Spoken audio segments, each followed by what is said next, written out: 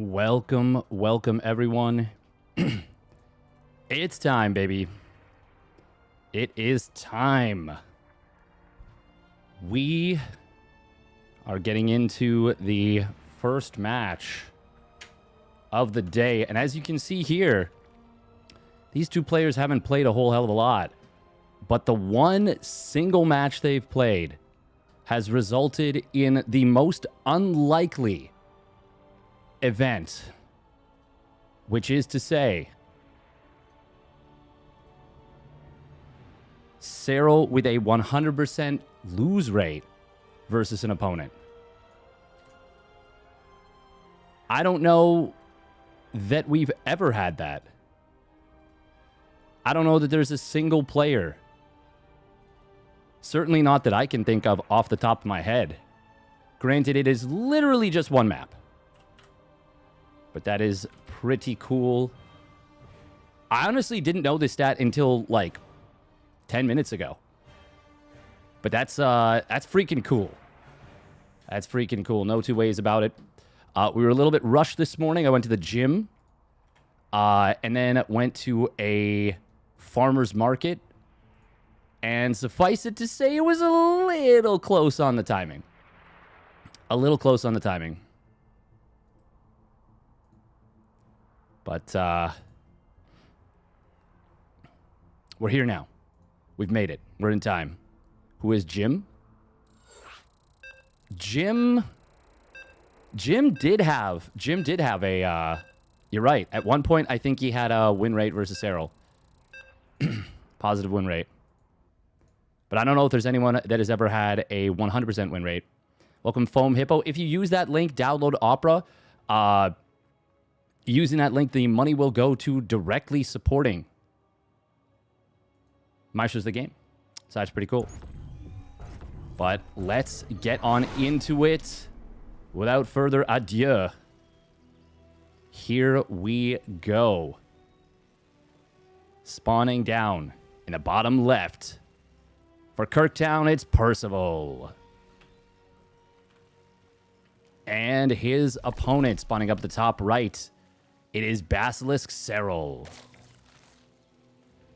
in the red. And I think I have oopsied ever so slightly because, yep, this is supposed to be maxed out. We did all the things except for many of the important things. Oh, please. Okay. Oh, for just a second, I thought I had caused myself some issues, but it is all good. It is all good. We are all good. And it's Serral. What could be better? Serral dyed his hair?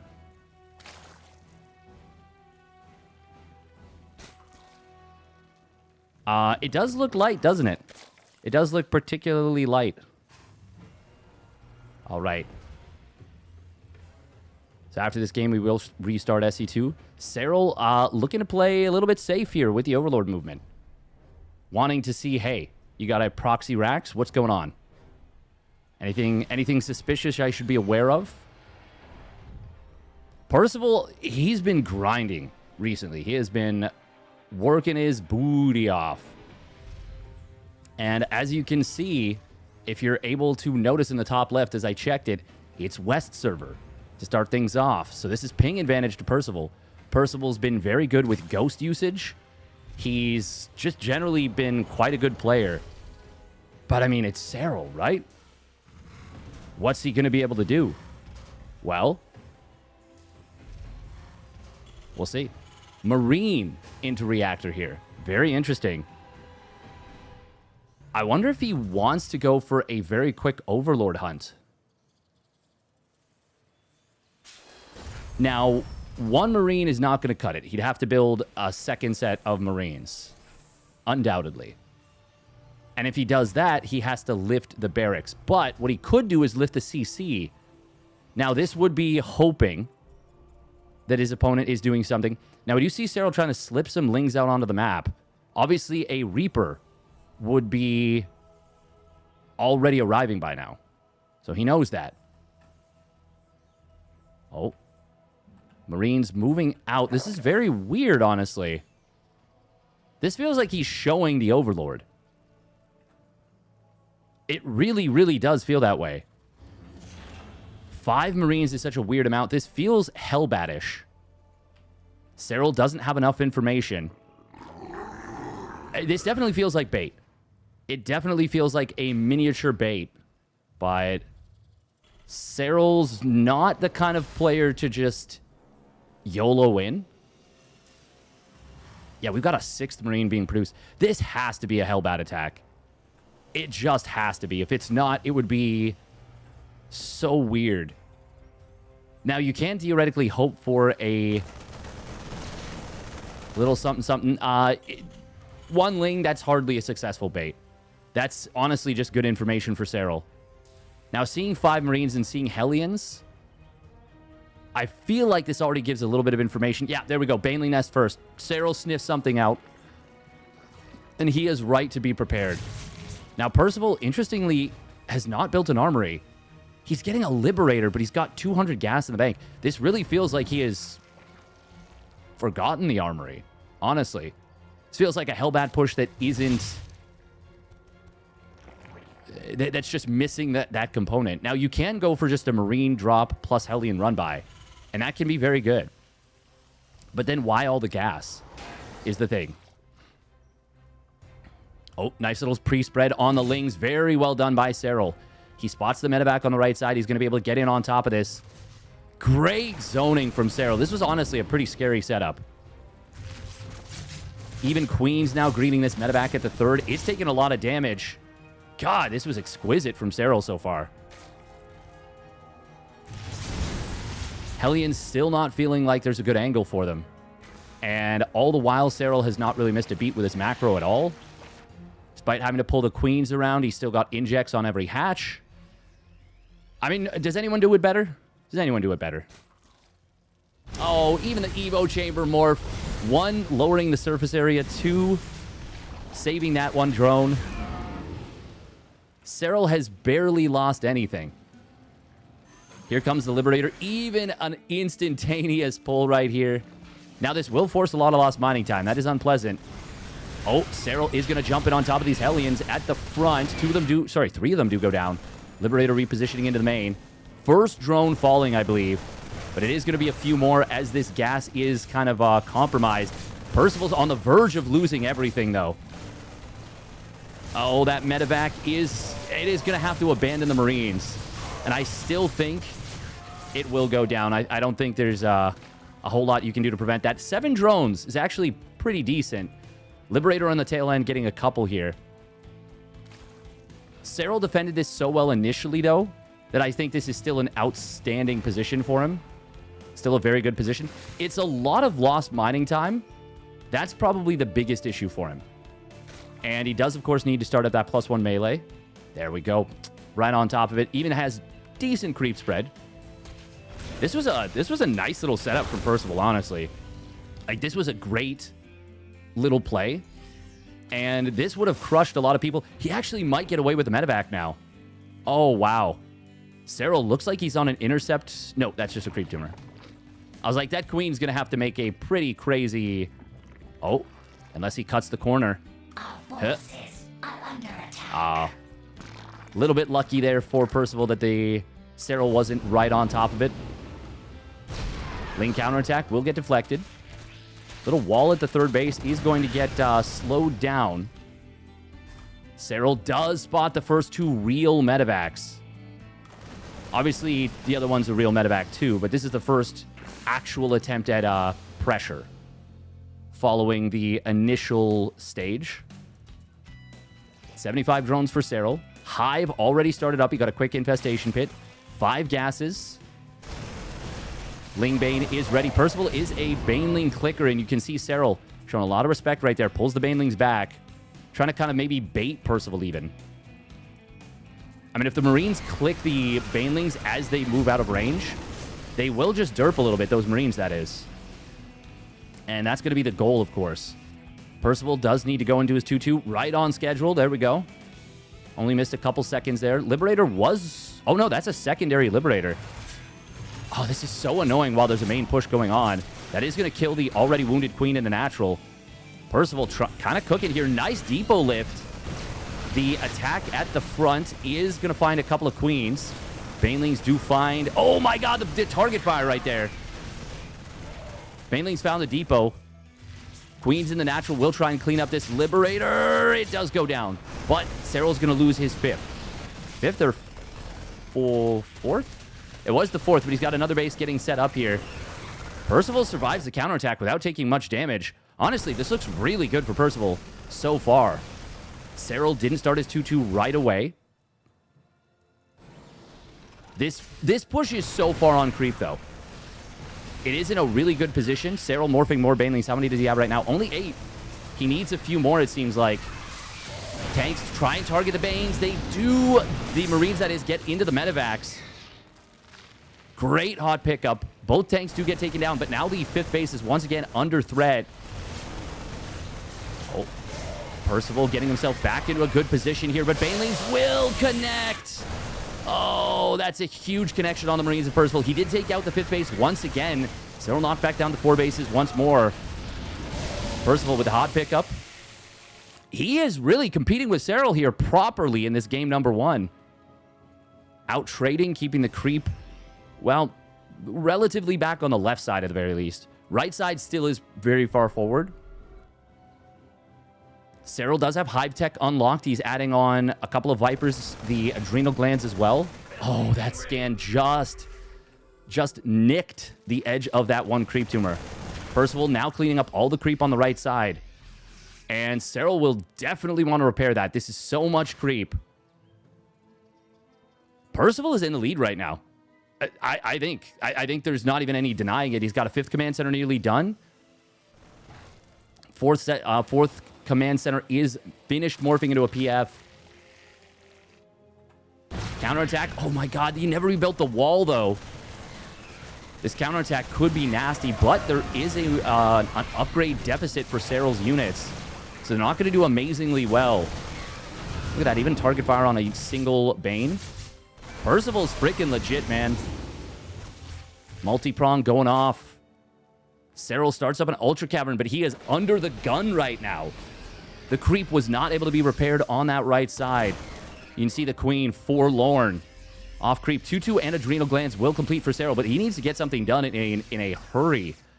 Whether that is parasitic bombing a cloud of medevacs, getting some big counter damage on some SCVs, finding a really good engagement. Something has to happen for Serral here. Widowmines have their drilling claws. Somehow none of them going off there. None of them getting baited out. Oh, this is an incomplete wall. Serral's just going to be able to run past.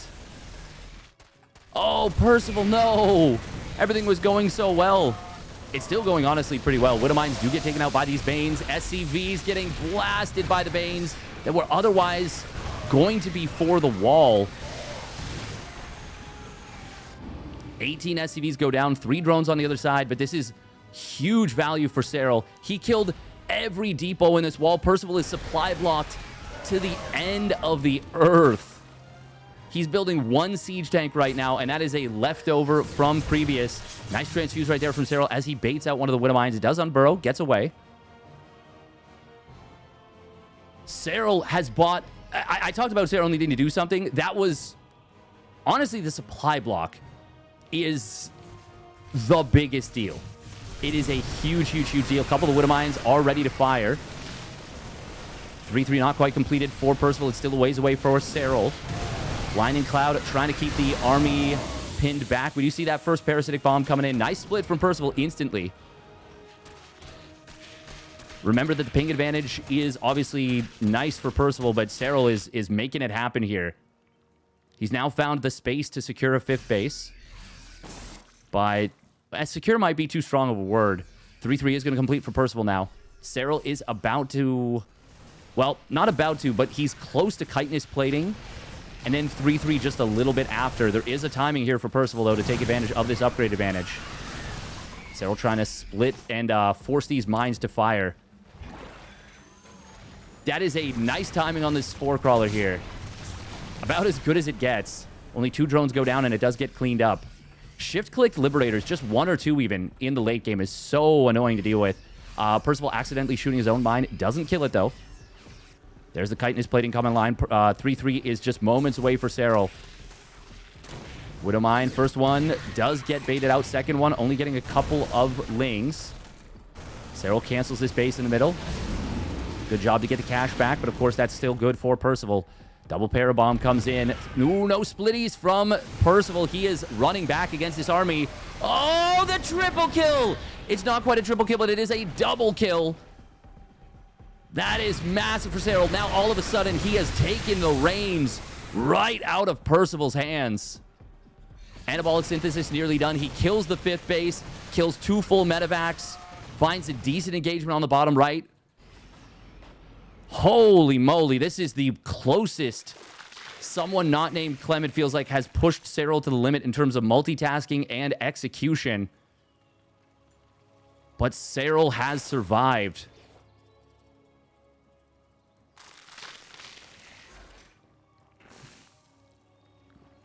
And now finds himself in a very good position. Percival is still on 4 bases.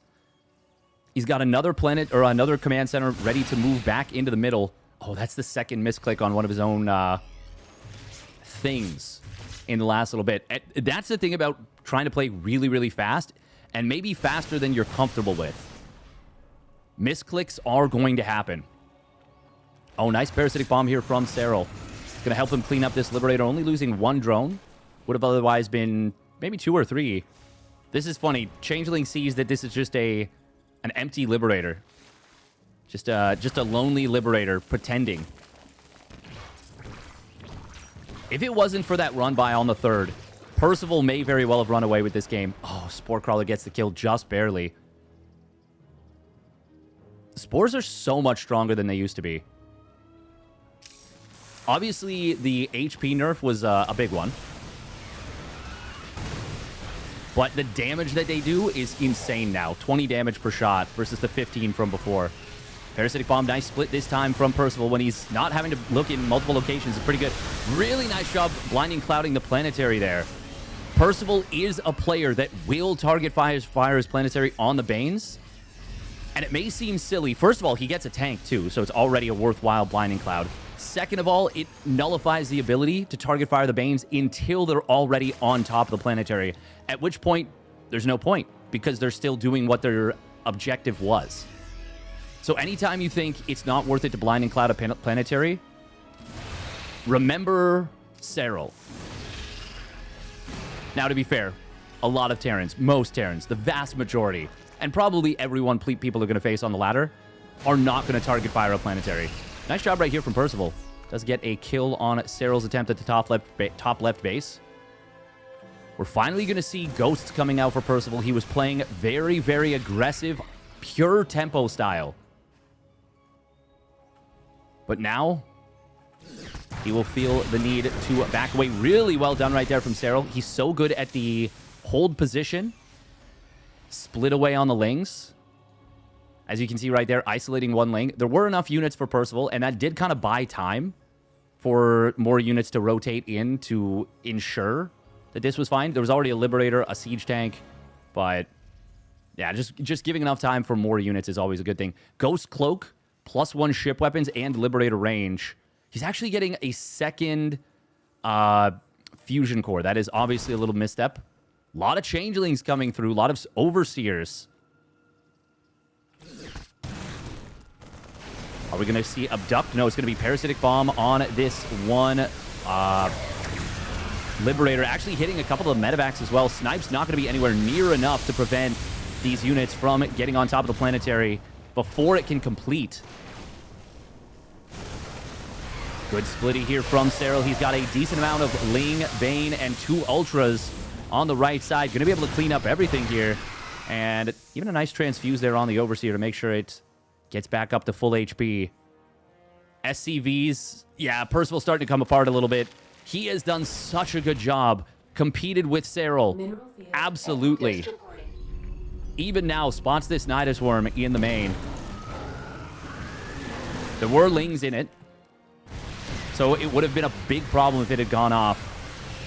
But now I think this might be the final attack of the game. Serral's going to be able to crack this planetary in the middle once again. There's a few ghosts. They're kiting back. They'll be able to snipe down an Ultra. And another one. But I think this is now out of reach for Percival. He has fought a hell of a game one. Hell of a game one. But now Serral can just keep rolling wave after wave at his opponent. And to be frank, there's not going to be a whole lot that can be done about it. I love the Ling or the Nidus Worm in the bottom right just to protect the drones, give them an escape route. And we can see even here Percival flying across this position. He was not expecting Serral necessarily to have creep already here. Otherwise, he may have taken a more careful path. Drop on the top left, also getting intercepted. It's just single medevacs, because that's all that can be afforded. Serral, by the way, got +1 missile. Already has +2 missile on the way. We never see Zergs do this. Gives you an opportunity to transition into Hydras, Lurkers eventually as well. Ultraling, Bane, and even Corruptor, Viper, Infester. It's very good comp. Very fighty comp. But it can be the kind of thing eventually you want to transition out of. God, there's so many Overseers here. Snipes kill maybe 1 or 2. But Parasitic Bomb kills a Liberator. It's still a little bit expensive for Serral, but he killed a... Did he kill Command Center? I think he did. He's killed 4 planetaries and 3 Command Centers, by the way. Those are kind of ludicrous numbers. 26 Widow Mines as well. I feel like in a game normally at this point... Maybe not normally. It's only 20 minutes in. But there's just been nonstop action. 589 Lings is a lot. It feels like it could easily have been like 1,000 by this point. Maybe 800. I mean, still, almost 600 is a crazy amount. Neural Parasite coming through. We also have Serral getting in the air upgrades. He's already got 1-1. Not just +1 attack, but 1-1 for the air.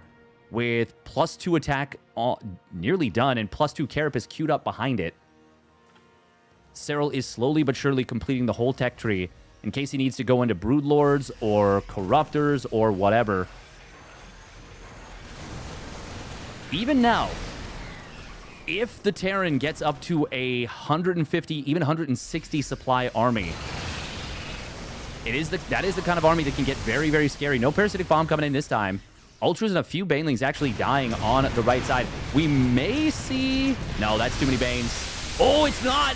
It's not too many Banes. He was about 100 HP short. The Planetary survives on the top left. That is actually huge for Percival. It killed 13 SCVs. He builds 9 at a time. Wow. That will instantly resaturate this base. Fungal growth on the top right, though. Well, middle right. That was actually so big that that Planetary survives. I mean, there was another Command Center here that could have morphed into a Planetary, but just from a... getting a W perspective. Look at Serral's gas bank. It is non-existent. He actually doesn't have... Like, this game may not be over still. As I say that, for the 3rd time in this game, Baneling's going to blow up the Planetary in the middle, but there is an Orbital Command right there. Parasitic Bomb getting split against on the bottom right. Base in the bottom right will get taken out. Drones do get saved. Serral's got a ton of drones in this Nidus Worm head now. Actually, he needs more gas. He's got enough drones to basically, well, not quite make gases and also saturate them, but 2 drones short. Instead, he's actually going to send some drones down to the, or a drone down to the bottom side. Percival is still fighting on and absolutely still has a shot in this game.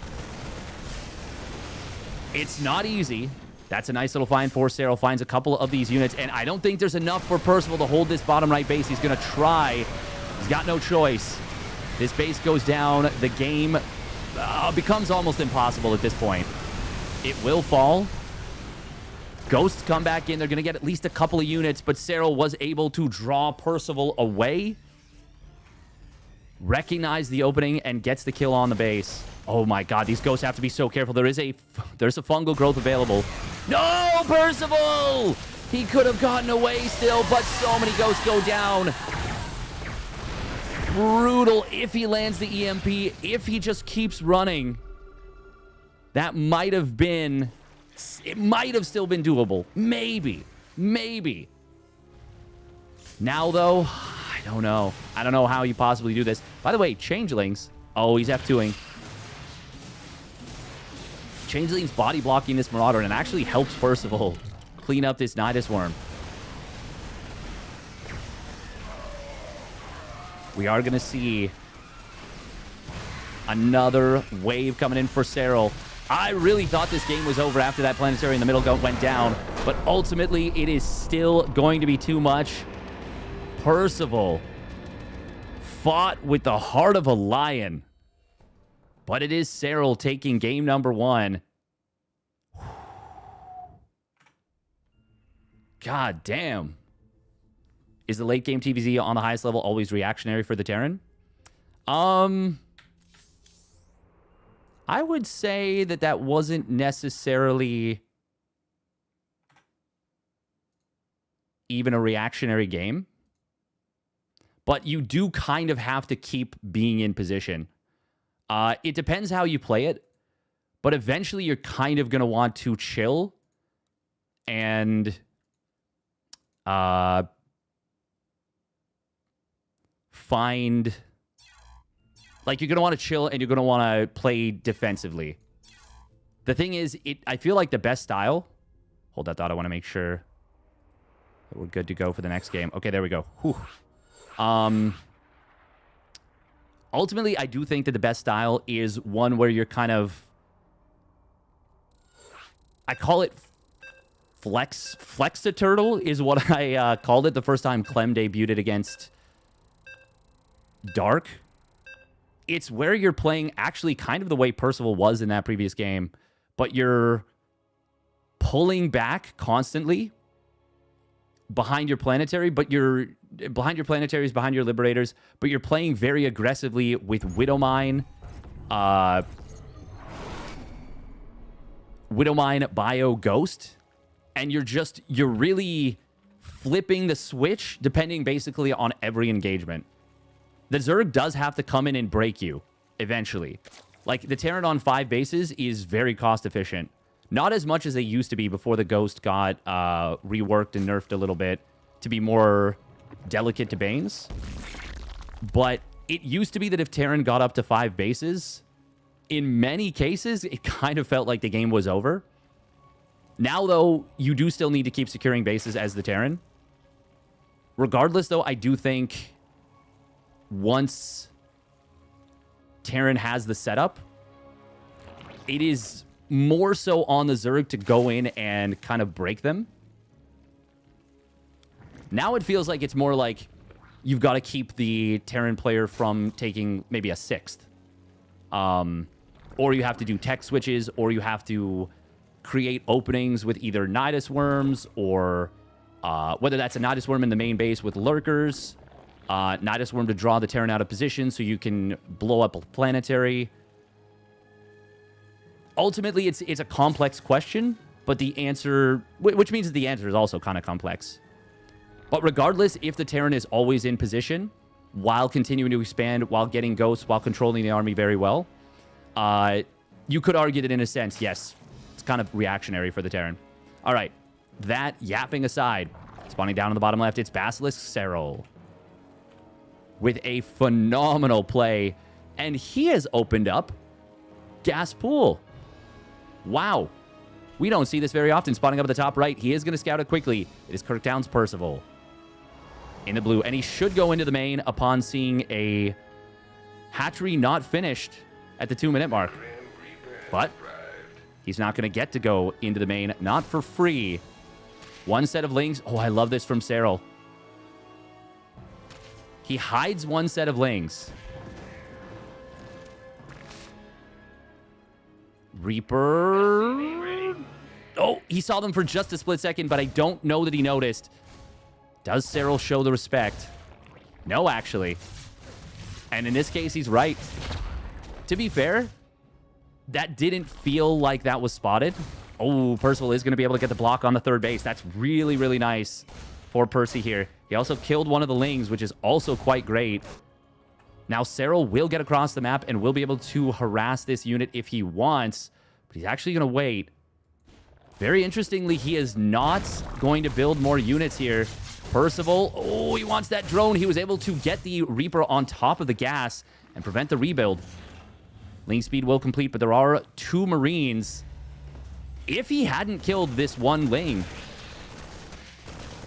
this would not... Oh my god, Serral actually going to be able to keep all of the Lings alive for a little while. Percival didn't target fire, and I mean, can you blame him? It's kind of hard to target fire Zerglings, but that ends up with 3 Lings beating 2 Marines.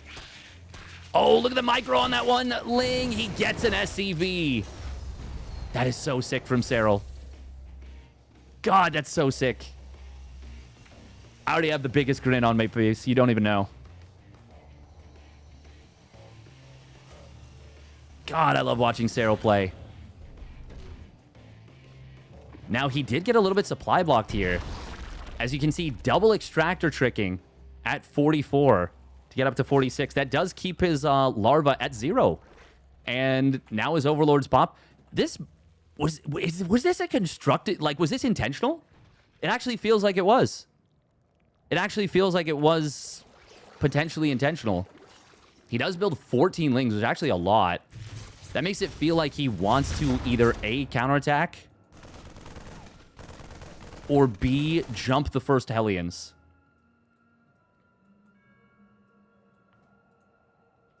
Oh, he is most definitely looking for a counterattack here. Oh, this is cute. This is very cute. He's going to try and ambush these Hellions as they come through the middle. You can maybe do it when there's 2 or 4. 6, though, this is actually going to be a disaster because these are slow zones. Yeah, he's going to... Oh, that was... Oh, God, even the little scout. So freaking smart.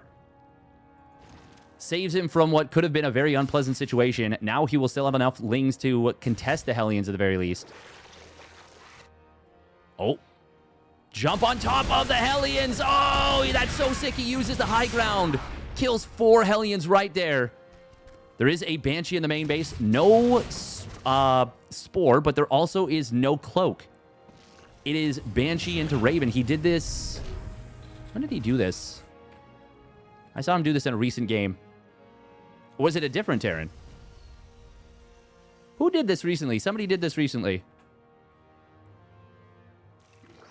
Maybe it was Percival. Brain's a little bit scrambled. I'm just excited. I'm just excited to cast Serral games. You know, it gets the blood pumping. What can I say? What a sick catch on the Hellions. And it's such an... This doesn't even look like a ramp aesthetically. It is, but it doesn't look like it. It doesn't have, like, the visual depth of, like, look, the other side. This feels so much more like an obvious ramp. This one, same thing. Doesn't really feel aesthetically like a ramp. This one absolutely does. This one absolutely does. Serral, I don't know if that came into the thought process at all, but regardless, he gets himself a phenomenal find. And now 14 workers up. Starts his 1-1. These Hellions, I don't even think they want to tussle with this number of Lings. It's a nice grenade, so it ends up being just fine. Kills 2 Lings. But Serral has such a good start right now. Creep spread is already blossoming out onto the map. He's got the Overlord to provide vision over this shrubbery. Taking a 5th base momentarily, no doubt. 1-1 on the way. Bane speed is going to be pretty well timed. And once again, it's a fast infestation bit. He uses the position again. This time, though, Percival was ready. He doesn't get surrounded. He doesn't get jumped, mogged, if I may. This Banshee, by the way, has still not found anything. Oh, it almost went into that... Oh, don't lose this. Don't lose this. Huh. No, he's going to lose it. Ay. Banshee got literally 0 damage. Interference Matrix can be very good... Or, sorry. Anti-armor missile can be very good in a fight. Auto turrets as well. 1-1 done. No combat shields yet, though. Tanks are well set up. Lings and Bane setting up for a big flank. This is a really nice setup so far from Serral. He's going to draw fire with these units. Banelings get hit by the tanks. But it is still a good fight for Serral. Raven barely survived. Dropped his auto turrets after the fact.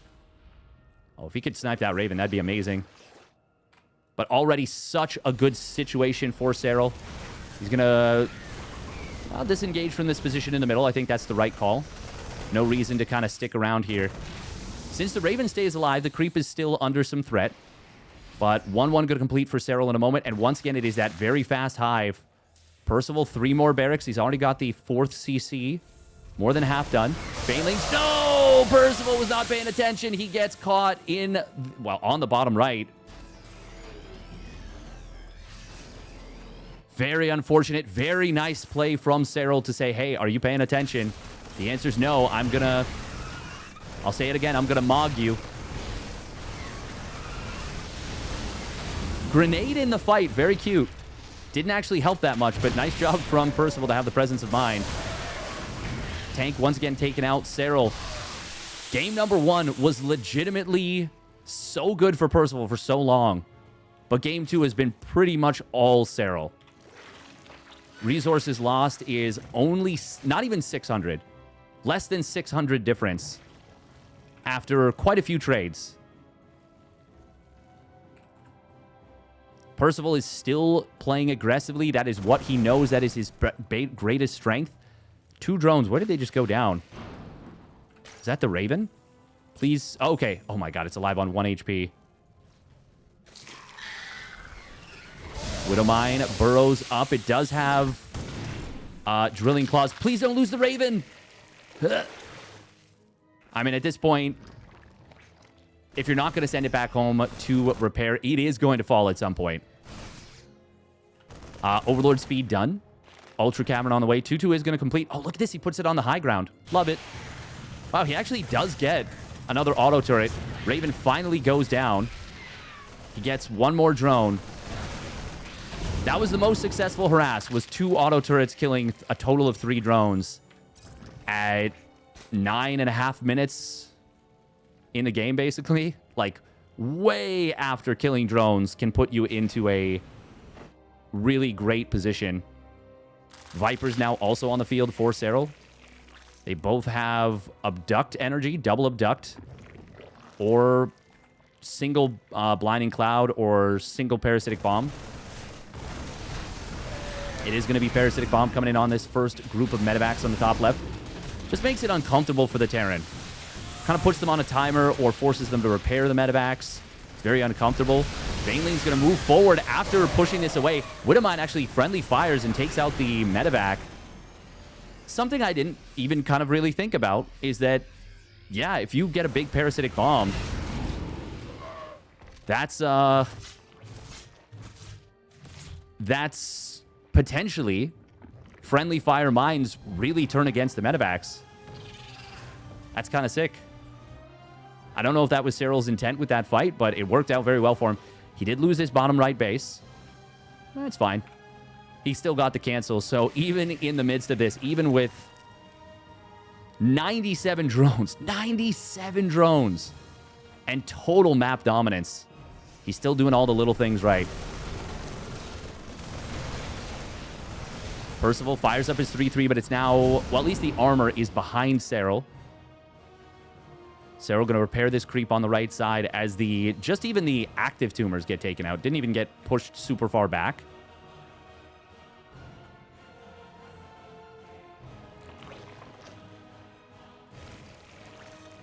Microbial Shroud and the Ultralisk speed upgrade off creep. We got Burrow. We got a Nidus network.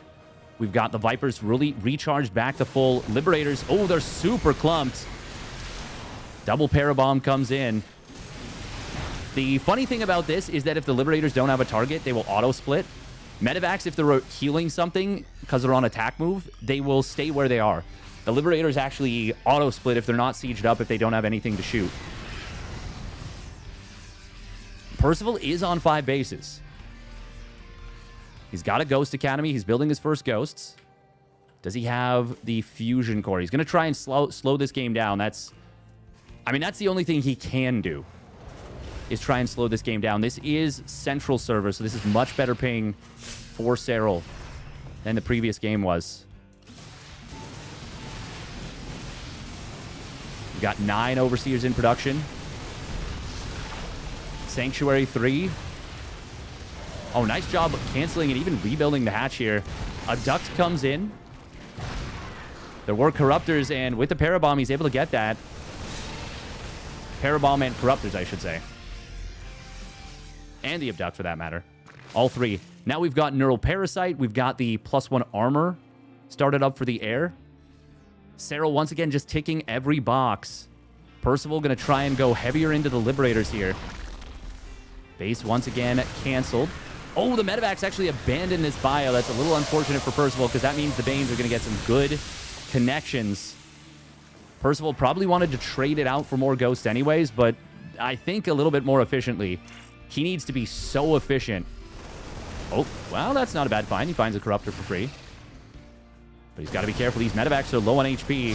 Target firing all the Corruptors. Good split against the Parasitic Bomb. Good job from Percival to target down the Corruptors and just give himself the insurance to get out. This is cool because this is going to show a lot of people who didn't know how good Percival is as a player and how much he's grown. By the way, burrowed drone from earlier. Going to be quite nice here.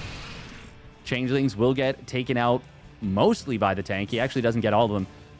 This is quite nice. Serral starting to put pressure on with the Nidus Worms, but Percival is going to greet it. He got the first one. He'll get the second as well. Oh. Siege tank getting a big hit on the Banes. Pretty nice. Serral is still completely in control of this game at the moment. But he doesn't want to let Percival get up a 6th base. That is where the game can absolutely get unpleasant. There's 8 orbitals. That means a lot of mules. Not sure if you want to drop the mule hammer here as Percival. He doesn't need it right now.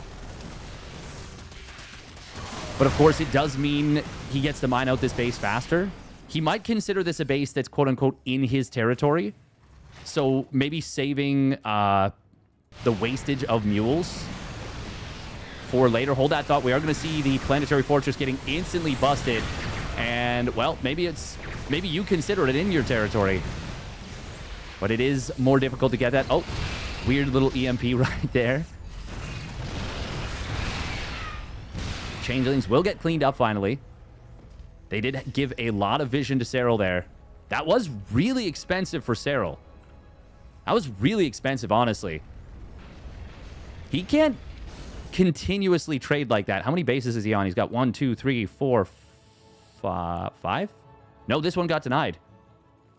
5, 6, 7, and it's trying to take an 8th on the bottom side. It's a big income advantage, but it's not insurmountable by any means. Percival on 84 SCVs. He hasn't really lost any.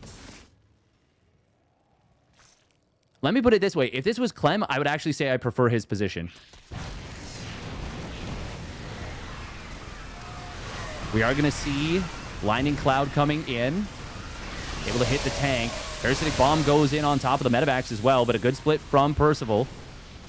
That didn't feel like it actually got very much for Serral, and it felt very expensive again. That was a lot of Banes. A lot of Lings. I'm starting to like Percival's position more and more. He is going to start to mule this base a little bit. Well, I say a little bit, but that's like 7 mules, 8 mules. 7 mules, yeah. Serral does need to get something done, like, before the bank becomes too large. Or he needs to maybe add Broodlords or something. We do have the 2-1 done for Serral's heir. Percival is up to 1-3 just about for his own heir, which is going to mean that if Liberators end up fighting Corruptors, it's going to be kind of an interesting fight. Mules on the right side trying to kind of slowly mine out this base. It's double Planetary here. The Planetary does go down, but there is another one over here. Doesn't really cover the base entirely, but look at this. Now we're going to use orbitals as walls.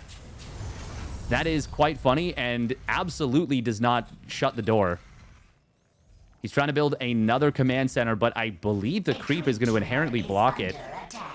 Serral's starting to really get this creep further and further forward.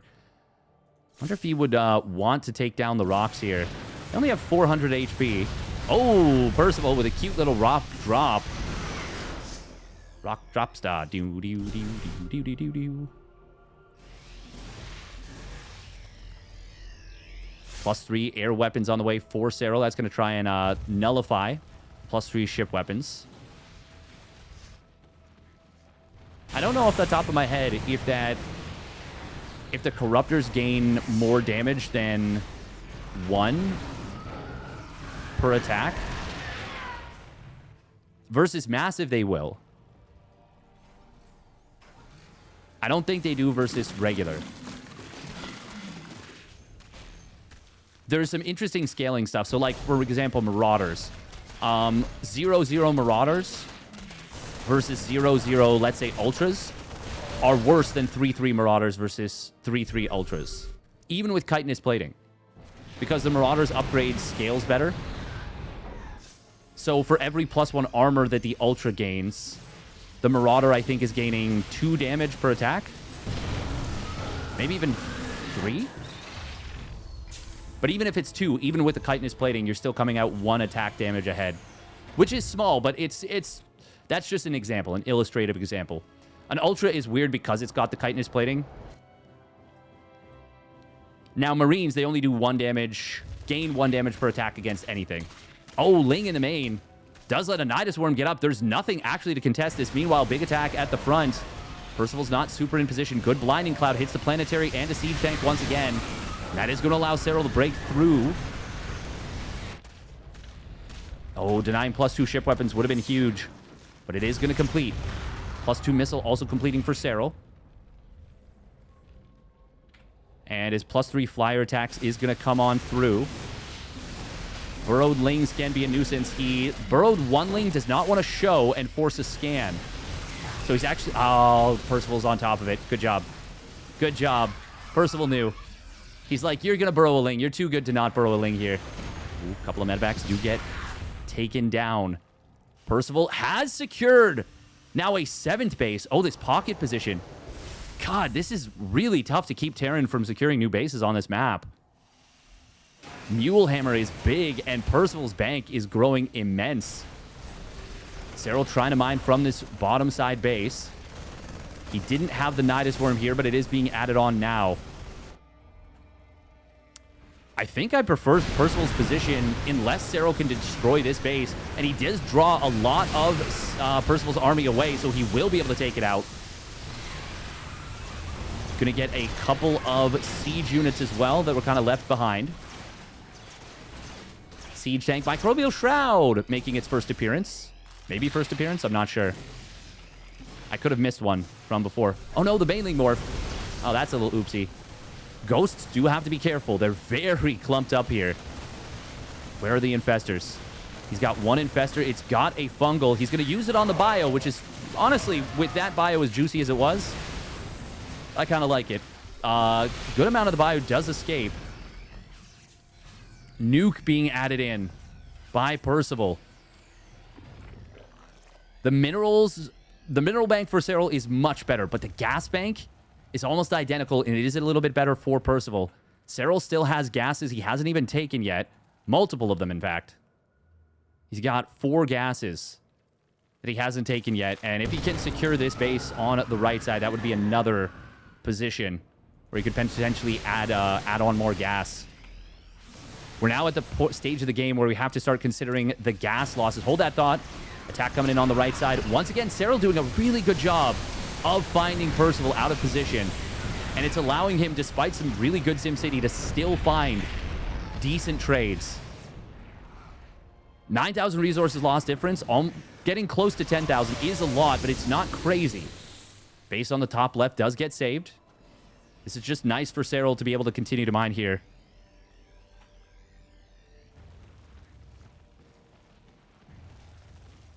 Haven't been paying attention to the player cams at all. I've just been engrossed, enthralled in this game. Gas loss. 2,200 different. Oh, Liberator killing the Infestor. That's big. It auto-targets the Infestor, by the way. Overseer Clump does get hit pretty hard by the Widowmines here. Base on the bottom right will go down for Serral, but with the Corruptors, he's going to be able to kill some of these units. SCV's actually popped into the Planetary and then popped out on the bottom side to escape. Really cute little microplay from Percival to just save a couple SCVs, couple bucks here and there. In a game that is going to be almost certainly decided by cost efficiency, every mineral, every gas counts. We now have officially passed the 10,000 resources lost difference point in this game. Transfuse on this base on the left side that's nice. Serral has 5 queens. Nidus Worm in the main base has been cleaned up. We've got more tanks being added in. Percival not liking his tank count. It's only at 5. And I kind of like that he's added more tanks. He only has +1 vehicle weapons. Serral is getting in towards +3 flyer carapace. The fact that he's done all this off just 1 spire is really nice. 150 minerals, 150 gas is unlikely. Technically, 200 minerals, 150 gas is unlikely to decide the game. Highly unlikely. But that's an extra infestor. It's a few extra banelings. Serral has not felt like he needed this before. Nice fungal growth coming in on top of this bio, and he will get it all. Gets a medevac as well. Just a couple of pickoffs. Serral really wants to mine every bit of minerals and gas from this position as he can. Really strong position with the ghost behind this.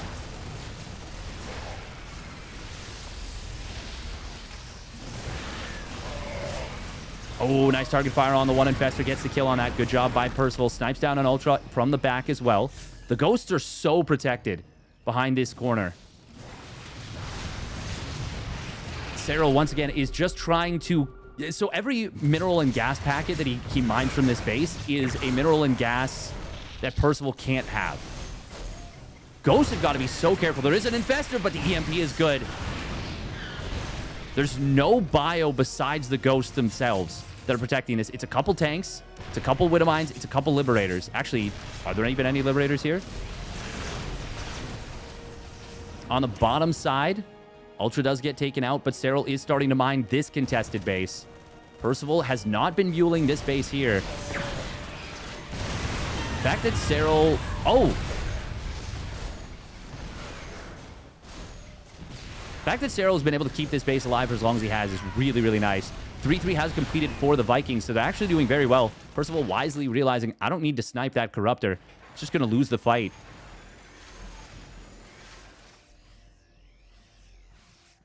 God, Serral has mined so many more resources from this base than I would have expected he could. Liberator's finally going to isolate and zone this base out. This should be the last little bit that Serral mines out from here.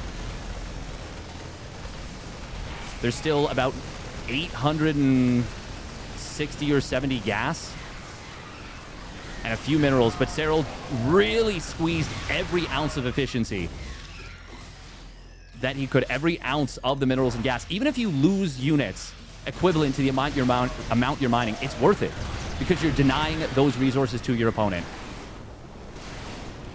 I cannot overstate cost efficiency, cost efficiency, cost efficiency. That is the name of the game. Parasitic Bomb going to come in. Good split again from Percival. This one medevac is still going to fall. Percival will now try to secure this base, no doubt. Honestly, I don't even mind Serral losing a drone or two here just to squeeze a couple additional resources out of here. He's actually getting gas. He's actually getting a non-zero amount of gas out of here. Like, let's say he somehow manages to completely mine out this gas.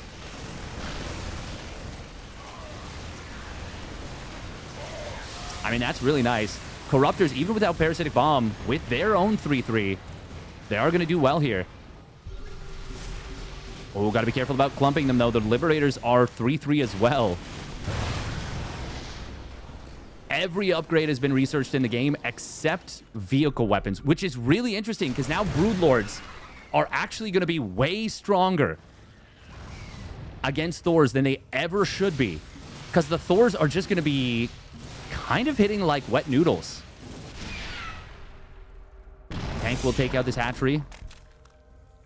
Serral is still mining more. He's going to move in on top of this air fleet. Parasitic Bomb hitting a lot of the air units. Planetary Fortress that was providing the front line does go down. Corruptors are in some trouble. The Liberators get some huge volleys. And hang on, you don't need Thors if you win with the Viking Liberator. 8 Vikings, 9 Liberators. I think you need maybe 2 or 3, maybe 2 Vipers against this.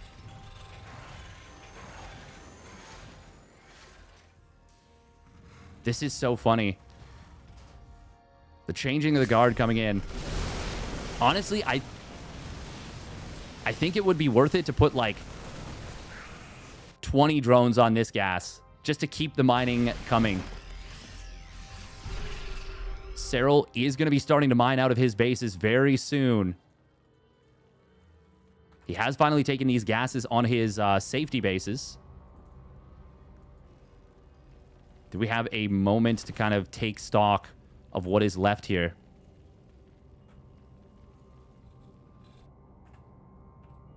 He did make the Greater Spire. Okay. The fact that he got all 6 air upgrades and the Greater Spire off just 1 Spire is incredible. Absolutely awesome. Serral is starting to not fully saturate this gas packet, but he is starting to get some more. Lanes and Corruptors on the top side going to find some very valuable gas units. Serral's mineral bank is massive. So killing valuable gas units is really, really nice. Planetary, with its range, was able to save the tank here. Serral will continue to deny this gas. Now, Percival is going to get a huge gas infusion. The more time that passes, the more I'm liking Percival's position, by the way. More and more. Serral is doing such a good job at keeping tabs on the Terran army and trying to create openings. But Percival has now secured a fresh base. And resources lost is up to a 17,000 difference. All the ghosts are on the top side. At some point, Serral is going to try and make something happen here with a Broodlord switch, but he's not going for it yet. More Lingbane Ultra is going to deny this base. There's a lot of Liberators here, but there's also a lot of protection in the form of the Microbial Shrouds. Corruptors kind of derp a little bit there. They will be able to take down these Liberators. Vikings were not here to protect. That means a lot of the air-to-air splash is taken down. All the Ghosts and Vikings rotating. Infestor does not have energy now. It used it on Microbial Shroud. Oh, look at this. Nice land against the Parasitic Bomb. Diffuses that immediately, and now he drops the rocks. Very neat. I didn't realize when you drop these rocks, one of them auto-breaks. Just creates a bit more of a choke. Serral. He might secure this base. Widowmines. Oh my god, this Spore Crawler morph. That's my goat. 31, almost 32 minutes into the game. He still saves a drone with a Spore Crawler morph. And now this Spore is actually going to be valuable. Wow, he gets an Overseer over here. But that's still really nice. Corruptor's going to find a couple of Liberators here. The Missile Turret plus Sensor Tower providing so much value for protecting the Siege Tank. Caustic Spray going to be able to come down here and kill this one Orbital Command. Percival repositioning the entire army once again. Serral may have an opportunity to go in here now. He's got another few Infestors added in. Okay. Serral's actually going to fully mine out this gas. That's crazy to me. I know I've been fixating on it, and it's such a small amount, but that is absolutely insane to me that he's been able to do that.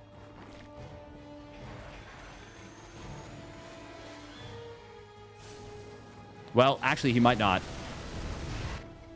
Oh, the Ghosts! Oh, he gets a Fungal! He catches him out in the open. EMP was not able to protect the Ghosts. Some of them, many of them, will escape. But he kills 40% of the Ghosts right there. Was that like 6 or 8 Ghosts? 6 Ghosts. Huge find. The base does go down again. So, Percival, the battle over this gas rages on. It's such a small amount of gas, ultimately. There's the Broodlord switch. It's scanned and spotted instantly. More missile turret startup for Percival.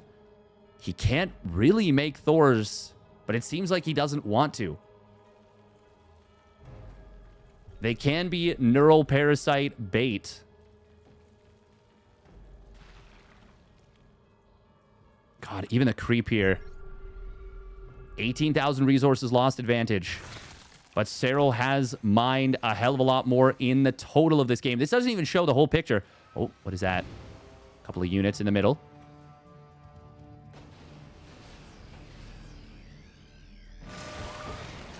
Ooh, nuke. Uh-oh. Oh, he takes out the ghost. I think he fungled it for... No, there's a spore here. Spore repositioned. Kills even a Liberator. Wow, MVP Spore. No solar nuke coming in just yet. Even repositioning the Spore to get out of range of the tank initially. Fungal growth trying to come in. The Spore's revealing. This is a set-piece situation. Parasitic Bomb is huge. Fungal Growth, Parabomb, the Wombo combo on the Liberators and Vikings. And the Moose, poof, goes the air fleet of the Terran. Holy fuck. Absolute mega Fungal Parabomb. Nuke coming in again. Oh, there's the Overseer. Fungal Growth. He's not killed it. He's not killed it. It does land, but it doesn't kill. Serral gets out of there before. Holy sh... Oh, my God. Edge of my seat.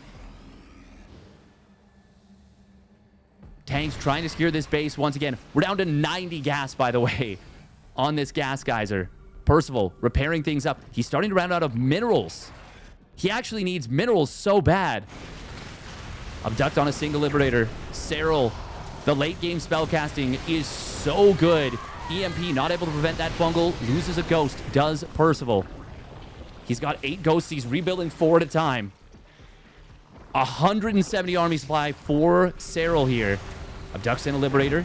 Gets the kill on it. Vikings, oh, they find a couple of Broodlords, getting a little bit adventurous, but the Fungal Parabomb combo coming in once again. Nice land this time from Percival.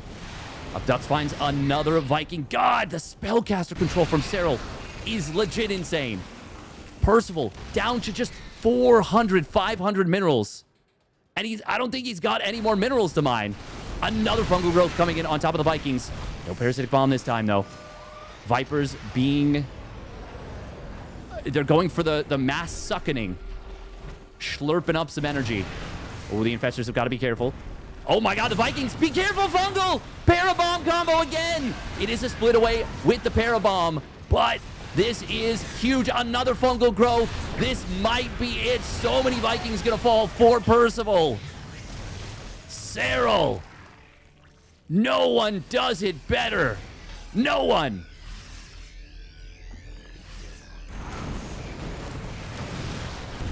Percival down to 67 minerals.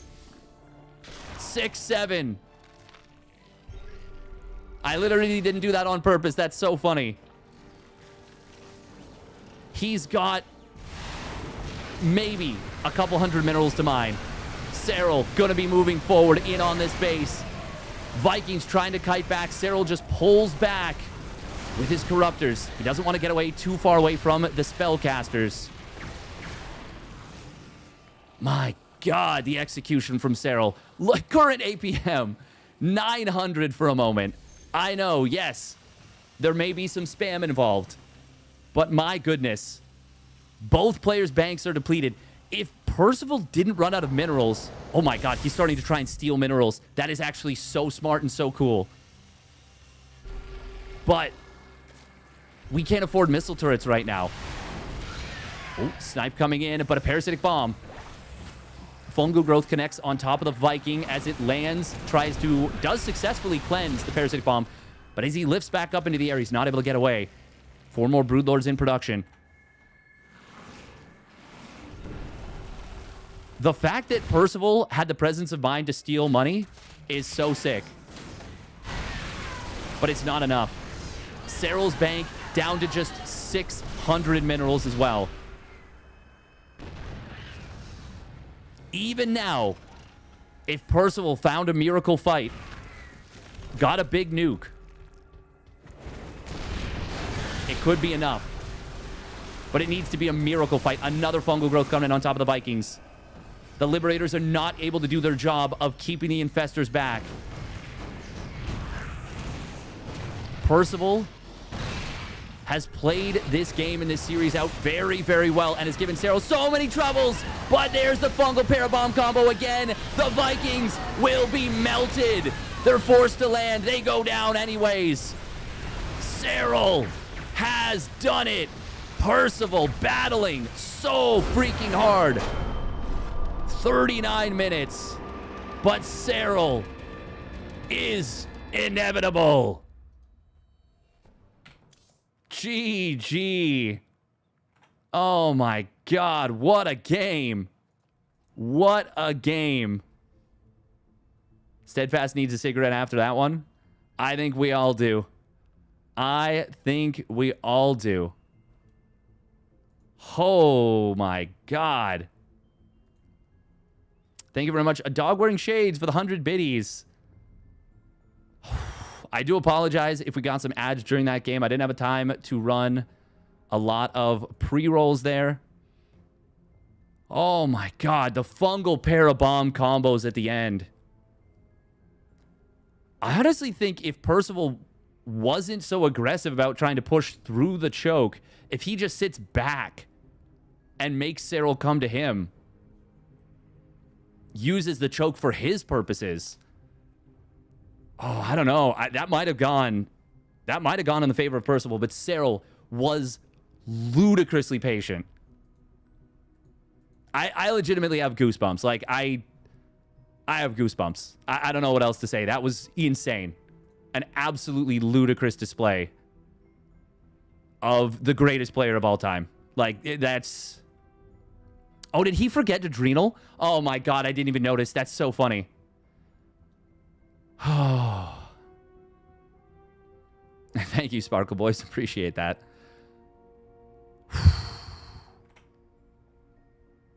God damn.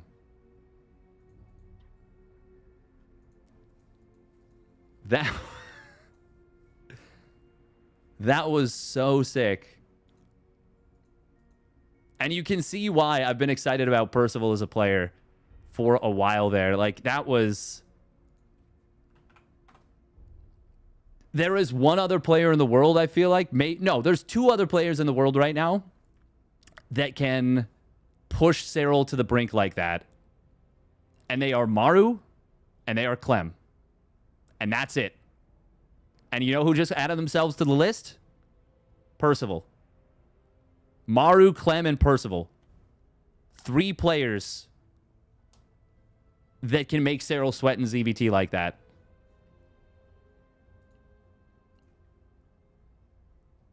Wow.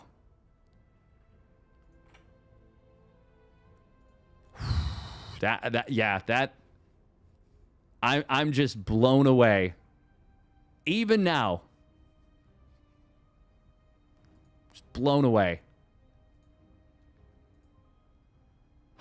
Okay. Next up, it is going to be SHIN versus ShoWTimE. We're going to take a little break. We're going to get our heart rate back down. Maybe. Who knows? And we will be back in about 10 minutes or so. We'll be able to run lots of commercials here so that we don't get anything interrupting the game. Obviously, that really sucks, but it is what it is. That's why I'm streaming to YouTube as well. Oh.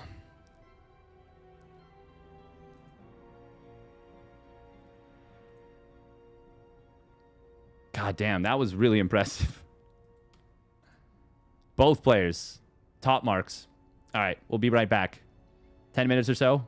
Don't go anywhere. It's going to be SHIN versus ShoWTimE.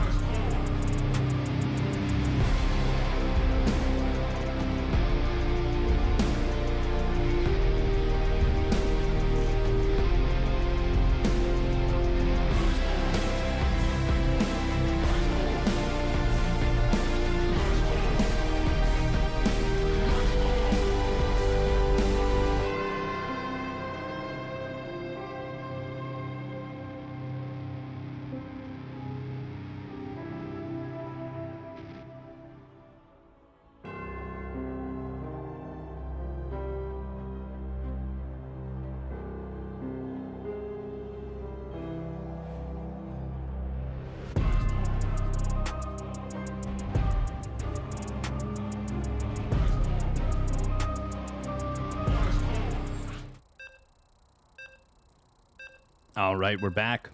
Sorry, I let the intro video run twice there.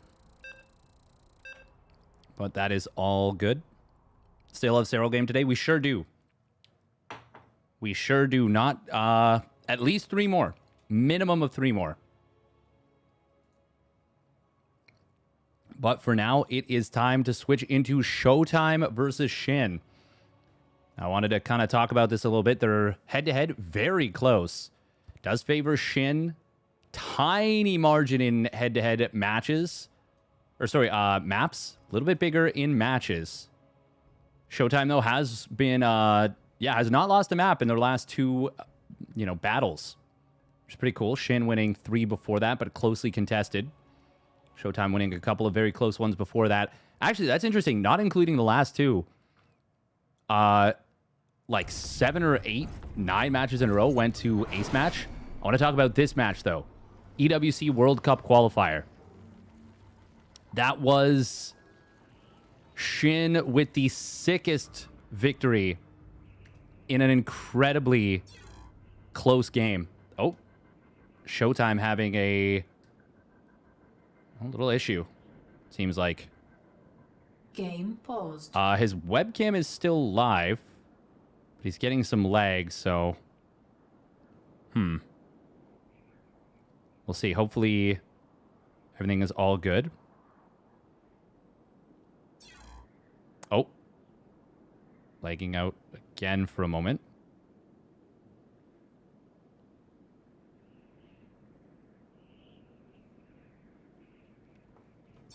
ShoWTimE also has not built a probe, so I think regardless, we're going to have to regame. Like, it's 7 seconds into the game and he hasn't done anything yet.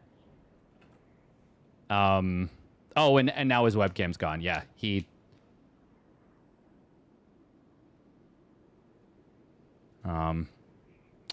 I think we have to regame it.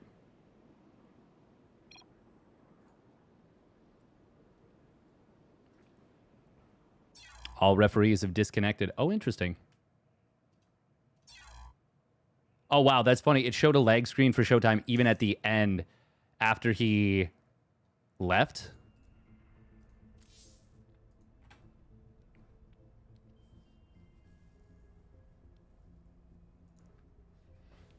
Welcome, Sin Sora. I didn't do any greetings. Sin Sora on YouTube. Bunch of people watching on YouTube, popping in. Sparkle Boys, Aaron the Buffalo, Dan Archon, Poriforion.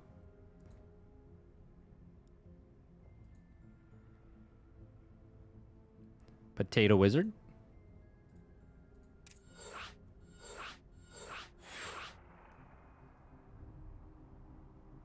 Hopefully everything is all Gouda with all the things.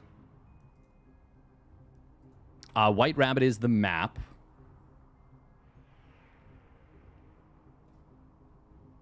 What are these banks? Stonks. It's crazy how close the game actually came. Like, both players were fully depleted on their banks. That was, yeah, really, really big. I love the way Serral played it with the Broodlords. Basically playing very mobile until it became a set-piece game, and that's when he went for... that is when he went for the Broodlords.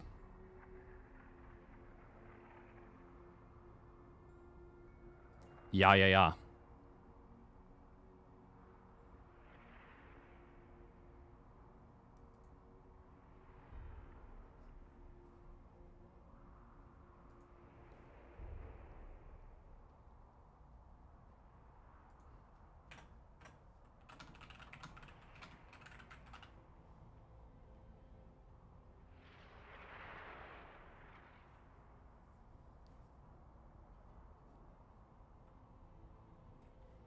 Yeah, maybe he needs to rejoin Video Ninja. Just watching Serral's bank disappear. Honestly, I'm surprised that it was actually Minerals that lost Percival that game. Like, he ran out of minerals. That was what ended things for him. That was what cost him the most dearly. Shin it to win it.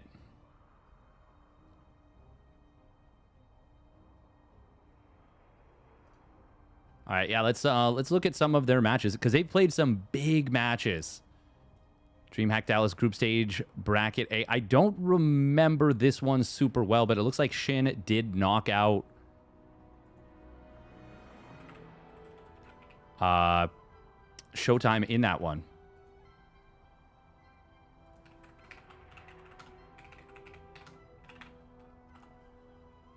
DreamHack Dallas 2025.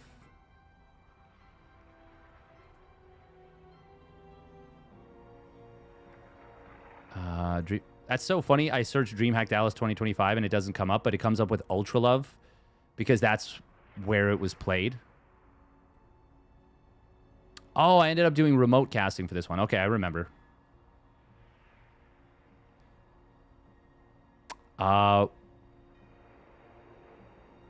Shin ended up... Oh, this was the tournament where Shin beat Clem. He got knocked to the lower bracket by Creator 2-0. Oh, this is actually kind of sick.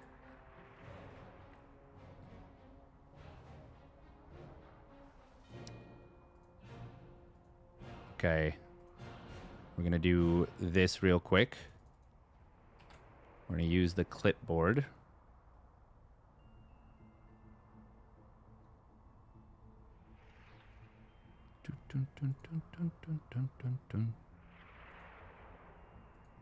We'll do that, and then we'll do this.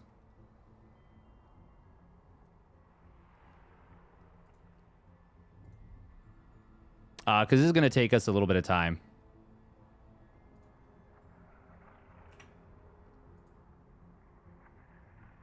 So first of all, this is kind of cool.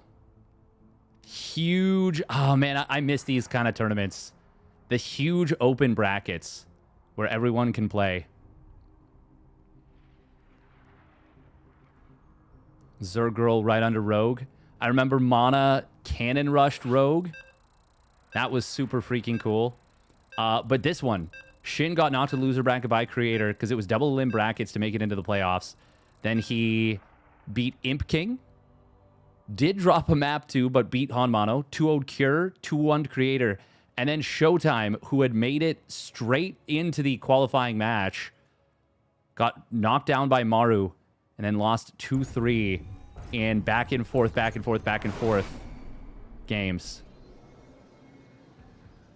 It looks like, though, we are good now. Maybe. Thank you very much, TV Pyrie, for the Prime subby. Thank you very much. That is, of course, a great way to avoid getting ads. All right, spawning up at the top right. Seems like his webcam has stopped working a little bit. It is ShoWTimE for the Sentinels. And his opponent spawning down on the bottom left. It is Shin. In the red. One of the kings of mind games.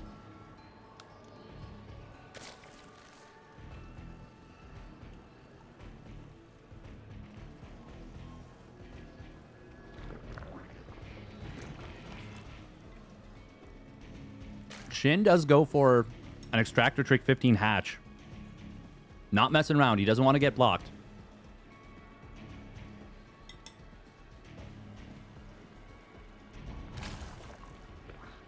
As a reminder, this is not played on the PTR. This is live.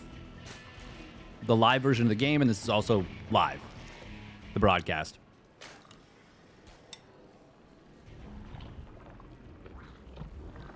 Now, with this Extractor Trick 15 hatch, you don't get blocked.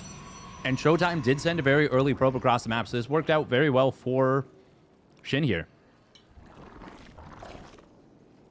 No, they are playing with the 12 drone start. None of the crazy changes. This tournament is too big to play on an I mean, it's an unbalanced patch. Like, it's going to be. When you're going for so many changes, it's not going to be balanced. And we don't want it to affect competitive integrity that much, you know?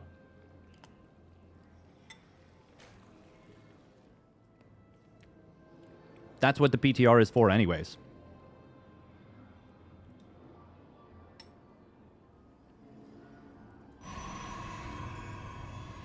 To test things out. Hopefully we'll get a few iterations of the PTR, lots of time to test it.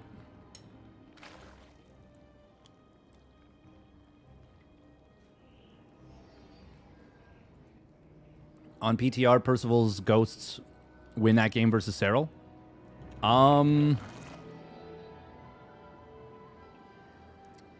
They're a lot stronger, so maybe. But they are 3 supply. I don't know.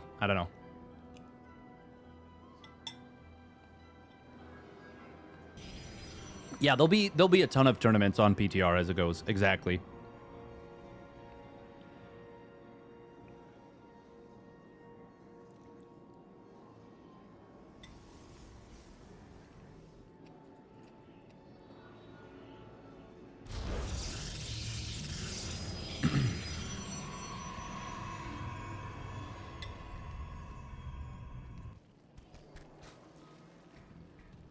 Yeah, the fact that Snipe can't be canceled anymore is pretty huge.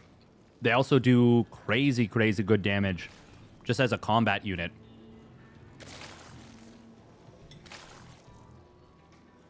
Which, personally, I've never really liked. Oh, Stalker not quite able to kill this Overlord, but it shouldn't escape. Should be no way it gets out of here. Third Nexus going down without too much trouble. Yeah, this will get chased down easy. It would have had to get all the way to, like, the top. And there just wasn't enough time as long as ShoWTimE was on the ball, and he is. Very quick Evo chamber.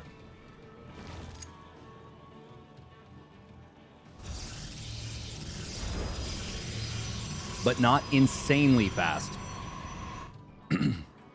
ShoWTimE has not gone for any harass yet. This may be his first little foray into that. It is going to be a shade forward, and he will be able to grab at least a couple drones in the natural. Oh, the drones actually let the one Adept into the corner, into the pocket. He gets 4 drones to start. That's decent for 2 Adepts. Didn't want to go in with the Oracles at the same time, but he does now, and he gets 2 more drones for very little damage on the Oracles. Only one of them taking 21 hull damage. That's fine. That's good, even. ShoWTimE, definitely a Charge Lot Archon enthusiast. Oh. Probe's going to Mineral Walk through here. I thought they were going to join the fight. They will now. Nice defense from ShoWTimE. And honestly, pretty expensive for SHIN for no gain, actually. Well, not no gain. He forces a tiny bit of lost mining time. But that's definitely better for ShoWTimE. It did force the Oracles back home. That's something. SHIN is going to go for the Baneling Nest. I don't feel super comfortable myself with Banelings against Charge Lot Archon. It feels scary. ShoWTimE is the kind of player, by the way, that goes up to like 8 gates, 10 gates even on 3 bases, and then won't attack. He'll take a 4th. And that, to me, feels so, like, inherently weird and wrong. But, oh, this Warp Prism. Oh, it did get spotted, and it will get chased. Okay. ShoWTimE, instead electing to morph the Archons at home. He did want to get aggressive. He does want to get aggressive. Roach Warren in production, so SHIN is not thinking, I want to go fast Hydras. I don't like what I've seen. Oh, is he going to try and wrap around here? He will have +1 melee in a moment. +1 attack has finished, but if he gets the first 2 Archons, that'd be amazing. However, the shield battery, not going to matter. It's the Prism that gets the save. I knew that, too, coming in. But my brain was like, shield battery? Brr. 16 roaches in production. ShoWTimE on 70 probes on 3 bases. ShoWTimE loves macro. My man just cannot help himself but build probe. You know? That was honestly quite good for ShoWTimE. That was a lot of dead lings for an adept. 24 plus 1 melee lings for one adept. ShoWTimE sees no hive. Very good scout with these oracles. They see a lot of surface area. This could have been mutas. This could have been a quick hive. It could have been, you know, quick hydras.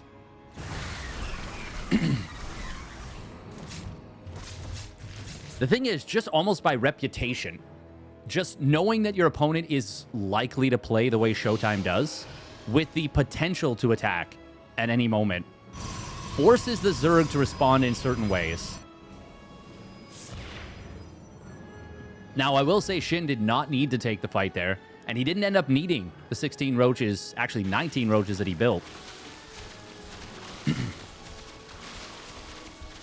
Is he going to just go with a big roach hydra push, though? I feel like that might be... He might have to try and get value. Ling's going to pull back against this Zealot run by on the left. Obviously, Ling Roach in these numbers is going to be able to easily deal with this, but it means that the Roaches are not at home. And with Storm done, this is not a whole hell of a lot for SHIN in this position.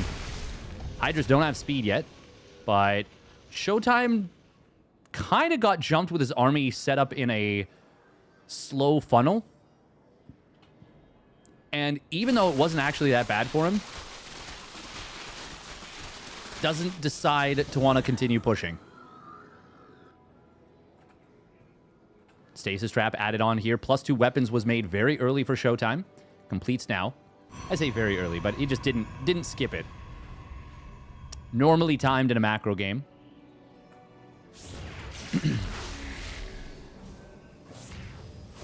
Zealot's going to warp in on the left side. There is at least one storm available. About to be a second one. Really large amount of surface area for these roaches and hydras. SHIN is very committed on layer tech. Good positioning on the roaches on the top side. Funneling the Zealots. Only one of them able to attack. It's actually a really nice spot. Now a huge flank comes in from SHIN. Roach Hydra Brick.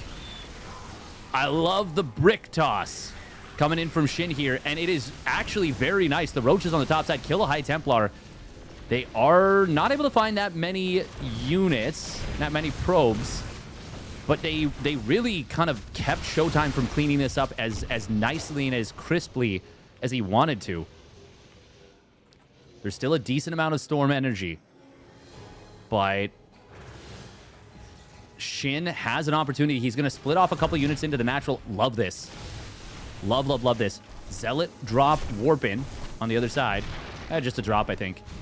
Will get a little bit of damage. The attack that run by in the natural, not getting too much value, though. Tempest and a Mothership against Roach Hydra. Ay, ay, ay. That is a lot of things to be doing while we're also going up to 4 bases.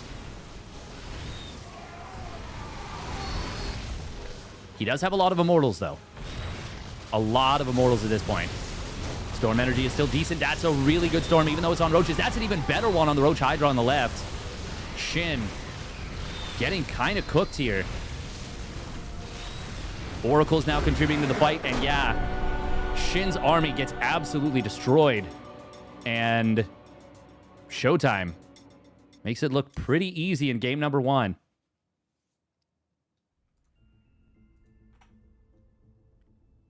ShoWTimE, good unit. Yeah, D-Mauer.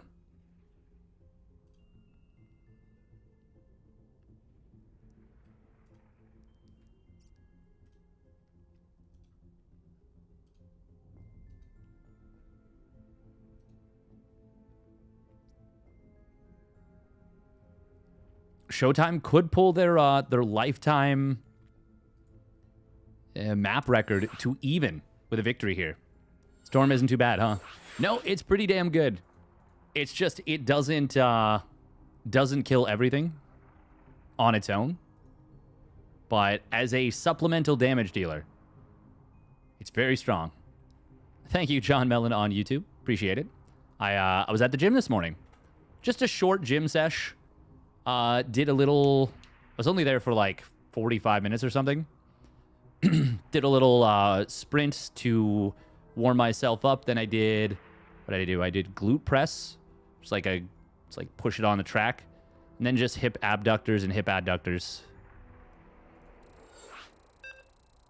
At some point, I have an absolutely silly, just ridiculous idea for a subathon goal.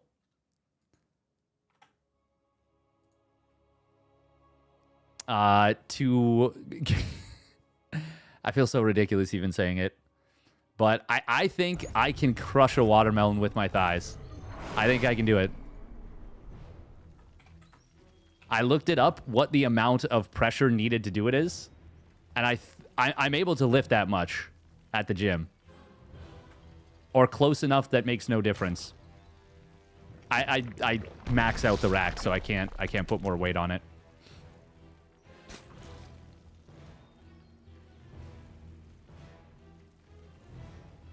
All right, here we go. Spawning down in the bottom right, it is SHIN. In the red. And his opponent spawning up at the top left, it's ShoWTimE. For the Sentinels.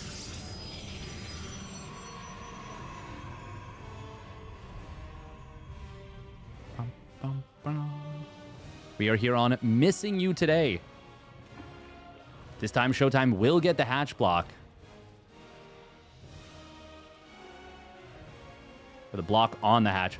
I always go back and forth on what to call it. Probe block? Probe hatch block? I don't even know.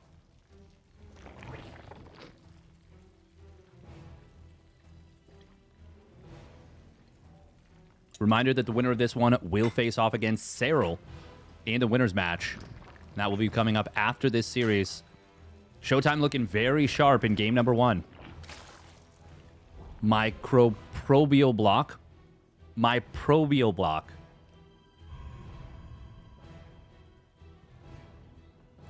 This is interesting. Cybercore first. Before Nexus. Is ShoWTimE going to try and chrono out an Adept to block the hatch at the natural from coming down? It's actually not a crazy fast timing, but it is important to remember that there's only 3 close mineral patches instead of 4. So the normal 2-minute timer on the Cybercore isn't there. Oh, the pylon's a little late. Oh, no. That makes this a lot more difficult to get anything done here. SHIN building 6 lings here. Okay, he'll be able to get this down, no problem. The only thing is if he prioritizes the queen. 6 lings is so much damage. Normally 4 lings plus a drone will deny a pylon. Oh. ShoWTimE recognizing that SHIN has kind of tried to zone and... Or not zone, to slip lings across. Very dynamic unit movement from both, but it's actually going to be ShoWTimE who... Oh, he misses the lings. Okay, they do sneak away. 6 more lings in production. SHIN wanting to be a nuisance here with his own lings. ShoWTimE did delay his Nexus a little bit, so this was a decent cost. First probe does get saved. Oh, SHIN wanting to dart back in. He is going to get this. Is he? No, the probe manages to get back into the pocket, get saved. Adepts. Oh, they shade into a surround. Instant recall. The Queen's actually body blocking, protecting them. Well, that was a little awkward from SHIN. He did lose 1 drone. The Adepts did get saved. And the probes were able to stay alive. Ultimately, I think ShoWTimE should be happy with that since he mis-shaded. Since, like, that was a bad shade. Previous map was ping advantage, by the way, for SHIN. And he went for that Roach Hydra push. I mean, Demour. We call him Demour because he is so tough to break. The Wall. Such a cool nickname. I wish more players had a nickname like ShoWTimE's.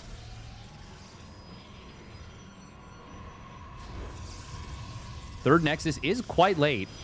Oh, that Adept is going to drop pretty quickly here. It will get killed. The good shield battery build is going to protect and prevent a run by. Oracle number 1 gets pushed away.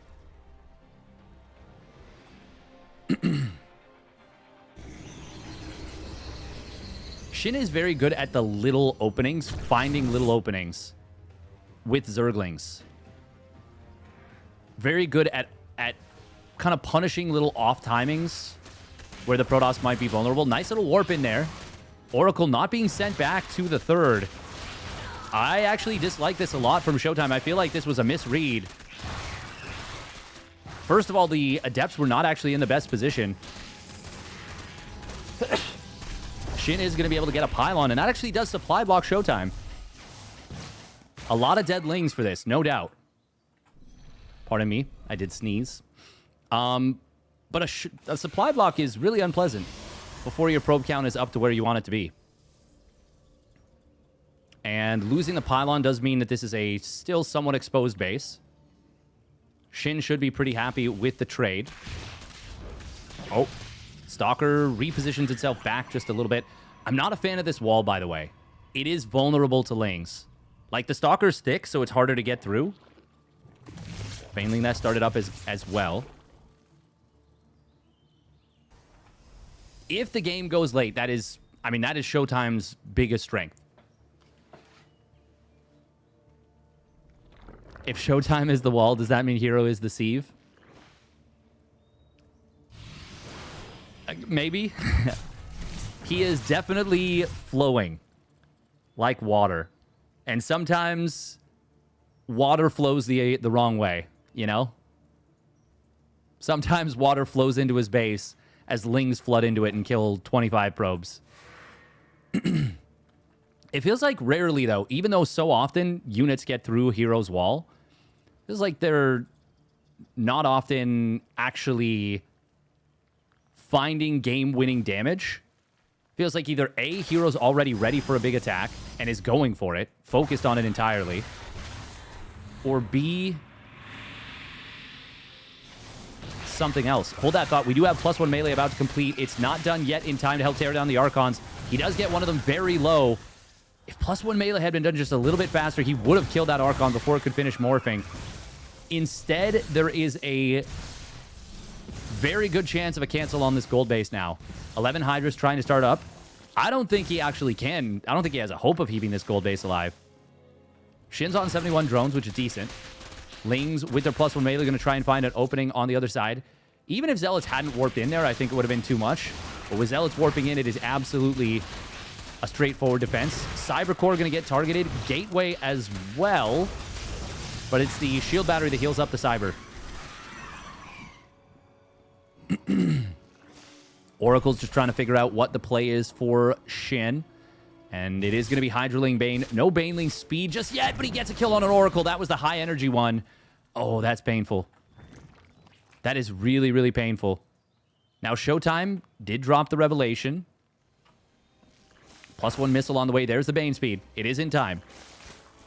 Well, it's in time for +1 missile and also for Hydra range and... Actually, not for range, for speed. Technically, it's close enough, though. At 40 seconds away on that, and 51, 52. So it's like a 10 to 15 second difference, maybe 13 seconds all told. ShoWTimE, double Immortal. It might seem counterintuitive to build Immortals against Hydraling Bane, and technically, yeah, it is. But those Immortals are tanky AF. They're great units to juggle in a Prism. They're hard to kill.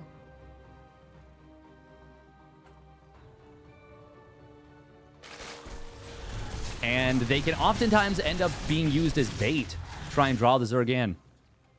Nice little defense here against this Prism, but good juggling from ShoWTimE keeps all the Zealots alive. Even kills, yeah, 2 lings. Very small potatoes, but it's still nice. Still nice. Oh, Zealots will find a Queen at this base. Gold base is going to come online very shortly for SHIN. And it is go time just about now. This is not a super fast timing. Oh, Banelings will get forced to cancel on the bottom side. There was an observer right on top of them. Stasis Trap at the 4th base is going to get set off, and it actually will provide very good vision for SHIN. He's going to have a really strong economy here. Prism in the main is going to be potentially a problem. There's a few Hydras sitting there, though, that greet it. Triple Storm. Banelings mostly avoid it. Actually, Quad Storm here. A lot of storms being drawn out. Banelings will move forward against so many storms, but there's still so many available. Ooh, huge depower on the Zealot Warpin. Without that, I think SHIN's army gets completely cleaned up and routed. As it is, he might actually be able to kill this Prism. I don't know if that was an F2 from ShoWTimE or if it was an intentional pullback. He does drop the Zealots out and gets the Prism away. Banelings, meanwhile, trying to run by on this base. 9 probes go down in total. ShoWTimE is still totally fine, and his army is gigantic. Now he's going to be able to warp in Zealots behind. I don't know if that's the best place for them, but I think the army of ShoWTimE, even a couple... He might not even need the storms. There's like nothing here for SHIN. Hydra's trying to wrap around from the top. But ShoWTimE is easily going to take out this gold. Now, the Prism did get sniped. That's what the Hydras were going after. And storms are getting used. They're getting baited out. It's just Immortals and some Morphing Archons. Problem is, SHIN lost the gold. And he lost so many units here. And it's Layer Tech Zerg. It's now 4 base to 4. ShoWTimE, 8 gases, even if with a probe missing from one of them. Well, even from another. Oh, no, never mind. It was just building static defense. Yeah, this is absolutely ShoWTimE's game in hand right now. He even has +1 shields. When did he get that? That's kind of crazy.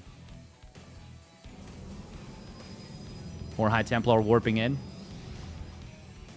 Oh, as he uses this probe to build a couple more static defenses, I wonder if he'll notice that this is an undersaturated gas. Looks like no. If the trades are better, if you keep the 5th base alive, getting the +2 missile, you can keep this kind of attack going for SHIN for a while. As it is, ShoWTimE will need to blunder hard to lose this game. Shield's good for Immortal Archon. Yep, very, very good. I just didn't even notice that he had it in production. Fleet Beacon coming in, +3 weapons. ShoWTimE teching just solidly. Not too fast. Oh, that's a big storm on the Banes. And the Hydras, for that matter. And SHIN, yeah, he's just going to tap out. He may not have realized how far behind he actually was, but realizes very quickly right after, and it will be GG. And it will be ShoWTimE versus Serral. Serral versus ShoWTimE coming up next. It's going to be on the EU server. This should be exciting. This should be fun. All right. This was not as thrilling. The ShoWTimE forfeit for not having a camera. Well, the funny thing is he had a camera. It just was not...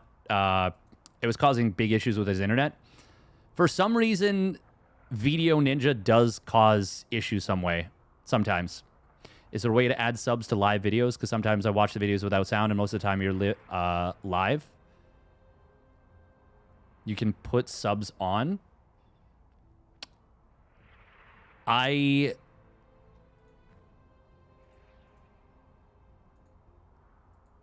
tried to do that.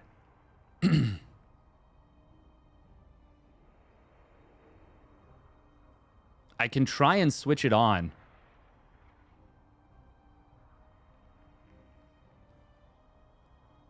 Oh, hopefully this doesn't mess with the broadcast. An error occurred. Please try again. Okay. Well.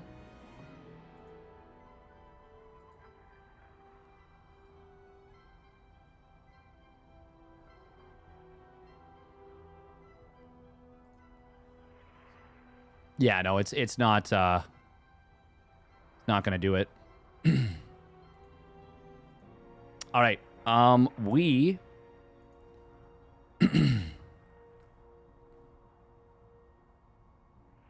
CIA. Nice. NSA. No scouting allowed. It's me. That's my gameplay right there. All right, let's get into...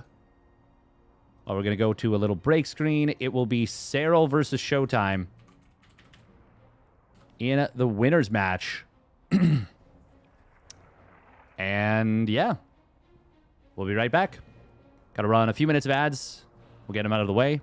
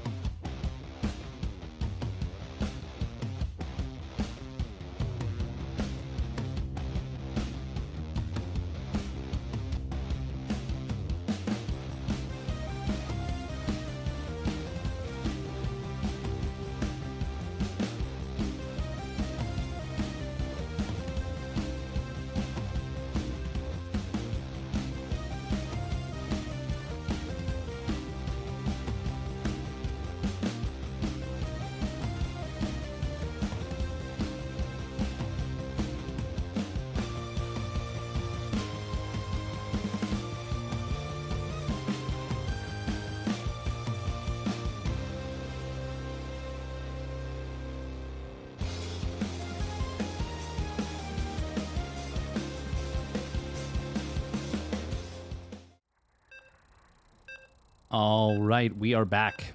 And it is time for the match. Was just trying to see if I could possibly troubleshoot a solution for the webcam. ShoWTimE's webcam's giving him a lot of issues, so obviously, don't want to have him play with a billion ping. That would be ridiculous and super unfair.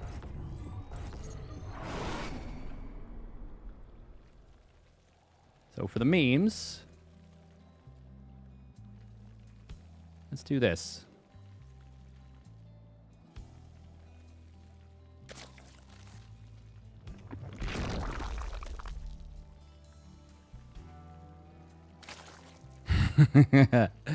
I'm such a goober. Spawning down in the bottom right for Basilisk, it is Serral. And his opponent, spawning up at the top left, apparently also Serral. Just kidding, it's ShoWTimE for the Sentinels. His webcam wasn't working. But I think this is just hilarious.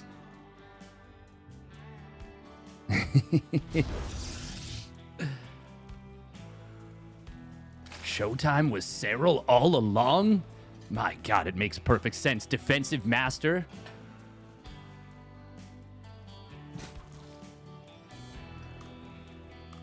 Excellent posture.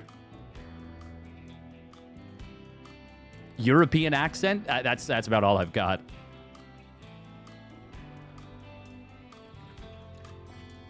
Or Serral is ShoWTimE. The double yawn. Oh my god, that's so funny. I'm making myself giggle over here. Like a fool.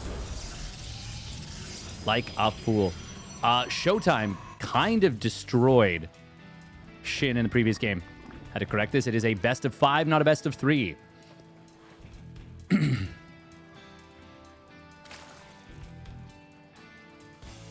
I feel like this is one of the worst groups SHIN could have gotten, maybe. But there was also a lot of potential for him in it.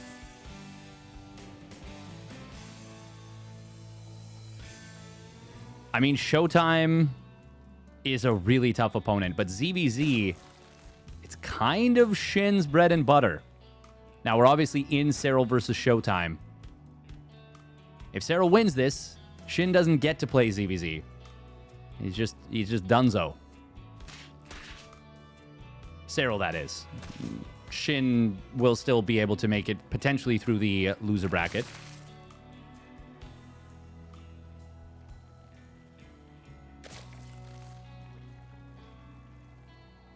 We'll remove this so it's not too distracting. By the way, thank you very much, Valkasha76 for the Prime sub. Very much appreciated.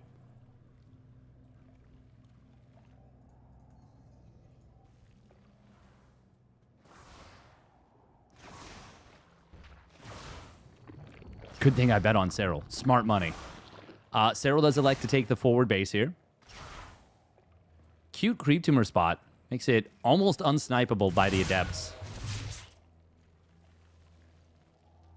Serral does go for the quick third queen here. ShoWTimE not going to elect to shade forward.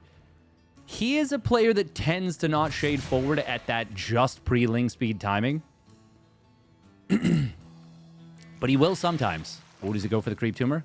Could have elects to go straight past. Wanted to save the adepts. Playing very conservatively initially. Didn't even turn on the pulsar beam unless I'm mistaken, right? Did he?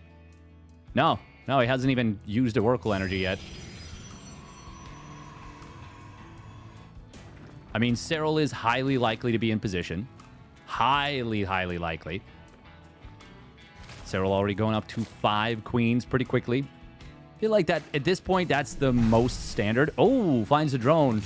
You can see right there, attempted Evo chamber block. Not able to come through. Have to go with a value bet, 69.69 on ShoWTimE. Nice. Happy Pride. Kappa Pride, Happy Pride. Ooh, good job with the queen right here. Protecting those 2 drones that were transferring. ShoWTimE could have gone for them. but he is once again playing so conservatively. That's a really fast Twilight Council compared to the Forge, and it's just going to be Blink. Seb was here in the chat.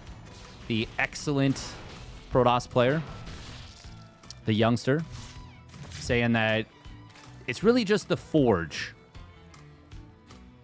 that has to be fast, super fast, in order to go for a charge. And I think that's a good way of looking at it. It can be Glaives or Blink if the Forge is late, but it really can't be charge. Not unless it's going to be an all-in, in which case you just usually don't even build the Forge. But if it's an all-in with charge, well, we're not going to see that usually in a game like this, usually at this level. Stalker's going to move out here. The thing about a fast Twilight and a fast Blink is fast opportunity for aggression. I always love when the Oracle drops a stasis trap and it, like, phases out of reality for just a moment and, like, bloop, bloop. Just kind of does Nightcrawler if Nightcrawler could blink, like, 3 feet. The most useless power of all time. Oh, these Lings, got to be careful. That stasis trap would have been very big. Second one behind it is big. This is very uncomfortable for Serral to start. There's no +1 melee. He, in fact, doesn't even have an Evo chamber. He went for a safety Roach Warren. Good micro so far from ShoWTimE, getting a little bit of value. Forcing out a ton of Lings. Serral's actually on 58 drones right now. He kind of needs to do something with these Lings. This is really good for ShoWTimE if Serral doesn't find some value with these Lings, like, now. Stasis trap on the left side. Lings. Oh, they could find these Stalkers. They just blinked.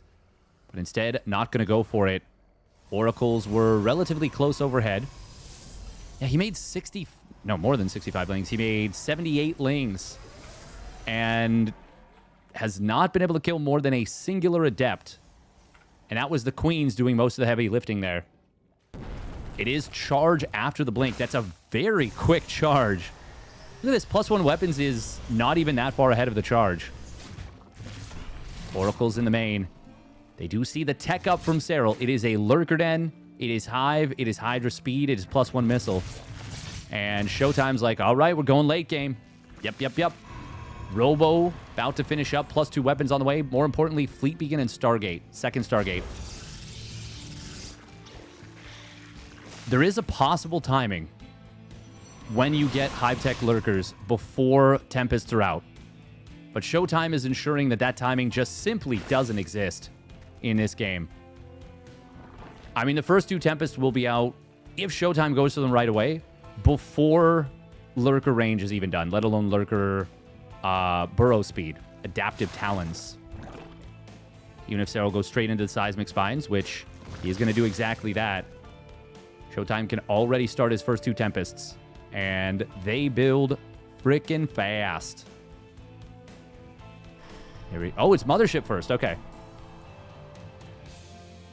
Nexus completing at the 4th base. That provides the supply needed to start up the Tempest. There we go.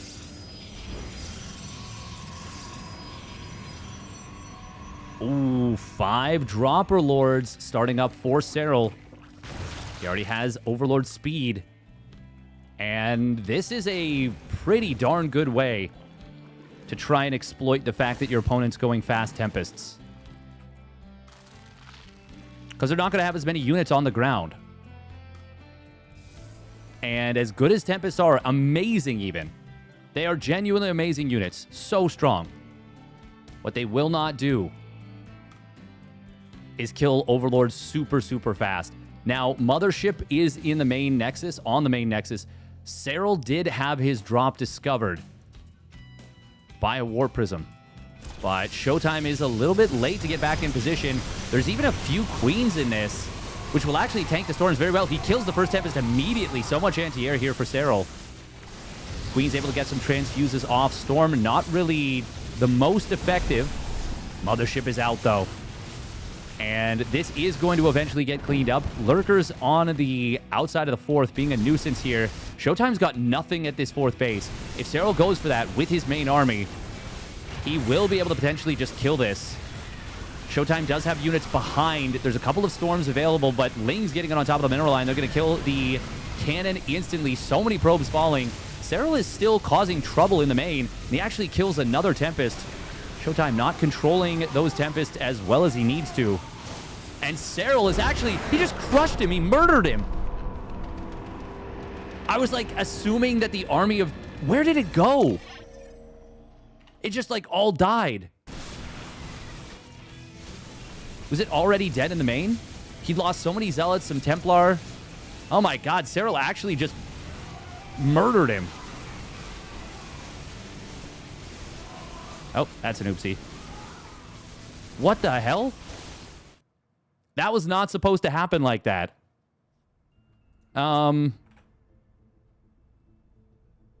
Okay.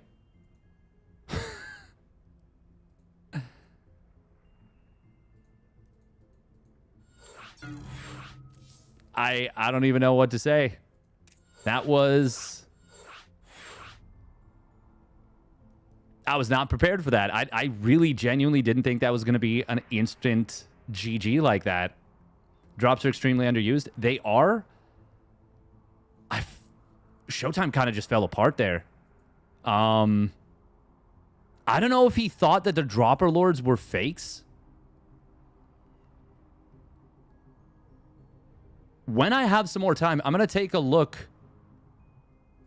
at the game itself again, because it didn't really feel like that made a whole lot of sense.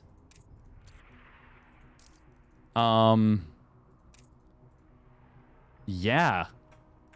That was just very bizarre. Like, it wasn't that that was terrible. For ShoWTimE, like he didn't, he had what he needed to be prepared, I think. And he spotted that. He just didn't, I think he just didn't think it was real. I think that's the long and short of it. That's entirely possible, omni-casual. Entirely possible. It's also possible that he thought it was a fake from the beginning. I don't know. Yeah, the mothership popping out. Tempest popping out. What he might not have been prepared for, and to be honest, I didn't even realize they were in there, was that it was Queens. And the Queens are... They would have been very bad, I feel like, against Zealots. But they were quite good against Storm. All right, we'll have to go back and take a look at that one. After. Favorite anime? Favorite? All time? Oh, that's a really good question. I need a minute. I need a minute for that one, Railgun. Spawning up at the top right. It is ShoWTimE. In the blue. And his opponent spawning down on the bottom left for Basilisk. It is Serral. In the red. Here on Sanctuary 3. I really did not expect that drop to just actually murder ShoWTimE like that. That was very surprising. I feel like best case scenario, you're actually not dealing with that with Tempests. You're actually... You're building more Immortals, you're building more Archons, you're building more Zealots, and you're just greeting it where it comes out. Yeah, that one surprised me. That one really caught me off guard, because... Like, imagine even just 2 High Templar kind of greeting the Dropper Lords. Or not even 2 High Templar, but 1 High Templar dropping storms on the Dropper Lords as they approach. That already feels like it's going to be enough to maybe discourage the continuation of the attack. Minions.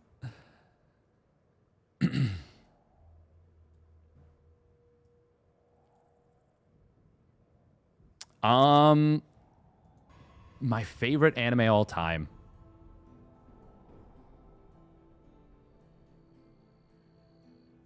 I'm legitimately trying to think of, like, what my favorite one would be.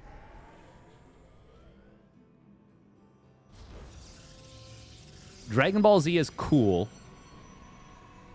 but I'd be lying if I said it had as much of an impact on me as it did for, like, most people.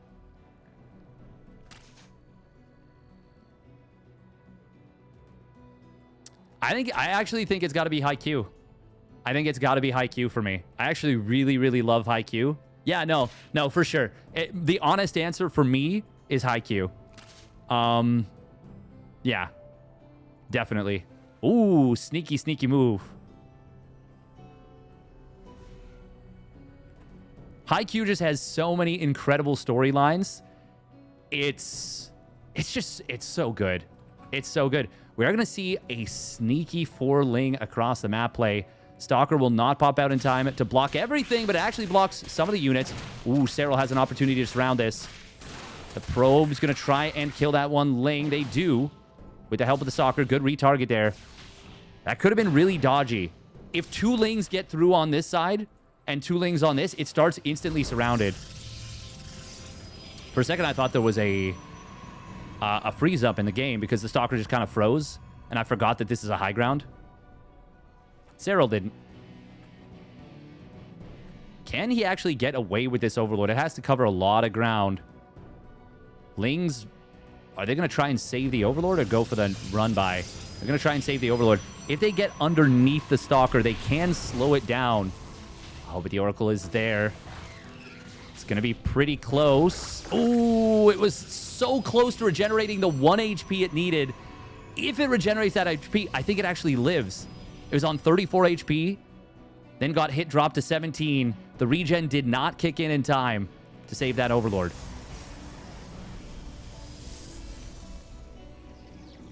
DBZ had the biggest impact, but it can't be the best for storytelling. I think I would agree with that.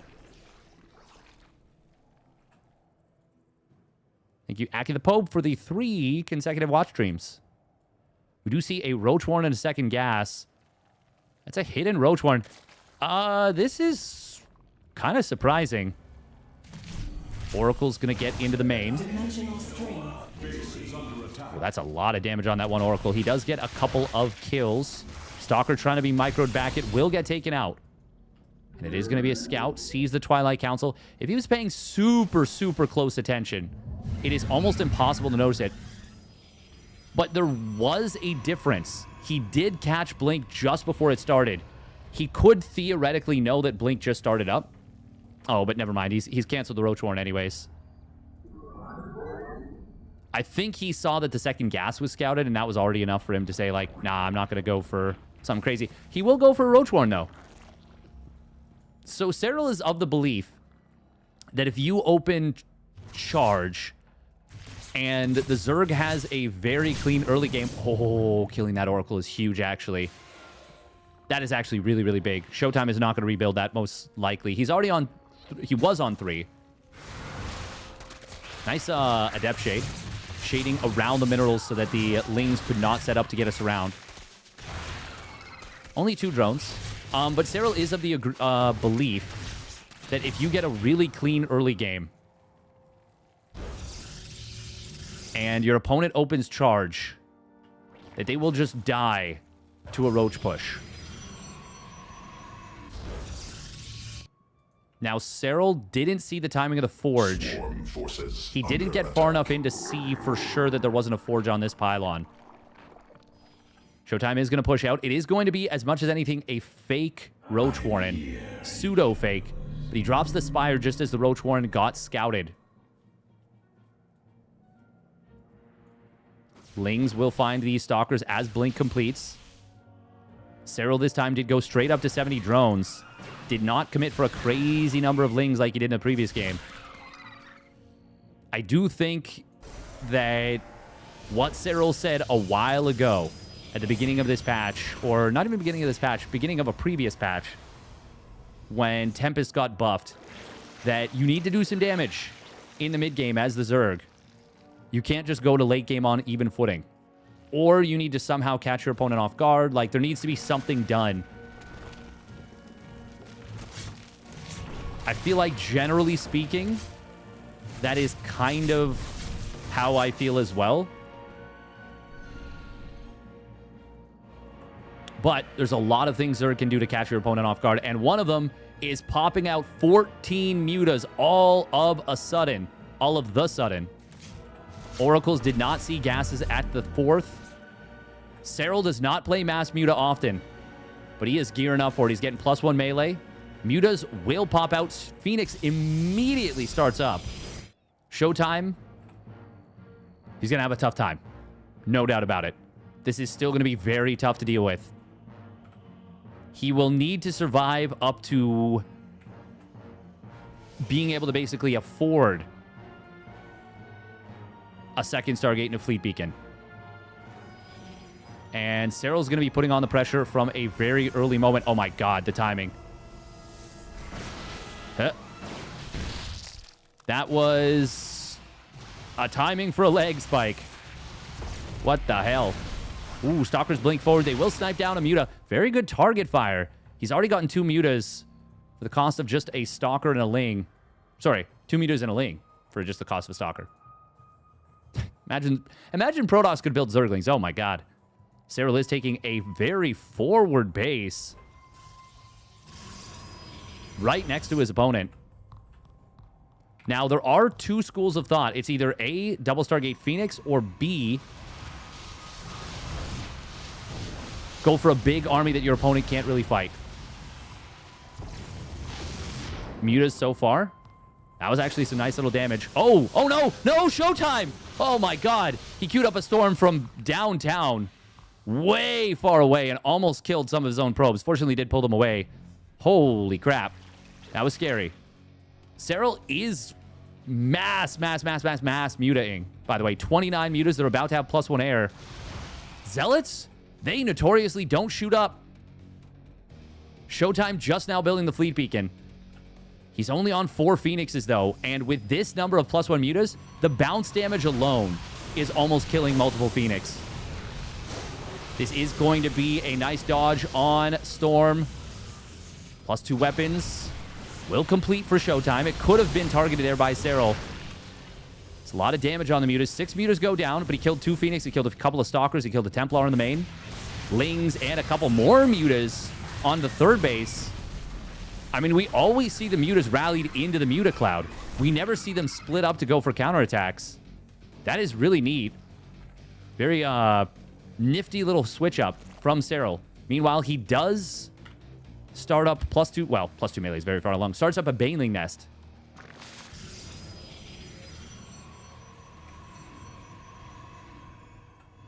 ShoWTimE trying to get the second Stargate up and running, as well as Anion Pulse Crystals, but these Phoenixes were jumped. They don't have a lot of room to run, and they are going to go down in large numbers. 4 of the 5 go down.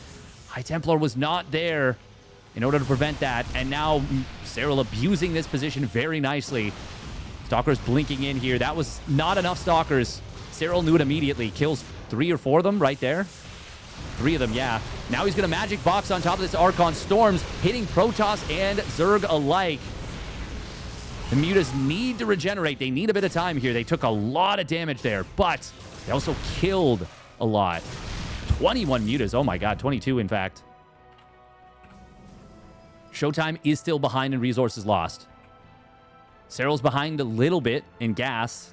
That doesn't really matter, I don't think. When you're trading this efficiently as the Zerg, while outmining your opponent by so much gas, it is a really, really tough thing to deal with as the Protoss. He's got +2 weapons. He's getting shields. And he's now added Anion Pulse Crystals. It has completed. But the Phoenix number is so low. I mean, it's just still going to be really, really tough. Ooh, Stasis Trap on this 4th. Once you get Phoenix range, the Phoenixes are so freaking good. But there's so few of them.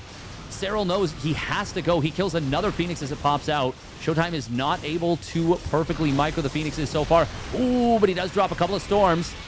Muta count is all of a sudden in the gutter. Another Phoenix died. Serral, though, still so many mutas on the field. 20 of them. 48 mutas have died in this game. But so have 12 Phoenix, and so has a ton of other Protoss stuff. Lings have their +2 melee, even just on hold position at this 3rd. Going to be able to find 11 probes. ShoWTimE not having a good time. He's not dead yet, though. Infestation Pit added in. We do have +1 Carapace being added in by Serral. And we've also got That infestation pit, he's getting ready to go to the hive. Also, Corruptors. Corruptor's going to be good at dealing with Anion Pulse Crystals, Phoenixes. Oh, that is going to be one Stargate depowered just before the Phoenix pops out. Another one pops out and dies instantly. Cannon to the main base. That's going to be in trouble. ShoWTimE. He says it's go time, but I think what it is actually is oh no time. All the Zealots basically getting cleaned up before the Stalkers arrive, which means that Lings are going to be a huge problem to deal with. High Templar drops a good storm. That's the last of the Templar. Mutas can come back home, and with the Mutas and Lings together, they can crush this. But Serral might be thinking more aggression with the Mutas, and in fact, he is. ShoWTimE recalls out with some of the Stalkers, but Serral's maxed. And ShoWTimE is dead. Serral taking a 2-0 lead in this one. ShoWTimE guessed incorrectly, unfortunately. He didn't know. GG game ended at 1337, by the way. Nice. I actually noticed Serral's money because he was maxed out just as I noticed, like, looked down at the minerals because he was still mining more. It flashed to 1337 on the minerals as well. That is pretty cool. Stayed on mid-game tech basically the whole game. They did. They did. Like Grappler, Baki, and Helsing Ultimate. I mean, there's so many just great anime out there. Assassination Classroom was kind of fun. That's a weird one to jump to, but I feel like Prison School, looking at that on YouTube, made me think of that. Map is going to be Blackrock for game number 3. Serral already finding himself up 2-0.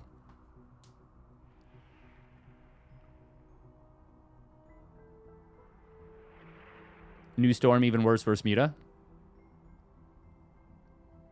Yeah, but I don't think Storm should be the answer to Mutas.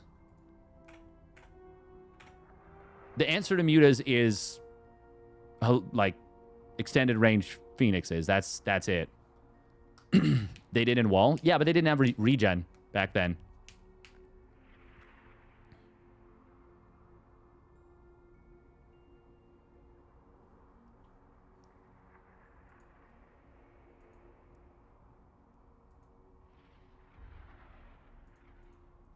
The Eye of the Storm.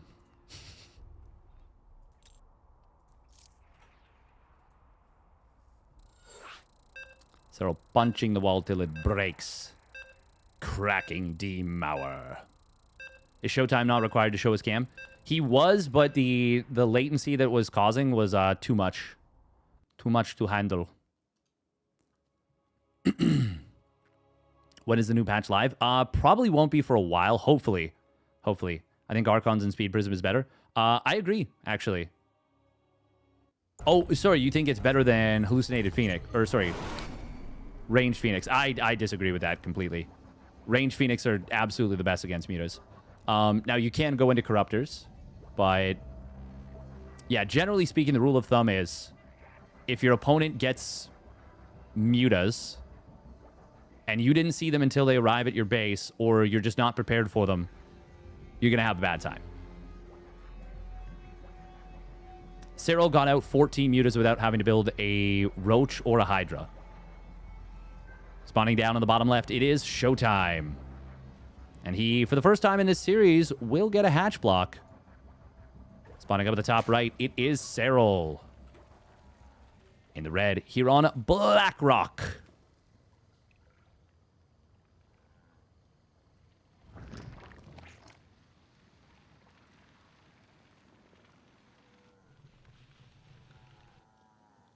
Blackrock. I really like this map. I think this map is super freaking cool.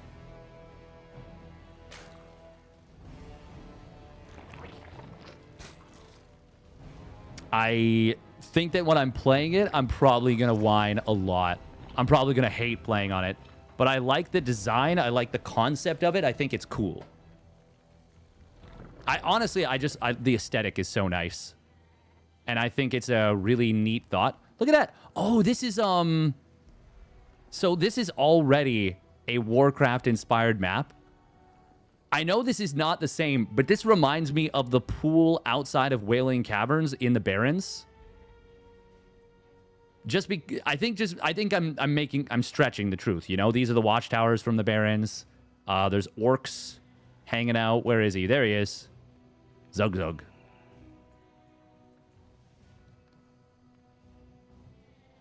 Me, philosophy orc.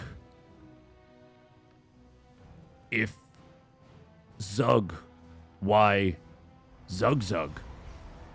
Why not Zug Zug Zug?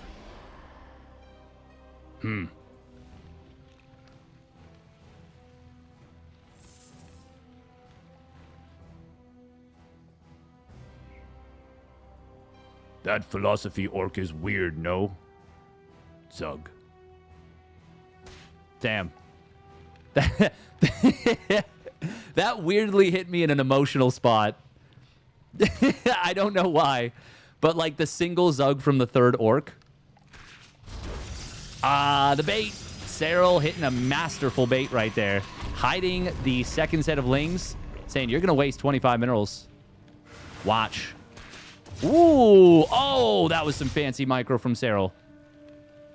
Doesn't just keep sending this ling away. He manually grabs the other two lings and puts them on top of the adept. That was so clean. That was that might seem very simple, but that was actually really clean little micro. Like just the speed at which he did that. Ling speed will complete in a moment, but I think you shade with these adepts. Yeah, you do. 2 drones already going down. Serral did get a nice little bit of surface area on the first adept. 1 ling from behind, helping to clean this up a lot quicker. Good micro there on the drone. That was extremely well handled by Serral. 2 drones and a ling for the double adept. That's absolutely worth for the Zoig. You are, I would say you're as happy as you can be about that trade. And now he's going to be able to find a probe on the other side of the map. Cost him a few lings, but, well, it delays the third. And kills the probe. And those lings are... You don't want to lose all of them. But they are kind of leftovers. So to speak.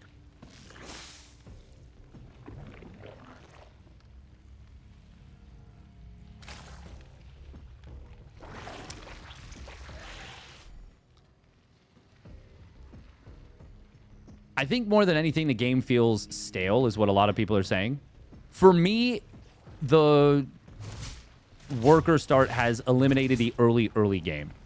So I don't think of early, mid, late game. I think of early game, mid early game, late early game, early mid game, mid game, late mid game, and early late game, mid late game, and late game, and then end game, I guess. So technically 10.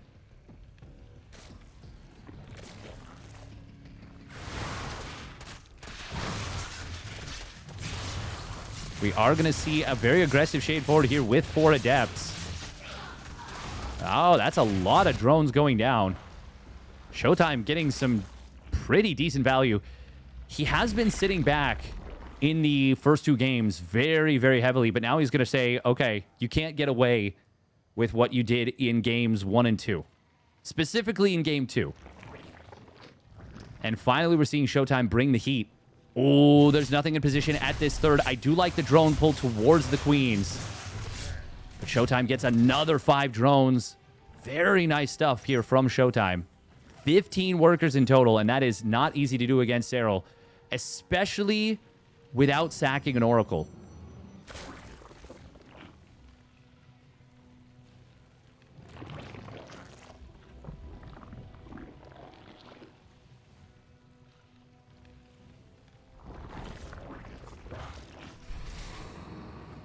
It is a quick Hydroden out of Serral. Oh, God. These Oracles are really starting to pop off here on Blackrock.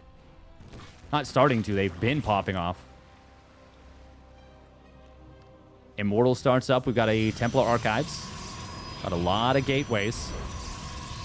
I think part of the appeal of the lower worker start, just to not to get too drawn into the discussion, because it's a big discussion and there's no... I'm not going to pretend that I have the absolute answer. Oh, Dropper Lord getting set up here in the natural. That's cute. I think the game starts off very quickly these days. And I think that's a lot of it. It feels like there's no decision-making on whether you take a natural or not for the majority. There are some one-base all-ins, but you're basically always expanding very quickly. And like it or not, that has pushed a lot of people away from wanting to play StarCraft 2. For sure. Ooh, Oracles. One of them does get intercepted here. The other one... Oh, so close to a pickoff. Not quite able to get the kill. But that's really nice from Serral, getting a little trap with the Hydras. Overlord speed starts up. Or rather, completes. Serral. Even though he's up 2-0 in the series, he does not want to let ShoWTimE gain any momentum. ShoWTimE is a masterful late-game player.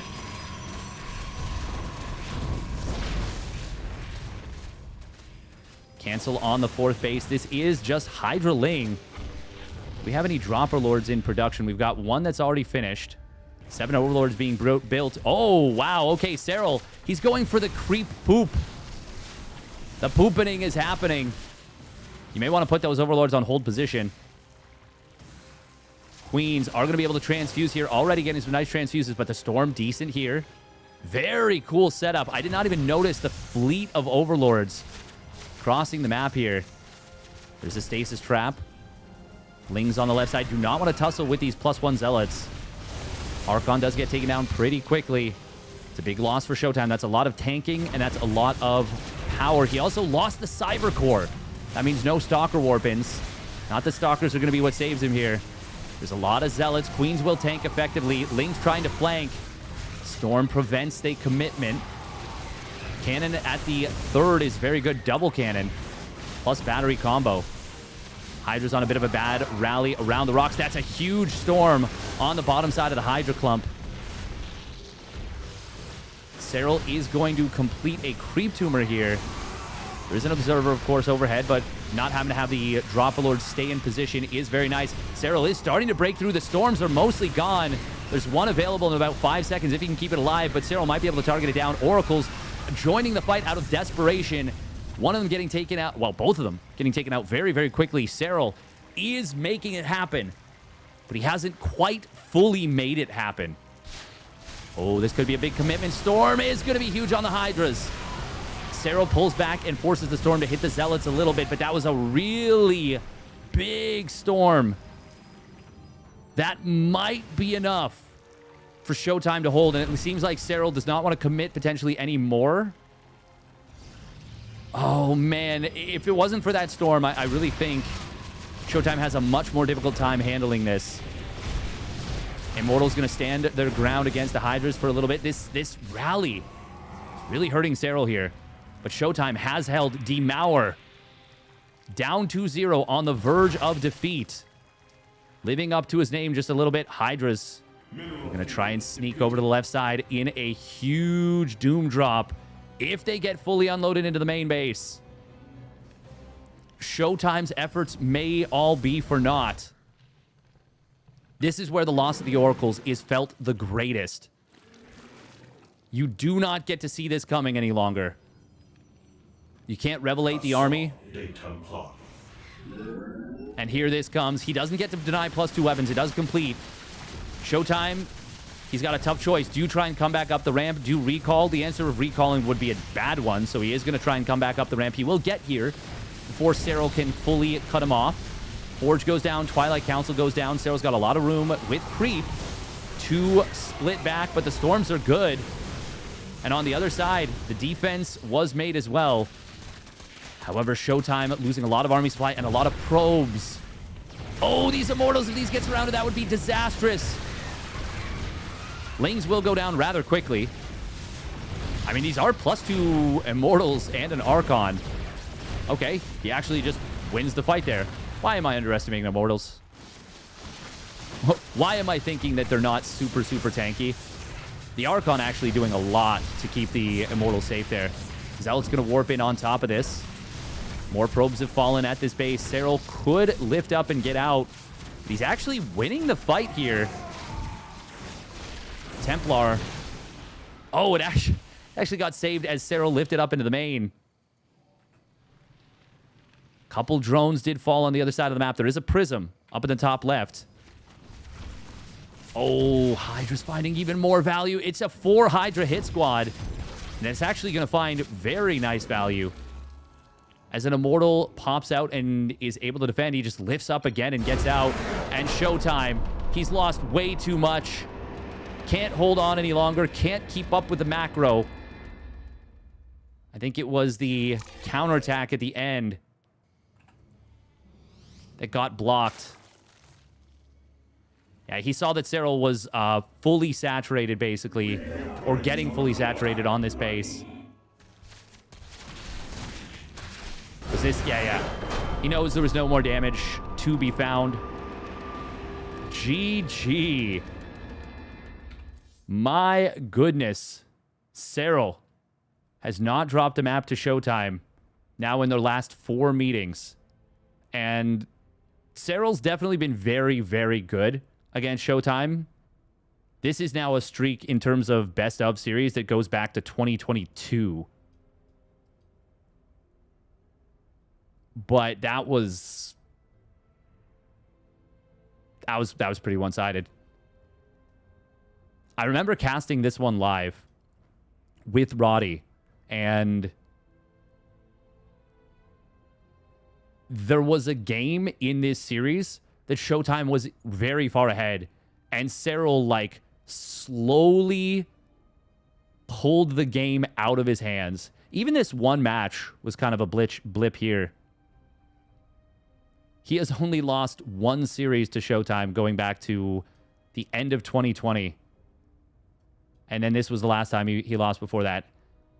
All of the losses from Serral versus ShoWTimE were early on in Serral's career. Since then, since Serral rose to power, so to speak, it has been all Serral, all the time.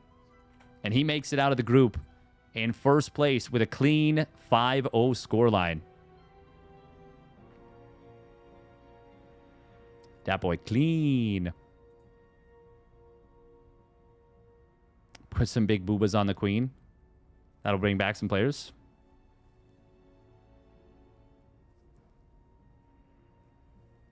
I think all Zerg units are female like ants, right? Broodlords are the only male units. I don't know if... I have no idea. I have no idea. Was there no GG? There was a GG. There was a GG. God, that was so sick.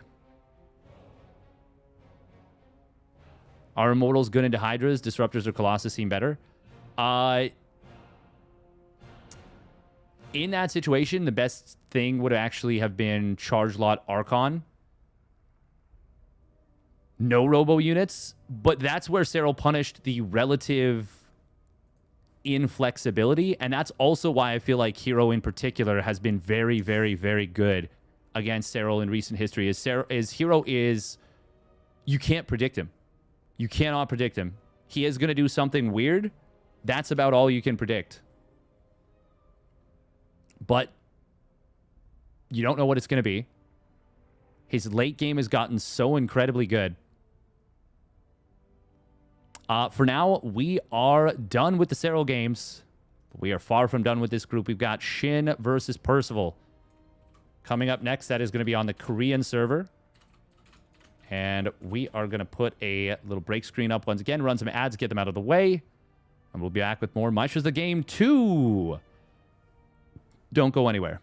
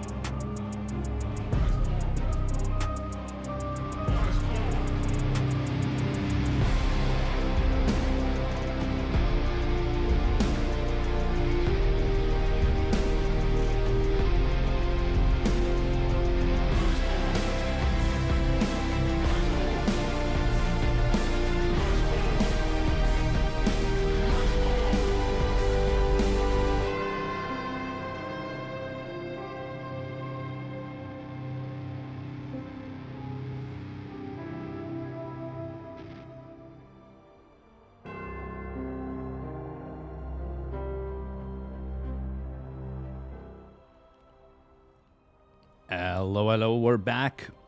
Welcome back to this one. SHIN versus Percival, losers match. Now, if we look at it, it's pretty one-sided for SHIN. 18-2 in series. He's won their last 5 meetings. But, unlike that Serral ShoWTimE series, where been a lot of blanks recently, a lot of sweeps, and it goes back very far. The 2 series that Percival has won are relatively quite recent. Now, granted, they're back in 2025. These 2 have played a surprisingly small number of games against one another. But every one of their last... Well, not everyone. I actually missed this one at the top. The majority of their last few series, Percival has always taken a game. 2-3 here. 1-2 here. Now, SHIN, he didn't have to show any other ZVT builds. He gets to save his prep for Percival specifically. But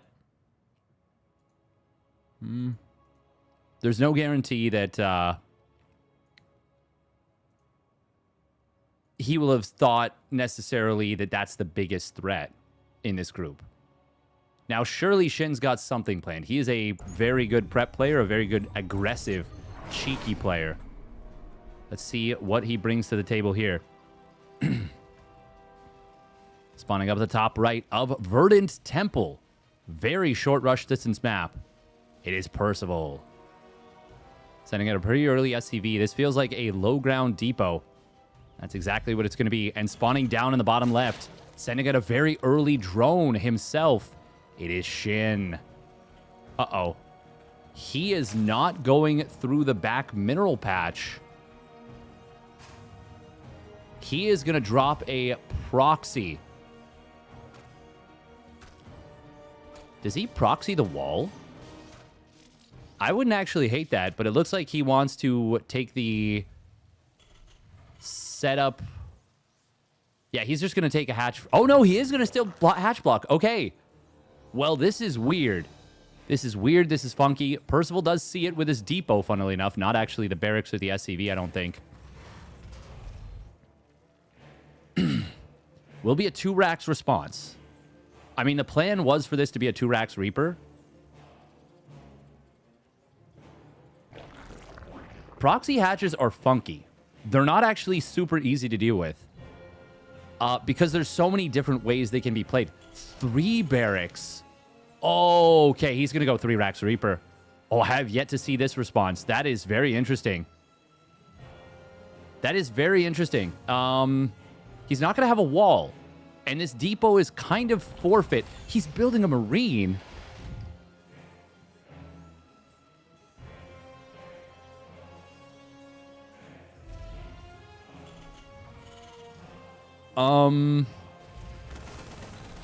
And now a tech lab. Is he going to do a 1-base marine SCV pull?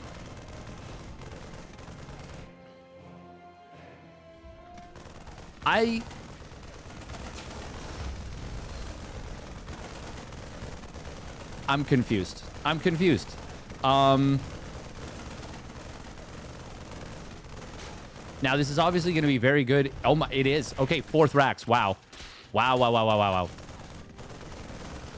wow. This is obviously going to be very good against SHIN getting very aggressive. But if SHIN just plays defensively... Oh, nice timing on the SCVs, popping back down to the low ground as this Queen gets here. Queen does manage to kill 2 Marines, but he loses the Queen. All the SCVs survive. A drone popped out here, which is funny.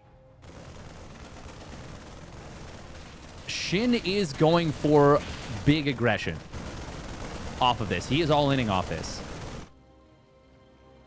20 drones, and he's going with ling speed. The thing is, though, he can still just not all in and be on 2 bases.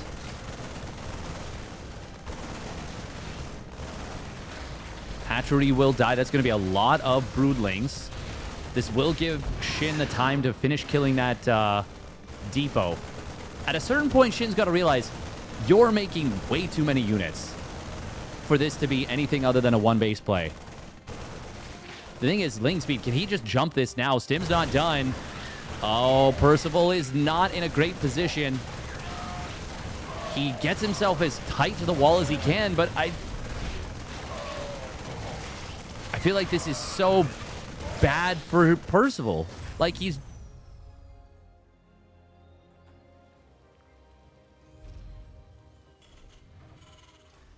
building a 5th barracks. SHIN droning up now. He's got to be careful that he doesn't over-drone. That's about it. That's about the only thing he needs to do. Probably should start mining gas again and make a baneling nest, and I think he's doing exactly that.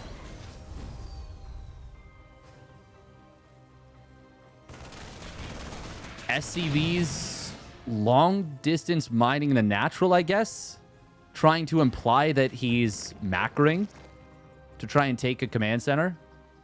I actually like that move from Percival, even though it cost him an SCV. It does get SHIN to build more drones. Oh, that was out of position initially. Here comes the SCV pull. Okay. Oh, the wall is so smart. The wall is so smart. That's going to buy so much time. Spinecrawler just being repositioned behind this. Baneling Nest will complete in a moment.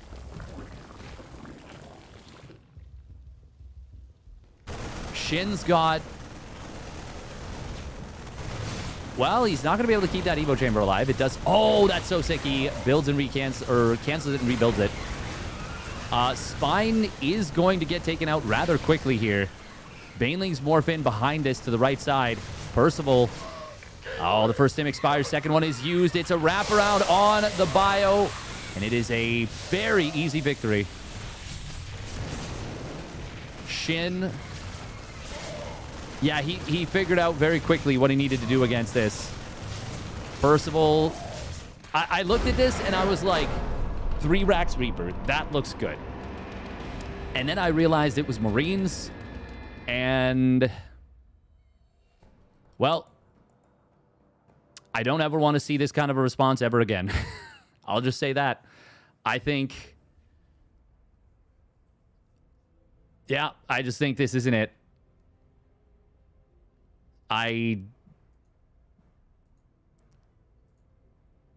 This feels like he just kind of was like, well, let me give this a try and see if that works. And I don't inherently hate that. But needless to say, that was not a good move.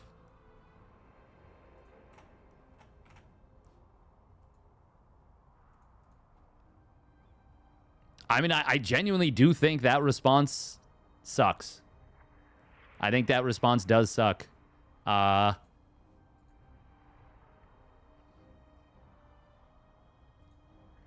no, I just think that that's not a good response.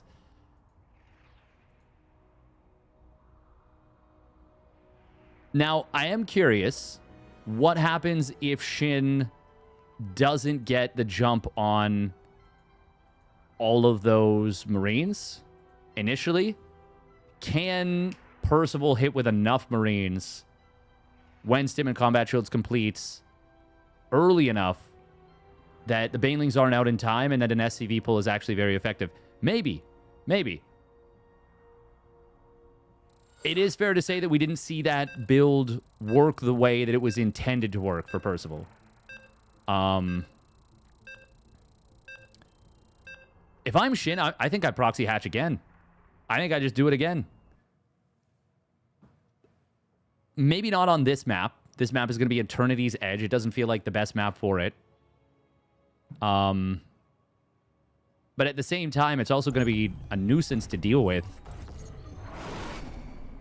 I don't know. We'll see. We'll see. I did not like that response from Percival. To be fair, SHIN defended very well, but it just... Yeah. Seemed strange. All right, here we go. Spawning down on the bottom right. It is SHIN. And his opponent, once again, with the low ground depot. It is Percival. In the red. That's unfortunate because we saw such a great game out of Percival. Both games, honestly, versus Serral. He looked really, really locked in. And game 2 in particular... I mean, game 1, he had a bigger lead than he had in game 2 at any point, I think. But game 2, he really pushed Serral to the limit. And look at this. We're going to see another drone moving out. Oh, he's just looking for proxy potential. Okay. This is probably going to be gasless then.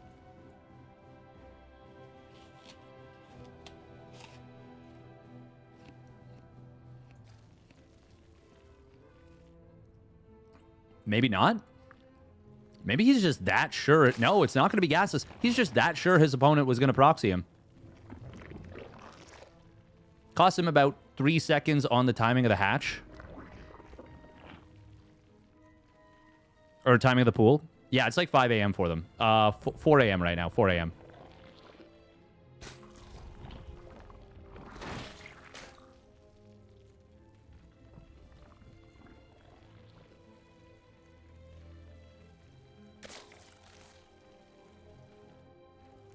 Oh, you're saying, yeah. I got what you're saying, Sip Ship.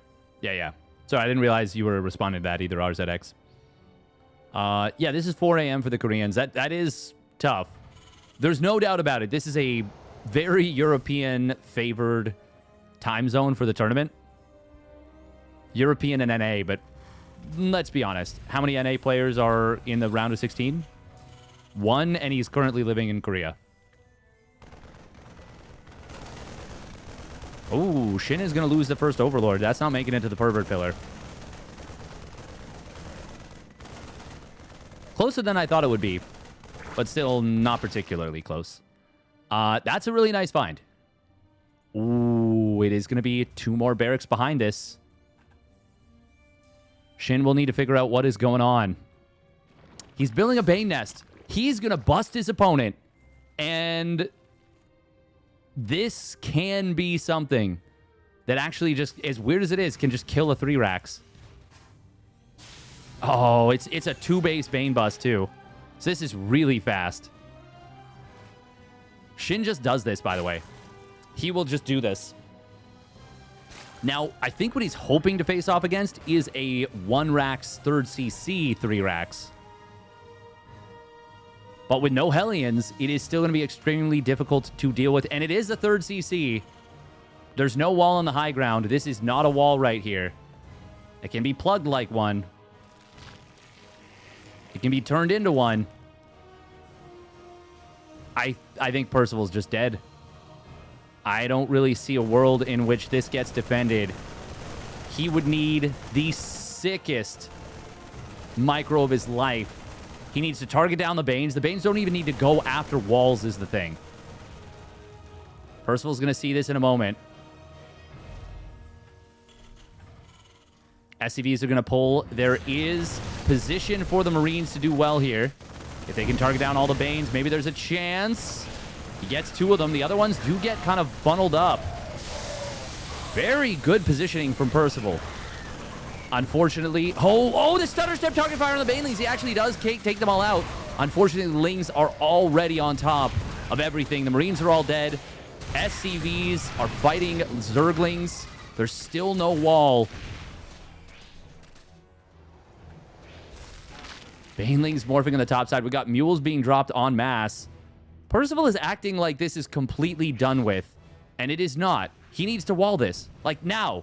Like now. And he doesn't, though. Stim is going to complete combat shields momentarily thereafter. Even with target fire on the Banelings, it's not going to be enough. Oh, God.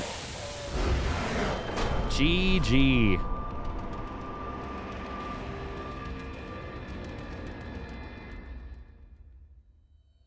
Heh.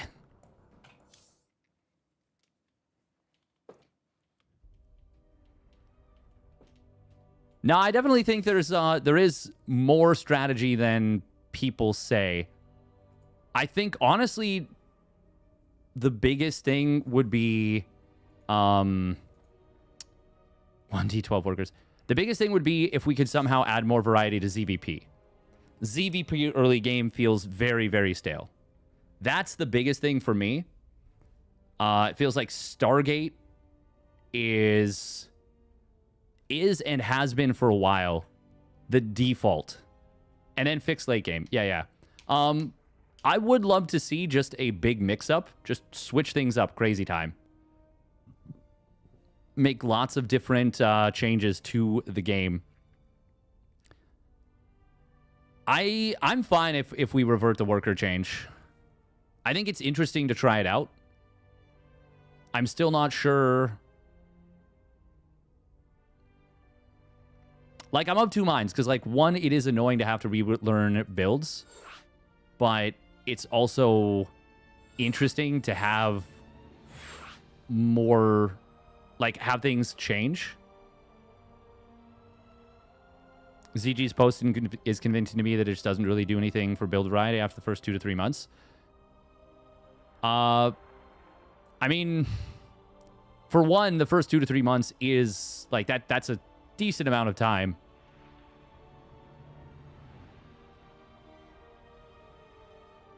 I think it's a good point about, like, the Lalouche theorem breakdown, however you want to put it. All right, minute and a half of ads real quick as we get into the next game.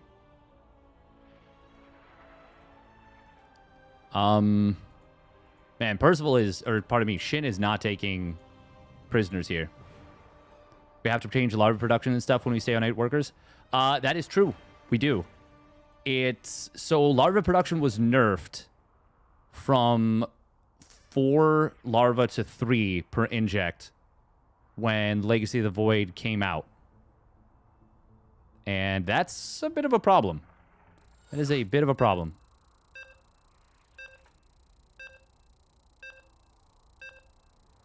I'm kind of in the same boat. Prefer new upgrades and units and mid and late game tech options. Yeah, I would prefer that too, I think.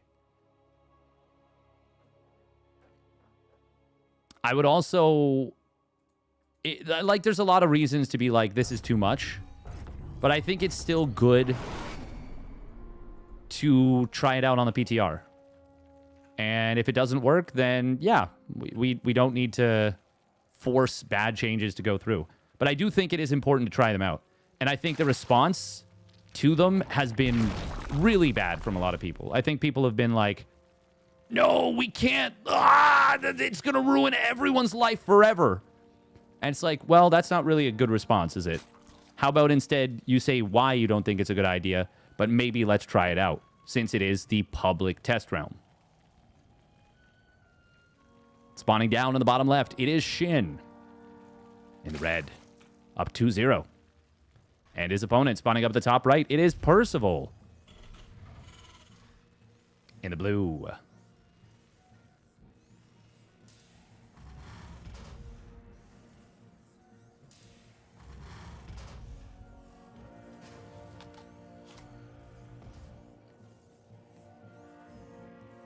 If we're being honest, what my preferred thing would be is something legitimately so crazy that people might just be like, no, you can't. This is insane to even consider it. But it is... make sure... or make it such that you have, like, variants of units.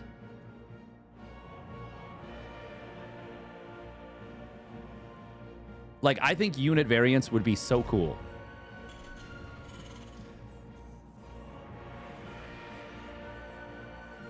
People would get hyped over new things. I mean, there's no doubt that the attention that this has brought the game is amazing. This has brought so much attention to the game. It is going to be what I thought it was going to be in game number 2, by the way. It's going to be hatch pool, 3rd hatch gasless.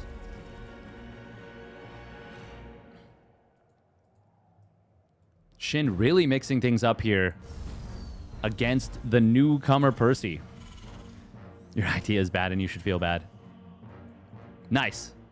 You've done an excellent cosplay of many people's response to the proposed balance changes and design changes.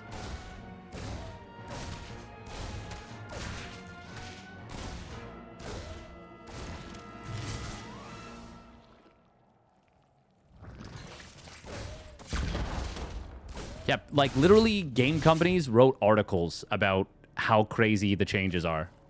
You know?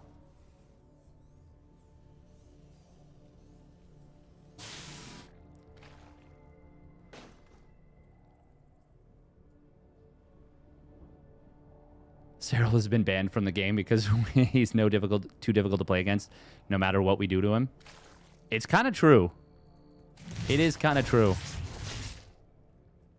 Oh, I think SHIN not realizing that this is not the jumping point.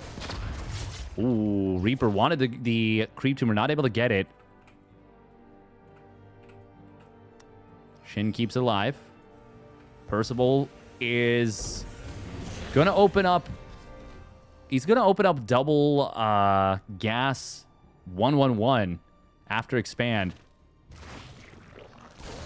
This feels like kind of a bold move when you're down 2-0 in a series on elimination point.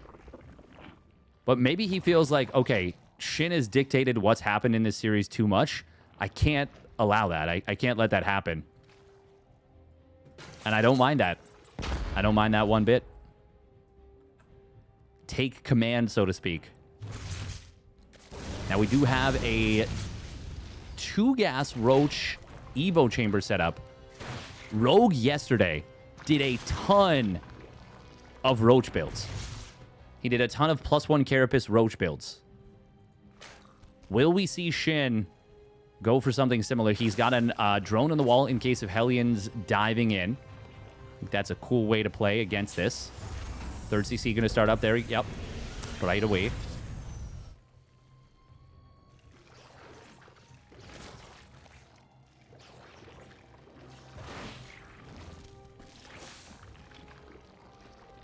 Ain't no worries about a laying. That is a lot of Hellions here. 8 Hellions here. Spore Crawler in the main is going to complete in a moment and will be well-timed to deal with this initial setup. SHIN doing a good job of making sure that this wasn't too much of a problem for him. He does move very far forward into the bushes. And Hellions actually do pretty well against the Roaches. Kills 3 Roaches for just 2 Hellions. People underestimate that's possible. They forget that that's possible. 5 Roaches does not beat 8 Hellions. Not unless the Roaches are very well spread. Or possibly on creep, maybe have a queen or 2 offering potential transfuses. It is going to be that fast +1 Carapace, but there is a second Evo in production. Where did it get made? Okay, here. At the 3rd. Hellions looking for an opening. Don't find it. Banshees being a bit of a nuisance. Queens very low on energy. Where is the Overseer? Is morphing now. He loses another Queen. Percival's doing a lot with this harassment squad. But look at the worker count. SHIN's on 79 drones. He doesn't have a 4th base yet, unfortunately for him. But 79 drones. Despite a good start for Percival in terms of trades, he hasn't killed a single worker. Yeah, I had to check, but he has not killed a single worker yet. This is still an incredible situation for SHIN. He's got an infestation pit now on the way. He adds the +1 missile, Roach speed, and he is going to be able to start... First of all, he's going to be able to instantly fully saturate this 4th base just about. 80 drones even after building a macro hatch and the majority of his structures. Percival needs to get in here before SHIN gets enough units out to crush this, or he needs to find a mineral line that's very exposed. Now, there's not a lot of vision for SHIN. He's not in position on this 3rd, not really. Oh, but he sees it reasonably early. Link speed starts up, infestors as well. A couple of drones get taken out. Snipe on a Ravager, cute. We've got SHIN trying to mine out this this mineral setup here. Now we're seeing a couple of drones go down. Slowlings plus a couple of units getting on top of this. Baneling Nest will be forced to cancel. Spore Crawler hitting that medevac hard. It almost goes down 10 HP. Oh my god, loading up into it is scary. If he targets with the Spore, he could kill it. Oh, it goes down. He might lose both. There's a queen in the main. Its fungal growth would be big here. It would actually kill this medevac, but the queen will get the job done. He didn't even need to fungal. 21 drones, though. That is a lot of drones going down. Wait, man, there's just action everywhere. One of the Banshees did fall, but the other one finds an additional drone. Man, that was actually crazy from Percival. Okay, so he catches up on the worker count. SHIN still has a very large army. Percival adding a fourth command center. He's on a lot of tanks. 4 tanks, building a 5th.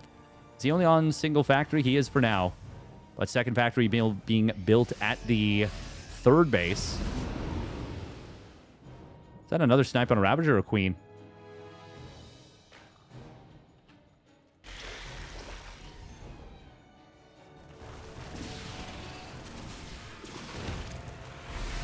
Corrosive Pile trying to land on this Banshee. Oh. Oh, no, the Queens were attacking a Creep Tumor. A little bit of a messy situation. It is a drop into the natural. That's what has their attention. Distracted. Fungal growth. Corrosive. Oh. There was no fungal growth, actually, but it was double Corrosive Bile. Drop it on top of this 3rd Spore Crawler. Hitting the medevacs hard. Not killing them, but getting them close. Already, though, Ultralisks starting up. SHIN. He has taken a lot of damage recently, but he has gotten up his tech. 1-1-2. Coming online. Double Infester. Chitinous Plating started up, as well as Adrenal Glands. SHIN is actually quite frequently forgets Adrenal Glands, so it's good that he doesn't forget it here.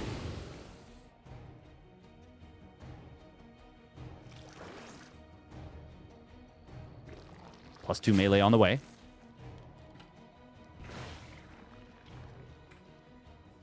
SHIN, of course, up 2-0 still.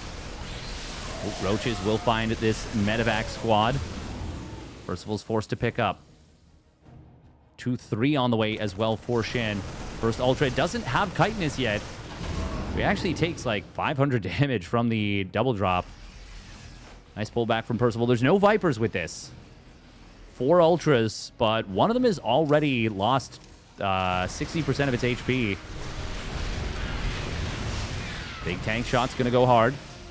There's no Banelings here with this. Meanwhile, counter drop on the other side. It's a little bit more than 16 Marines, and that is a little bit more than enough DPS to kill that base. And SHIN all of a sudden, not feeling like he's in the greatest spot, I think. My God, he never started 2-2. Oh, no, Percival never started 2-2. Percival, we can't do this without upgrades. That's an amazing counterattack. But we cannot fight and win the game without upgrades.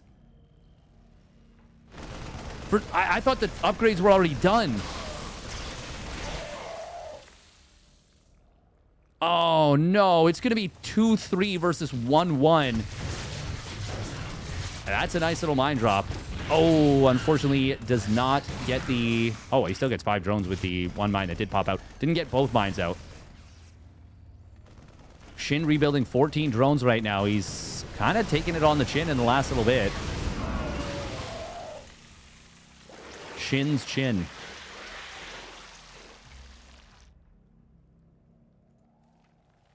SHIN getting back up to 93 drones. If he goes with 2-3... Oh, he doesn't have the Ultralisk speed upgrade off creep. Oh, that's very awkward.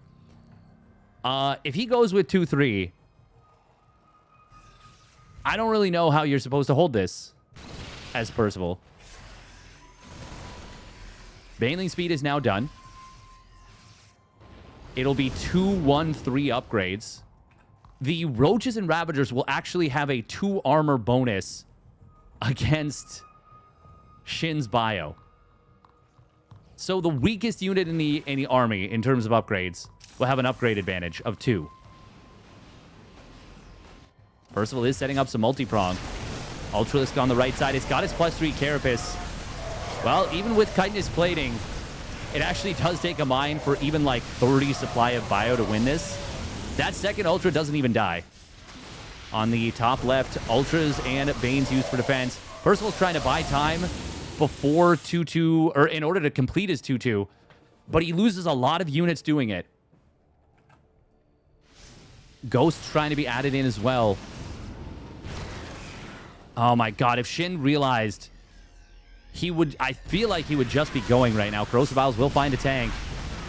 And it's not able to find a counter kill on even one of the Ravagers. Oh, Missile Turret was actually blocking the command center. Fungal Growth does connect on the front line, but there's a very good spread here and a couple of Liberators as well. Siege Tank does get biled down. Good job from SHIN. Honestly, this is a very messy little engagement here from SHIN. He's got a couple... Well, he's got one Fungal available. Oh. I had to click on the Infestor. Instead, clicked way off the screen onto the minimap. Oh, look at that. 1-1, 1-1, 1. 1-1, 1-1, 1. Yeah. Percival survives. He's got his 2-2 now. Please start your 3-3, though. Please. Snipe on Overlord. I don't really love that. SHIN did get a Changeling in here. Oh.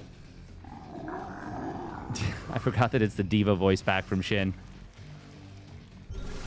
SHIN is starting to kind of run out of time on this setup. Like, he does need to get something done. Ghost account is pretty high. It's a lot of Lings here. Corruptors will take care of that one Liberator.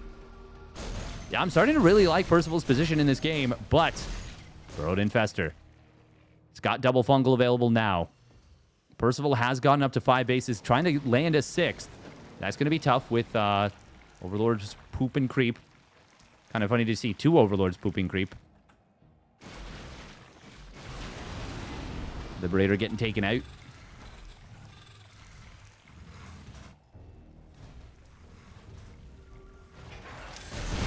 Oh, there's the Fungal! The Burrowed Infestor going to town. Ghosts trying to get out, but so many of them get taken down. Still, enough get saved. Enough get saved. That he is able to get away with these units.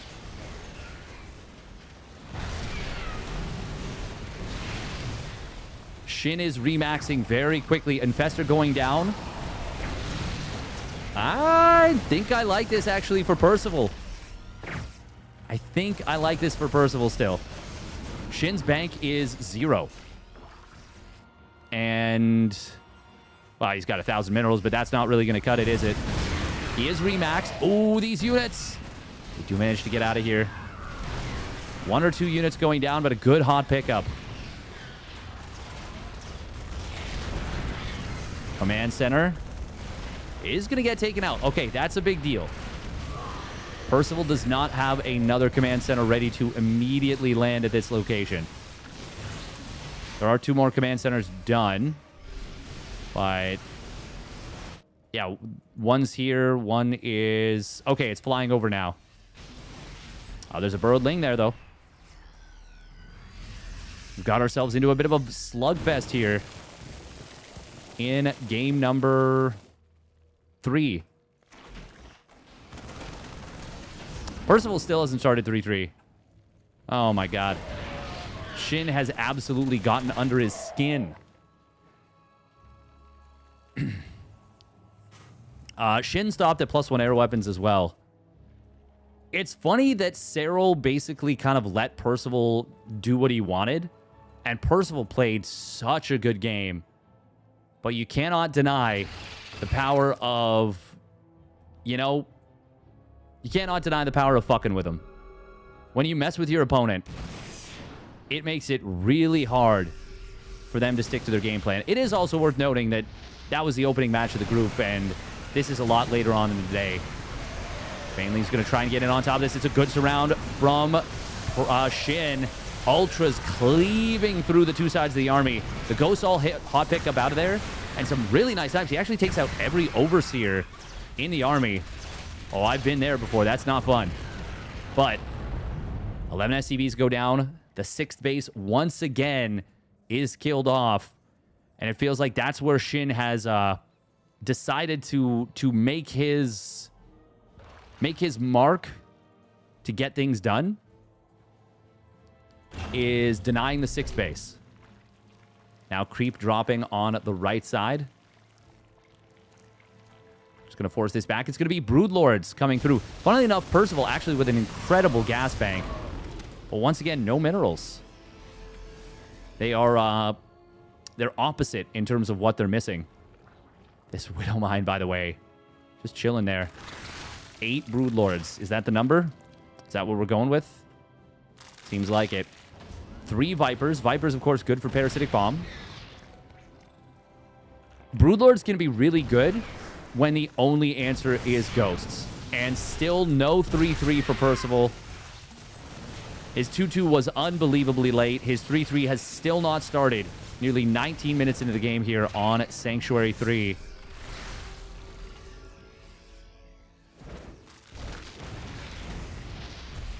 +2 flyer attacks is pretty far along for SHIN. And he has been outmining his opponent by a lot. How many bases? 1, 2, 3, 4, 5, 6, 7, 8. 8 bases to 5. Snipe coming in on that one Brood. Oh, nice EMP on the Vipers. Will prevent the Parasitic Bombs from being used. Snipe's trying to connect on the Ghosts, or on the Broods with the Ghosts. Not able to do so. Look at the stutter step on those Broodlords. That's cute.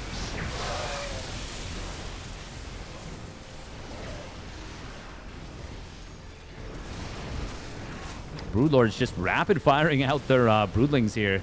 They've managed to stagger in such a way that there's basically always a Broodling about the fire. Broodlords are getting whittled down. But SHIN is going to be able to force his opponent back and gets the kill on this central planetary as a result. Thors being added in. They are 0-1 Thors. And they're not even going to get close to the Broodlords. Meanwhile, Banelings moving forward. They don't want to get baited into the tank. Ghost having to use auto attacks to take down the Ultra there. Fortunately, it was on low HP. Another missile turret gets taken out. It's a chaotic situation. Oh, burrowed Banes! That was so slick. He burrowed them right next to the Ghost. It wasn't enough to kill, but it was very, very close. And it let the Broodlords get another kill or two. Percival's been doing a really good job at picking up his Ghosts and getting them out of there. But he is still getting overwhelmed here. Queens, well, they will get caught off creep, and they're all going to get cleaned up. That's still not enough. SHIN, at this point, it feels like it's just a matter of time until he finds that decisive breakthrough. Well, it feels like he's found the decisive breakthrough. It feels like he can just lean on his opponent at this point. Parasitic Bomb on just 2 medevacs. GG is going to have to be called. And SHIN will complete the 3-0. And he will move on to face off against ShoWTimE in the rematch. ShoWTimE kind of dominated that series, but it's entirely possible that SHIN was hiding builds. We will see. We will see. Did Serral already play? He did. You can rewind the video on YouTube, and you will see at the beginning his matches. I would recommend taking a look at Percival, Serral, both games.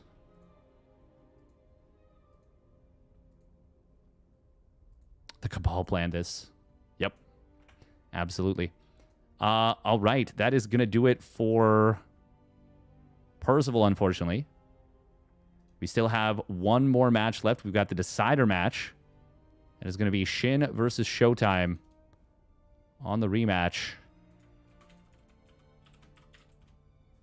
Winner makes it out of the group. Loser will be Dunzo.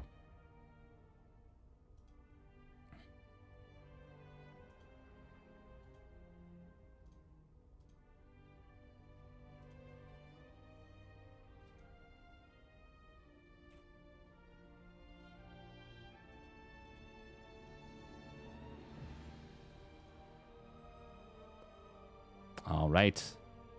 Don't go anywhere. Maestros of the game in about 12 minutes for the last series of the day.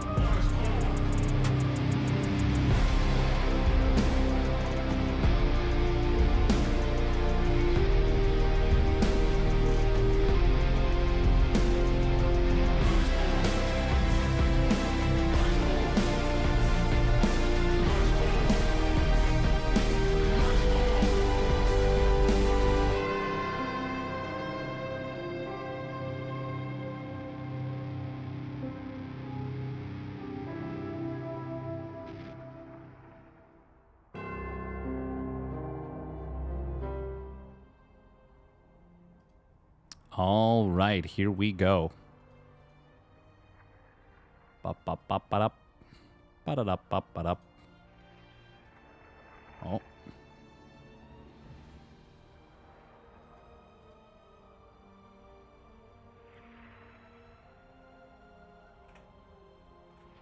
Oh, just realized what we're doing here. Oh.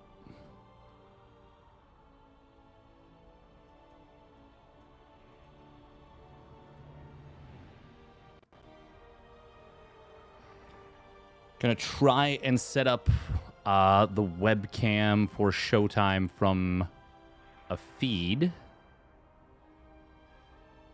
4 a.m. Really? How do these gamers do this? Close to 5 a.m. at this point. It do be tough. It do be tough.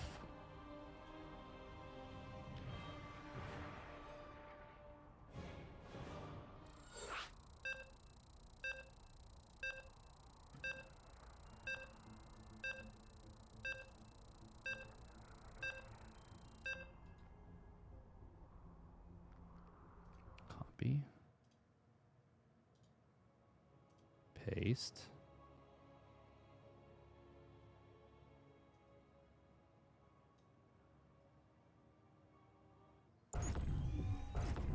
Interact.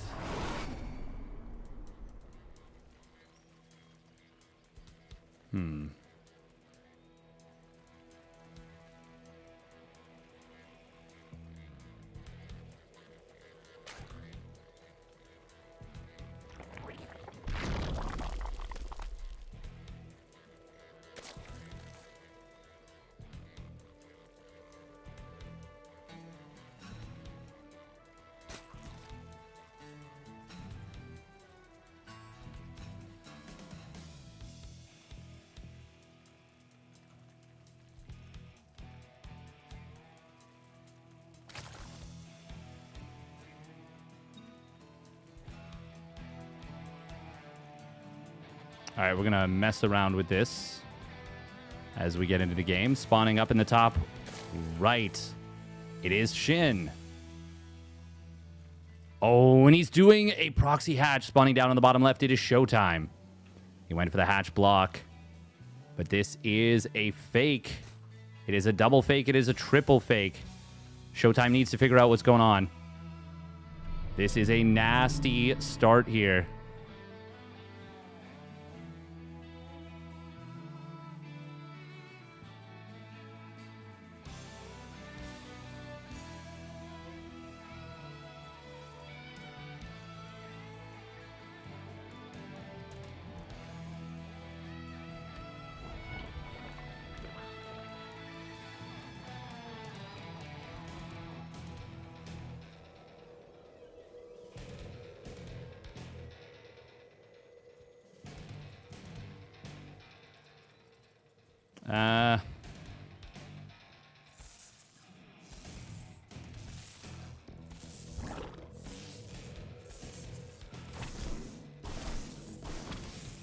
That's not bad. All right, this has been scouted. Queen starts up. We have gas. We're about to have ling speed starting up. No drones sent across the map, but one is going to get in here. No units in production just yet.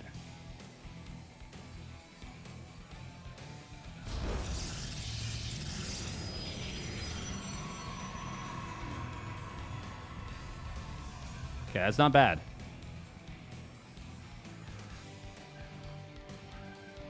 Oh.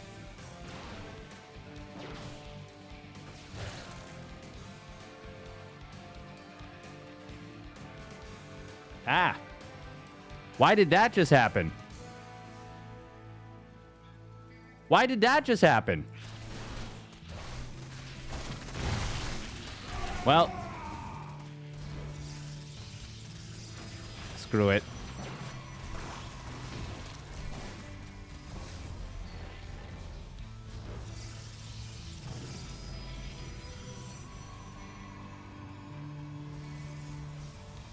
I don't understand what's going on. We've got the hatchery. It's been dealt with. We're missing too much of the game. I'm so sorry. I was trying to get this working.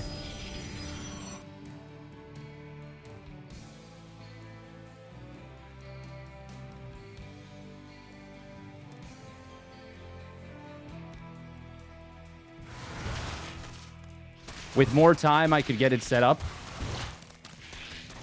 Adepts crossing the map. SHIN is still in a... I actually like SHIN's position. I actually think I prefer SHIN's position, actually. Oracle is going to be a problem, though. Do I prefer SHIN's position? He's on 2 bases already. Yeah, no, I do. I think SHIN's going to be able to pull ahead from here. Will be a full wall at the moment. Huh. ShoWTimE building a shield battery, but there's no follow-up aggression. This is a misread. This is definitely a misread. Oh, that's not ideal. Let's blame the new patch. Sounds good. Everybody else is doing it. Attacking the debris here. I mean, the thing is you have to break through 2 sets of rocks. I'm sad no one else has done my build. I want to see someone do the steadfast build. Proxy hatch here. Well, proxy hatch here. And then kill the rocks and the low ground at the same time. God, it's such a sick build. Double Oracle in the natural. Going to be able to find a couple drones, but he takes a lot of damage. Oh, he needed that damage. Even still, I don't think this is even the game up. Let's keep this Oracle alive. Oh, look at that. There's like thingies down here in the cave. Oh, that's awesome. Wow, that looks so cool.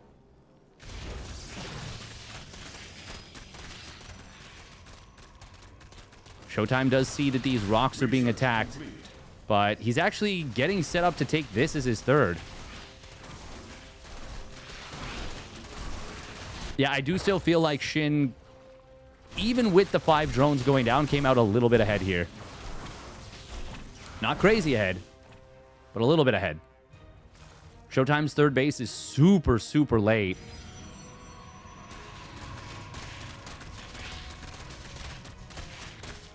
I like how SHIN always sits a particular way with a head tilt. He does. He does. That's kind of his trademark. ShoWTimE on 3 gates, but he's actually potentially going to lose one. Shield battery going to try and heal this gate up. There was still damage being done. He could still go for this. He's going to elect not to. Other side of the map. Oh, Oracles find a position on this gas. Able to kill 2 of the drones. One of them did escape. Oh, more queens. Coming down to the low ground, but these are going to get away no problem. It is Blink out of ShoWTimE. This is a relatively short map.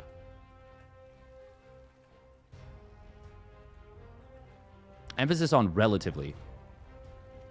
SHIN on 67 drones. My God. Yeah, no, he definitely... Even with the damage he's taken, he definitely came out of this ahead. Definitely came out of this ahead. Spire now on the way. Sneaky Spire. ShoWTimE is going to try and get something done with this push. He does have 3 Oracles. And even though Blink's not done... Well, actually, no, that's a pretty big deal. He's got to be really careful. Stasis Trap gets triggered instantly. Second one is potentially going to be big. Nope, it is not. Stasis Trap on the back, trying to protect these Stalkers. They're already surrounded, though. Good target fire on the Stasis. This is going to be every Stalker going down and an Oracle. ShoWTimE, it seems like he did not have recall available. I don't know if it was a lack of energy or if he just didn't think he needed to. No, it definitely wasn't a lack of energy. That is really bad for ShoWTimE. ZVP can be a delicate balance of power.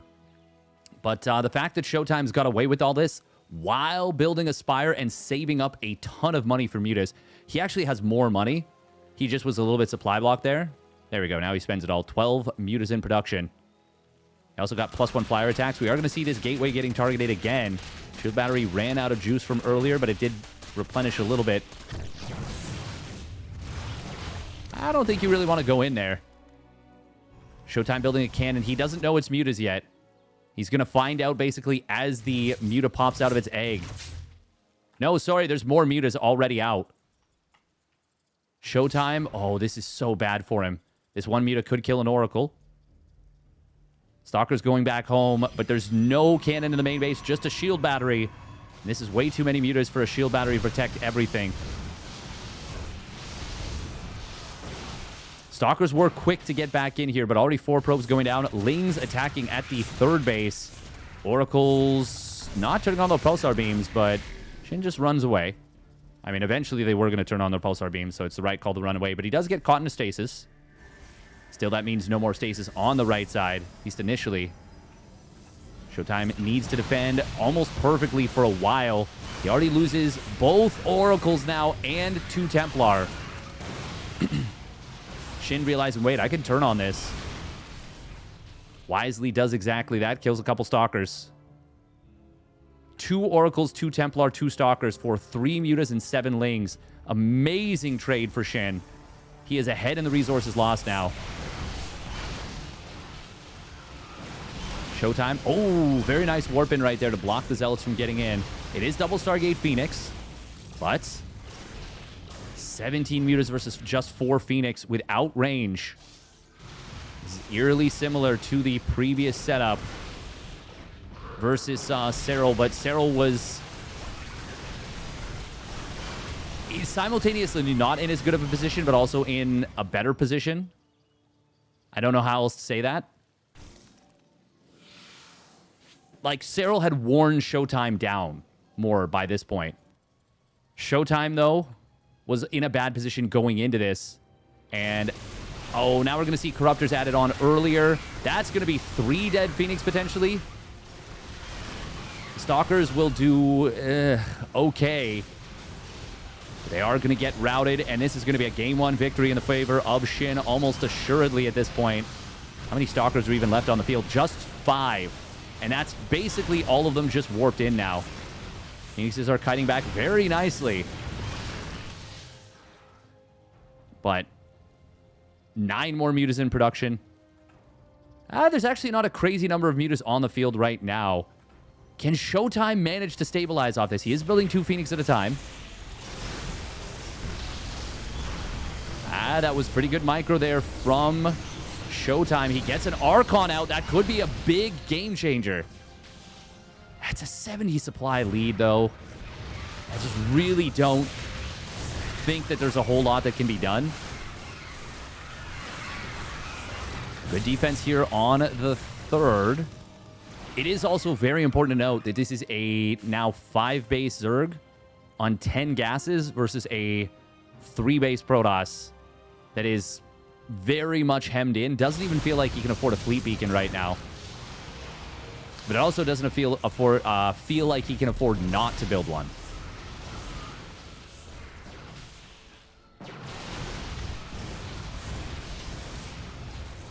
Good micro with the Mutas so far. He is punishing Blink Stalkers every time they try and blink forward into him. Can ShoWTimE somehow keep himself alive in this game long enough to get a big enough army to contest the Mutas properly? Oh, that was a bold move going in on top of that Archon. The thing is, all it takes is one big mistake from SHIN, and you are right back into that game. The problem is with only 1 Archon, like, you need like 3 Archons, you know?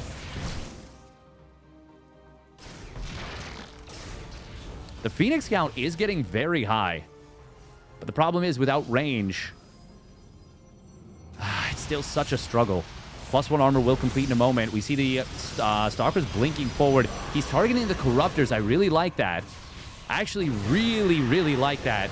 Targeting the Corruptors to let the Phoenixes fight the Mutas on a pure basis. I mean, Stalkers getting bonus damage versus Corruptors, and it's the Phoenixes that you want fighting the Mutas. The problem is there's still just such a huge income disparity. Targeting the cannons here on this right side base. Very nice. Going to allow the Lings to be much bigger contributors to this. Even with some very good execution on the micro from ShoWTimE.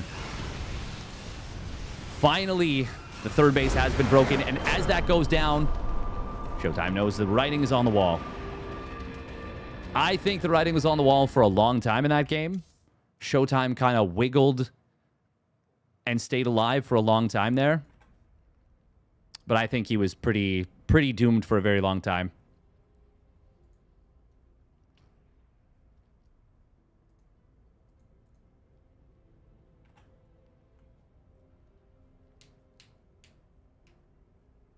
Both games spoiler. Yeah, I realized. Sorry, guys. I should have focused much more on the proxy hatch there. I really spent a while trying to make the webcam thing work, but it just wasn't going to work. A little bit of a nuisance, say the very least, but that's okay. Now, was that west or was that central? I'll know in a moment.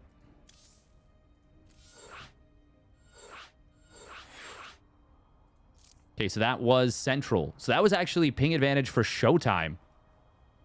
SHIN made the mutas look pretty damn good there with ping disadvantage.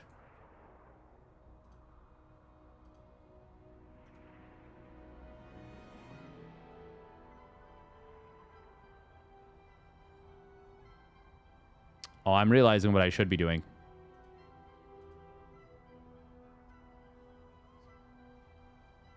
Yeah, I'm definitely realizing what I should be doing. Not full screen, no. But... do we even bother? Oh, uh-oh.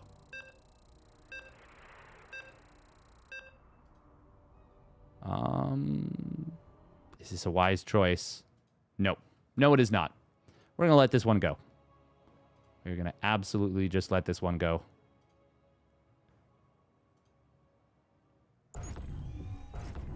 We got the camera for SHIN, but unfortunately not for ShoWTimE. That is okay.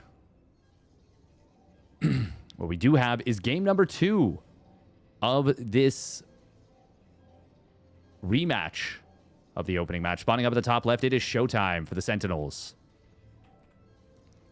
And spawning down in the bottom right, he saved his nasty builds for when he needed them most. It is SHIN. In the blue. Serral beat ShoWTimE pretty fast.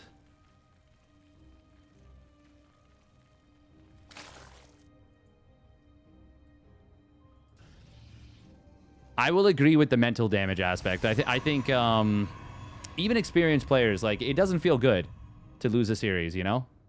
It absolutely does not feel good.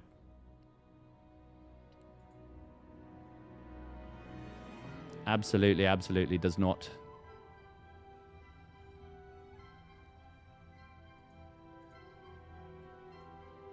It is going to be a hatch first here from ShoWTimE.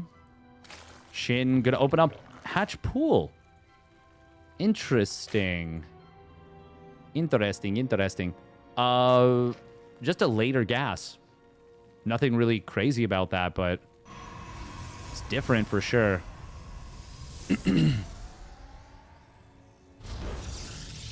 Man, this is a...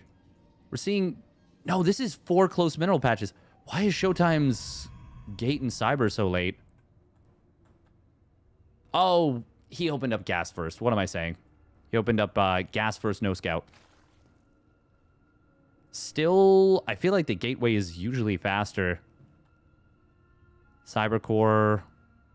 No, it's going to be pretty well timed. It's going to be pretty well timed. Yeah, he's fine. I don't know what I'm yapping about.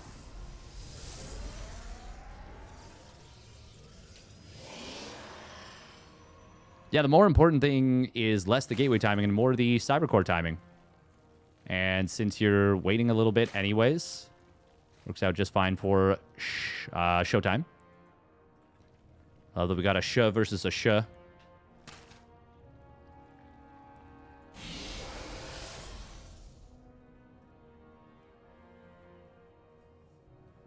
Gas first is so nice versus Zerg, actually.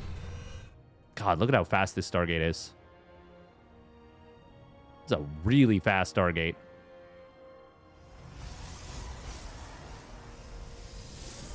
$253. He started this at like the same moment as the Adept, just about. A 210 Stargate is nuts.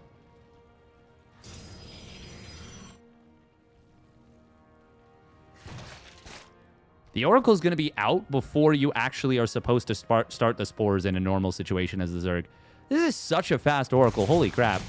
Ooh, target fire attempted on a drone. Not able to get it. He will shade forward into the main base. He will grab a drone, but already one of the Adepts has gone down. Brilliant Spore Crawler morph. Unfortunately, he should have actually just let that finish. God, the Oracle is like here. Oh, SHIN a little bit supply blocked at 43 of 44. That's blocking a queen. Unfortunately, 3 queens here. ShoWTimE wanting to get in here. He does find 2 drones, but that's a lot of damage on the Oracle. Oh, that's even a couple extra shots. Cancel on the pylon at the 3rd probe.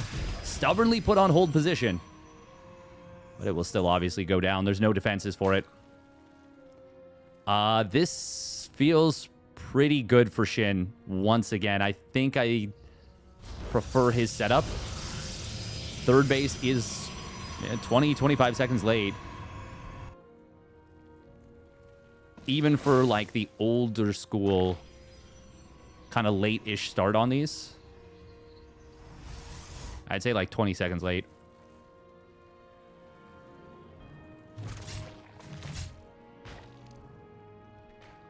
Ooh, Roach Warren.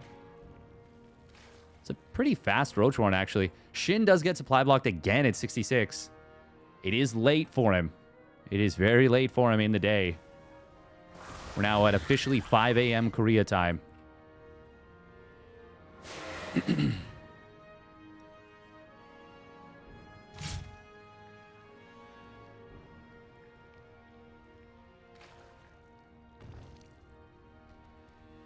Evo Chamber will start up here. We got SHIN dropping a couple creep tumors here. Kind of a weird place to put it, but I mean, it can spread forward. That's no problem. It is going to be Blink once again out of ShoWTimE. Not the fastest Blink you've ever seen, though. Feels like despite a couple of supply blocks, SHIN has still been a little bit sharper in the... Well, he's gotten ahead in the early game at the very least. Nice bit of harassment there from ShoWTimE. Grabs another 2 drones. He's been holding down that D key very nicely. Has SHIN. +1 missile on the way. Layer. Close to completing. How many lings do we have here? We got 4 roaches that were made. That's such a weird...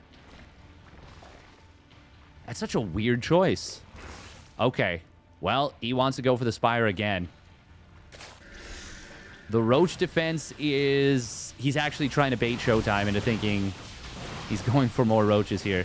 There are 2 Stacys on top of this position. Oh, one of them does get baited. I don't know that SHIN knows that there's another one here. He needs to hold his spot. He does bait it out somehow without committing with all the lings. Oracle's going to try and join up, but they are getting pushed very far back. Stalkers having to blink away, and they do still get surrounded. There's 3 Stalkers, I think. 4 Stalkers and 2 Adepts. As we can see, SHIN comes out ahead in the trade. And he is going to be able to get away with saving up for 10 mutas plus. Oh, this is going to be a fake muta play, though. This is going to be a let me bait you into a double Stargate. SHIN has done that many, many times, and I think that's why ShoWTimE didn't think it was last muta last game, or mass muta last game. ShoWTimE does still have his oracles alive. He's going to be able to see the Spire. He scouts the Hydra Den. Okay, that's pretty big. No, oh my god, don't lose the Oracle. Ah. They're just flying in. Lings and Roaches on the other side of the map. That was the distraction here.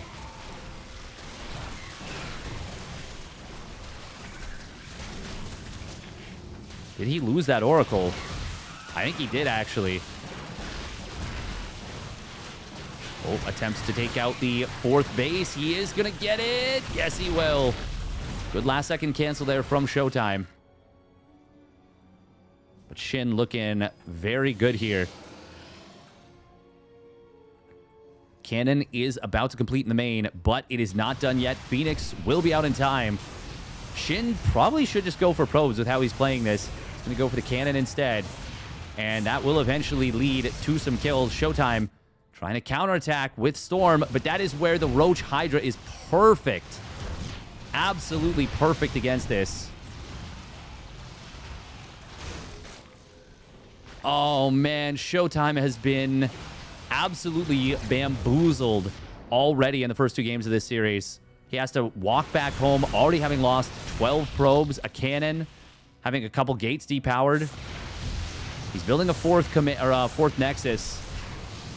Shield batteries keep that Oracle alive. That's quite nice. SHIN will have a gold base. He's getting a Hive, a Lurker Den.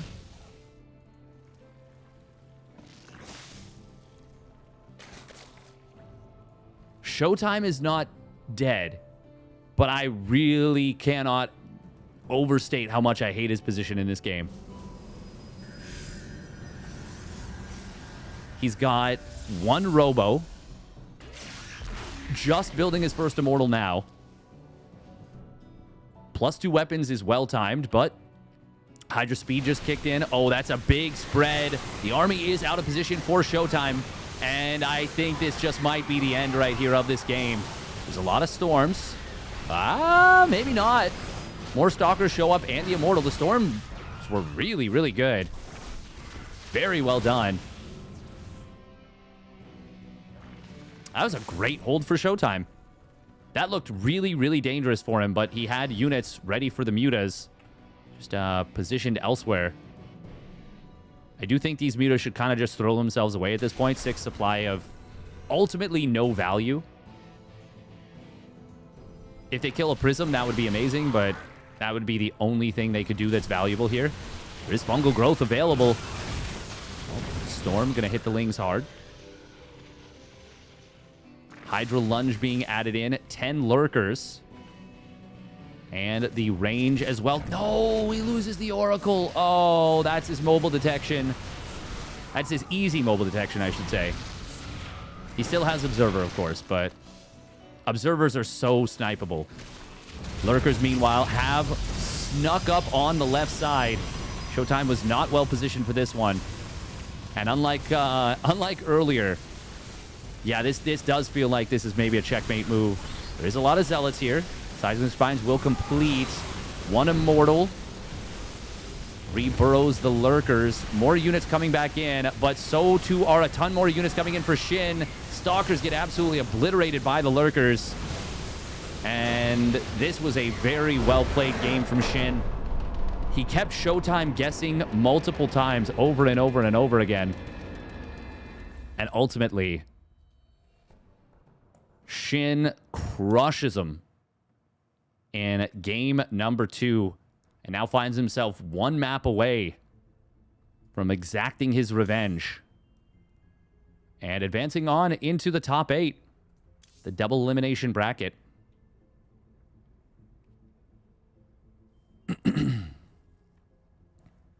Bamboo Sled.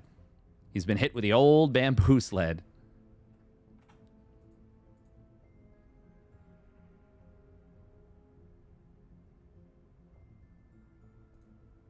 Honestly, that was a really great fight in the 1 position.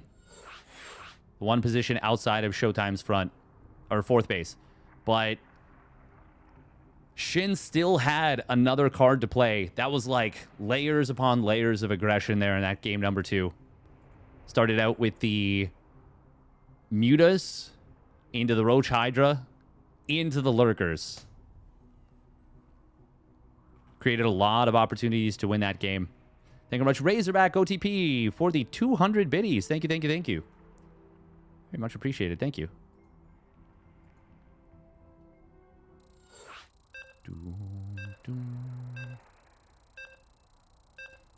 Moving into first place on the day. Second place in the month. The Infestor auto attack cracks me up. Can't tell if it's blowing a kiss or spitting or what. I haven't even looked at it yet. Maybe after this game, we'll take a look at it. Haven't had a chance to do so yet.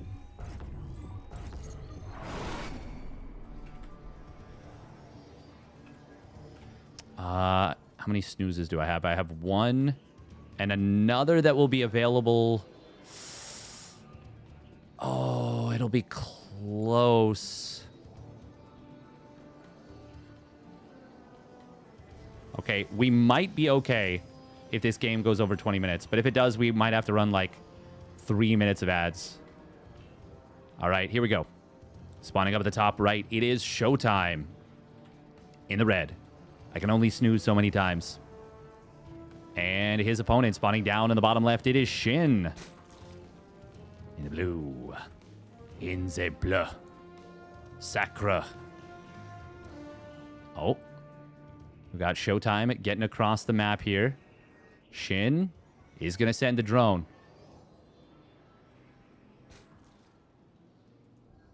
ShoWTimE, of course, should send a probe down to the natural, I would say now. Ooh, okay. We are just straight up proxy hatching. We are straight up proxy hatching. So how will tomorrow work? 3 of the 4 players are also going to be in Uthermal 2v2. They will be pre-playing their matches, I think. I'm also not sure if I'm going to be covering that live or this live. I need to talk to Uthermal after this stream.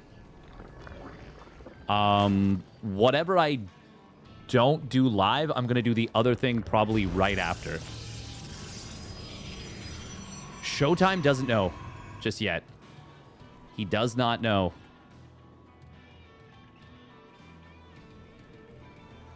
Oh, boy. Oh, boy. He is not responding either. Oh, no. Oh, please don't die to a proxy hatch spine rush. We haven't seen the drones slip across the map yet. They should be going, like, now. But SHIN is more interested in keeping it secret. Okay, there we go. 1 drone sent. 2. He is just going to send 2. ShoWTimE will see in a moment, basically, as the hatch finishes. And adepts are not going to be what you need. Oh, he did slip. Wait, where did the drones come from? Oh my god, this is so bad for ShoWTimE right now. He starts up a shield battery in the main. That is not what you want. He's going to cancel the Nexus and start an additional gate. Well... okay. I did see... who was it? Shameless went for a 1-base Tempest against this. And it actually was pretty sick. But... I think this is already much farther advanced than the other setup was. And it's also going to lead to... we're going to see the wall come down quicker. Can he even get out the 3rd Adept? If the Spines were targeting the pylon, for sure, no. But he won't get it out anyways. Cybercore is being rebuilt. ShoWTimE should just cancel this Adept just to get the supply and the cash back. But, I mean, the gateway's going to fall. Okay, he does cancel it. Good job. Shield battery starting up. There is already a Creep Tumor done. 2 more in production. We've got a Spore Crawler done as well. Good wraparound on this first Adept. It's out of range. No, that was so bad for ShoWTimE. It's out of range of the battery. Oracle pops out. It will turn on its Pulsar Beam. Energy recharge instantly used. Not a whole lot of choice. Second Spore added in. It's only 1 Stargate. I think ShoWTimE is going to slowly get ground down here. He needs to pull off a miracle to survive. Now, killing the 2 Creep Tumors for free is really good, but it's not for free. He doesn't get both, and he will lose neither Adept. Okay. Cuts his way out of it. That's big. That's really, really big. Void Ray won't be able to fight 2 Queens and a Spore, let alone 3 Queens and 2 Spores. Spine's already going to be hitting the Stargate. Warp Gate is in production. And we got 2 more gates being produced. I like that, but there's still 2 Spines here. Spore Crawler, well, one of them will get taken out. But the shield battery's out of juice. Oh, no, there's 1 more down here that's actually fully juiced. Ooh, okay. Stargate's going to fall. That's done. It's dead. Spine crawlers moving forward. Does Shin see the chrono? He does. He sees the chrono on the warp gate. There will be 3 gates up and running. This is a really nice impromptu wall out of Demauer. And now 3 gates are going to start to transform. Well, 2 of them. Ling's getting it on top of this. Is there enough for ShoWTimE to hold? He warps in 2 Zealots directly into the fight. Not going to be sentries. Could have been really good for force fields. Chooses the Zealot instead. One of the Queens does fall. Void Ray is very low on HP. He kills the main Nexus. I didn't even realize he was targeting the Nexus. Oh, no. GG. I literally didn't even realize the Spines were killing the Nexus the whole time. Oh my god. Wow. Wow, wow, wow, wow, wow, wow, wow, wow, wow, wow, wow.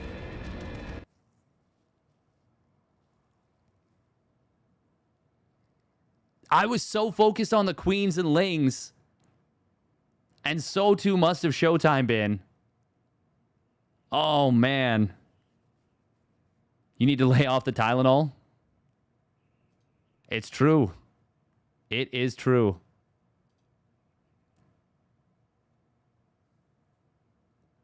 Shin realized it or just afterwards? Damn. That is wild. What a way to end it. The Spines were targeted on the Nexus, and it put ShoWTimE on a crazy timer. Probably didn't matter, but the Spines do bonus damage versus the Nexus, but not versus Adepts and Zealots. So good choice focusing it. Yeah. Shin heard your concerns regarding ads and gave us like 12 extra minutes, 13 extra minutes. Oh my god. Steady bamboozled even with full vision? Absolutely. Well, there's so many things to look at. You're looking at shield battery energy. You're looking at positioning on the units. You're looking at what's warped in. You're looking at where the Queens are. And I mean, I've never seen that be the conclusion to a proxy hatch. And I've seen a decent number of proxy hatch spine crawler rushes. This is not good for the agenda. No, it is not. Protoss got blasted in the important matches. Zerg's doing very well today. It is worth noting, of course, ShoWTimE won their first meeting. But what does that matter if when it's most important, Shin's nasty builds crush them? That's the thing. It doesn't really matter, does it? Oh, man.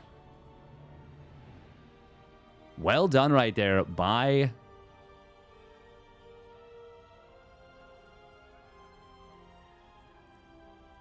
Two drones ready for spines. Yeah, he like snuck them out very well. I looked at the minimap. They must have taken a funky angle. Very, very cool, though. What if ShoWTimE would have scouted the proxy like 15 seconds earlier? Every second you scouted earlier is so much better. But it's still the worst situation when you go gate Nexus like that. Like, I don't even think 15 seconds earlier would have been enough, necessarily. If he could have chronoed out a Zealot. So, okay, when it's that close, you are not supposed to be able to... You're not supposed to be able to get away with it, basically.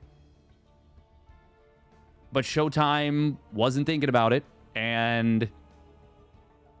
already losing 2 games in the fashion that he did, it's easy to let it slip your mind. Realistically, like, you have to do everything borderline perfectly there.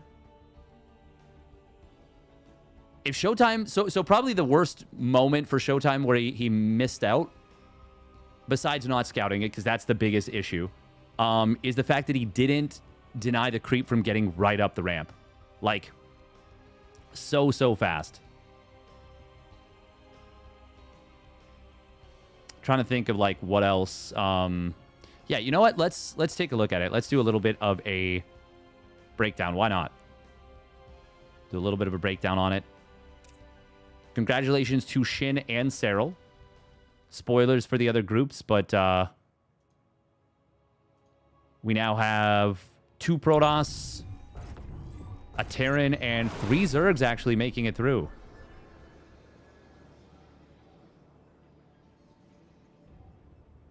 Now, I'm not feeling too bad about Clem's chances in the next group. And I feel like there's a very good chance that we get another Protoss as well. So it does look like the top 8 here is probably going to be Clem. It's probably going to be 2 Terran, 3 Protoss, 3 Zerg.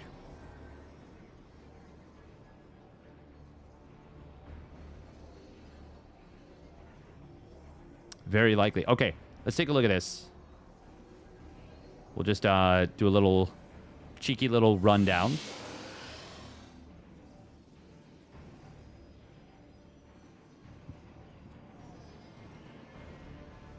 Little breakdown. Breakdown. Okay, so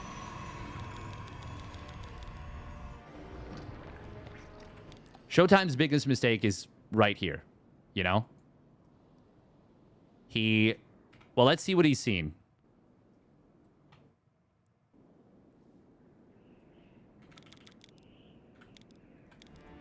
He gets the block. He doesn't see the drone change direction. Good job from SHIN there. But the drone was already going on a bit of a weird angle. That's already a little bit sus that it angled like this. Already a little bit sus.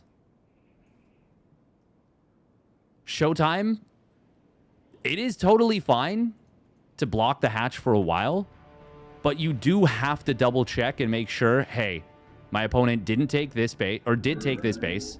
If you don't see it, you double back, you check the natural, and if you don't see that that's been taken, you go down and you check around your base. Now, I'm actually okay even with him going into the main. But at this point, when you see the drone count, you see the... I mean, this is going to be a standard gas timing, a standard pool timing. But you do have to check and make sure that there is a base coming up somewhere.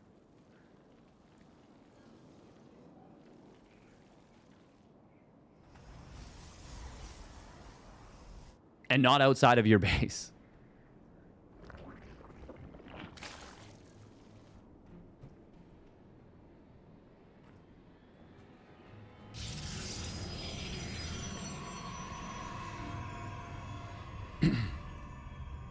I mean, at this point,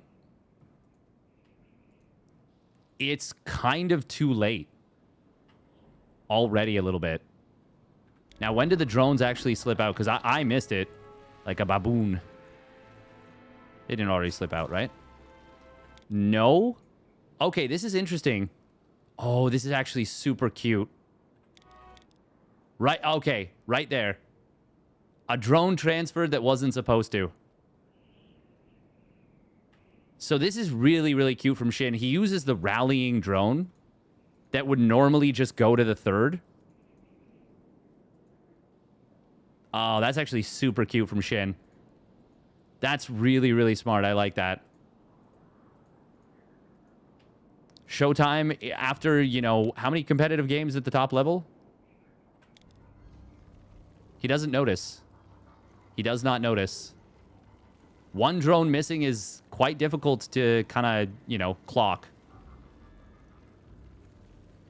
I didn't notice and I have full vision, you know?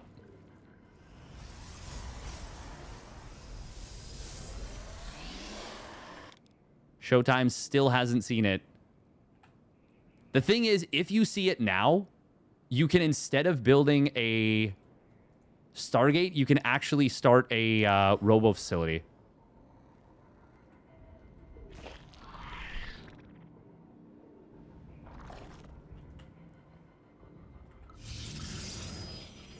Actually, yeah, asking what should ShoWTimE do here? Not build this Stargate, build a robo facility instead. It gains... It's so good against this. So good against this. Yeah. You build Immortal. You build Prism. And it's one base versus one base. You can keep the probe alive on the other side. It's finally checked that there's no hatch over here. But... The firstborn shall persevere. Yeah, this is so awkward. Yeah, the Stargate actually is not the best way to deal with this.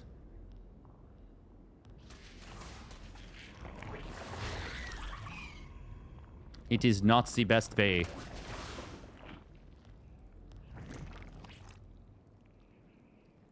Honestly, that's probably the main analysis to be made. I don't hate that I actually really like that he rebuilds this. The problem is he does kind of refuse to contest. He could have actually chronoed out this Adept, and it likely would have gotten onto the field. 20 out of 30. Now, SHIN could have targeted the pylon. But even if he does, I think the Adept still gets out, maybe? It's close. And you could argue you want the Chrono for other purposes, or maybe energy for energy recharge.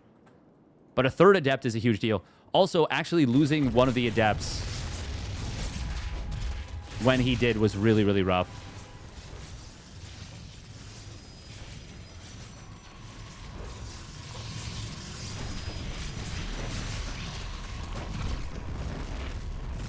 Yeah, you need to deny creep tumors as much as you can.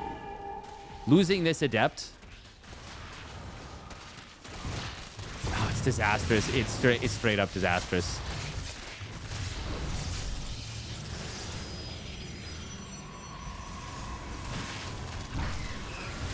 Yeah.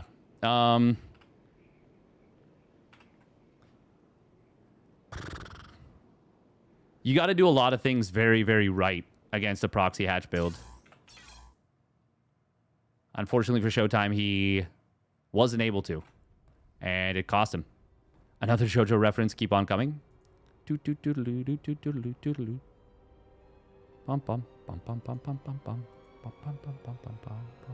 How far along was the hatch at 126? Well, it's basically a standard hatch timing. So... No, it's not a standard hatch timing, is it?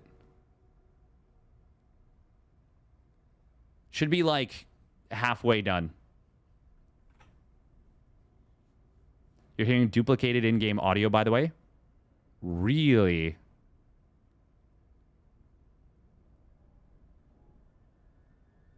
Okay. Okay, that does make sense. I can fix that. Okay, so tell me you're hearing it now. What about...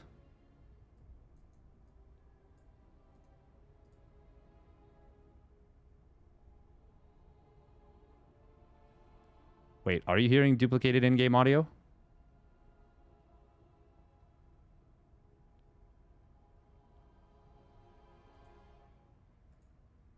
What about now?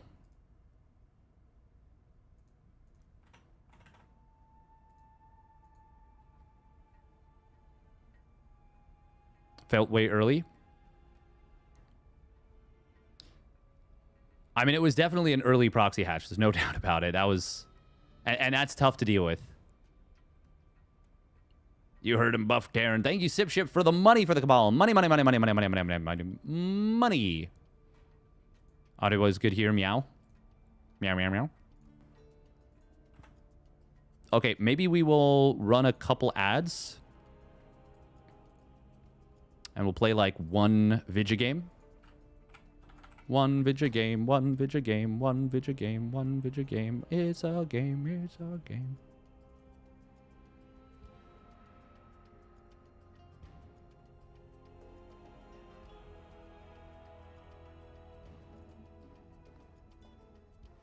Just listening to Roddy yap now.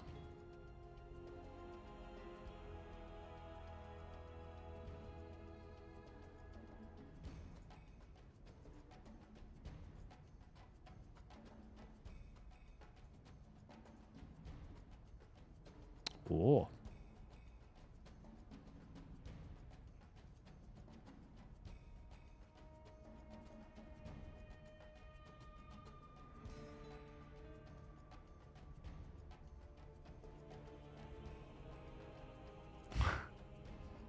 It's true.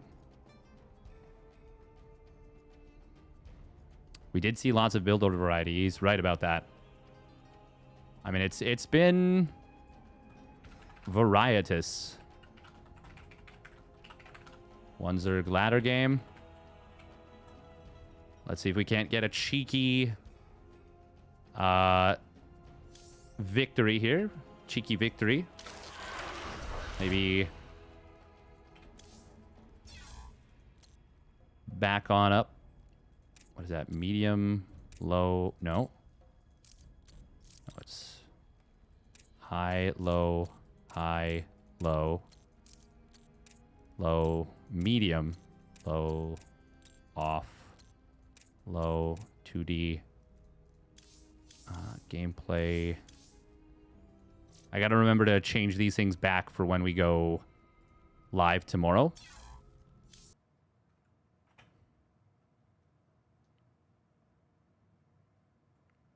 Like in a new digs? Thank you. It's fun. All right, that's going to do it for me on YouTube. Thank you very much for tuning in to YouTube. Bye, YouTube. Bye-bye. We'll be back tomorrow. We will likely be doing 2 streams tomorrow. One for the... Well, we'll see. We'll see. We are for sure going to cover the Uthermal 2v2 circuit or Maestros the Game 2 Group D. Probably both. Probably both. The goal is going to be both. But that is obviously going to be a lot. But that's okay. We're aiming for it. So, bye-bye, YouTube.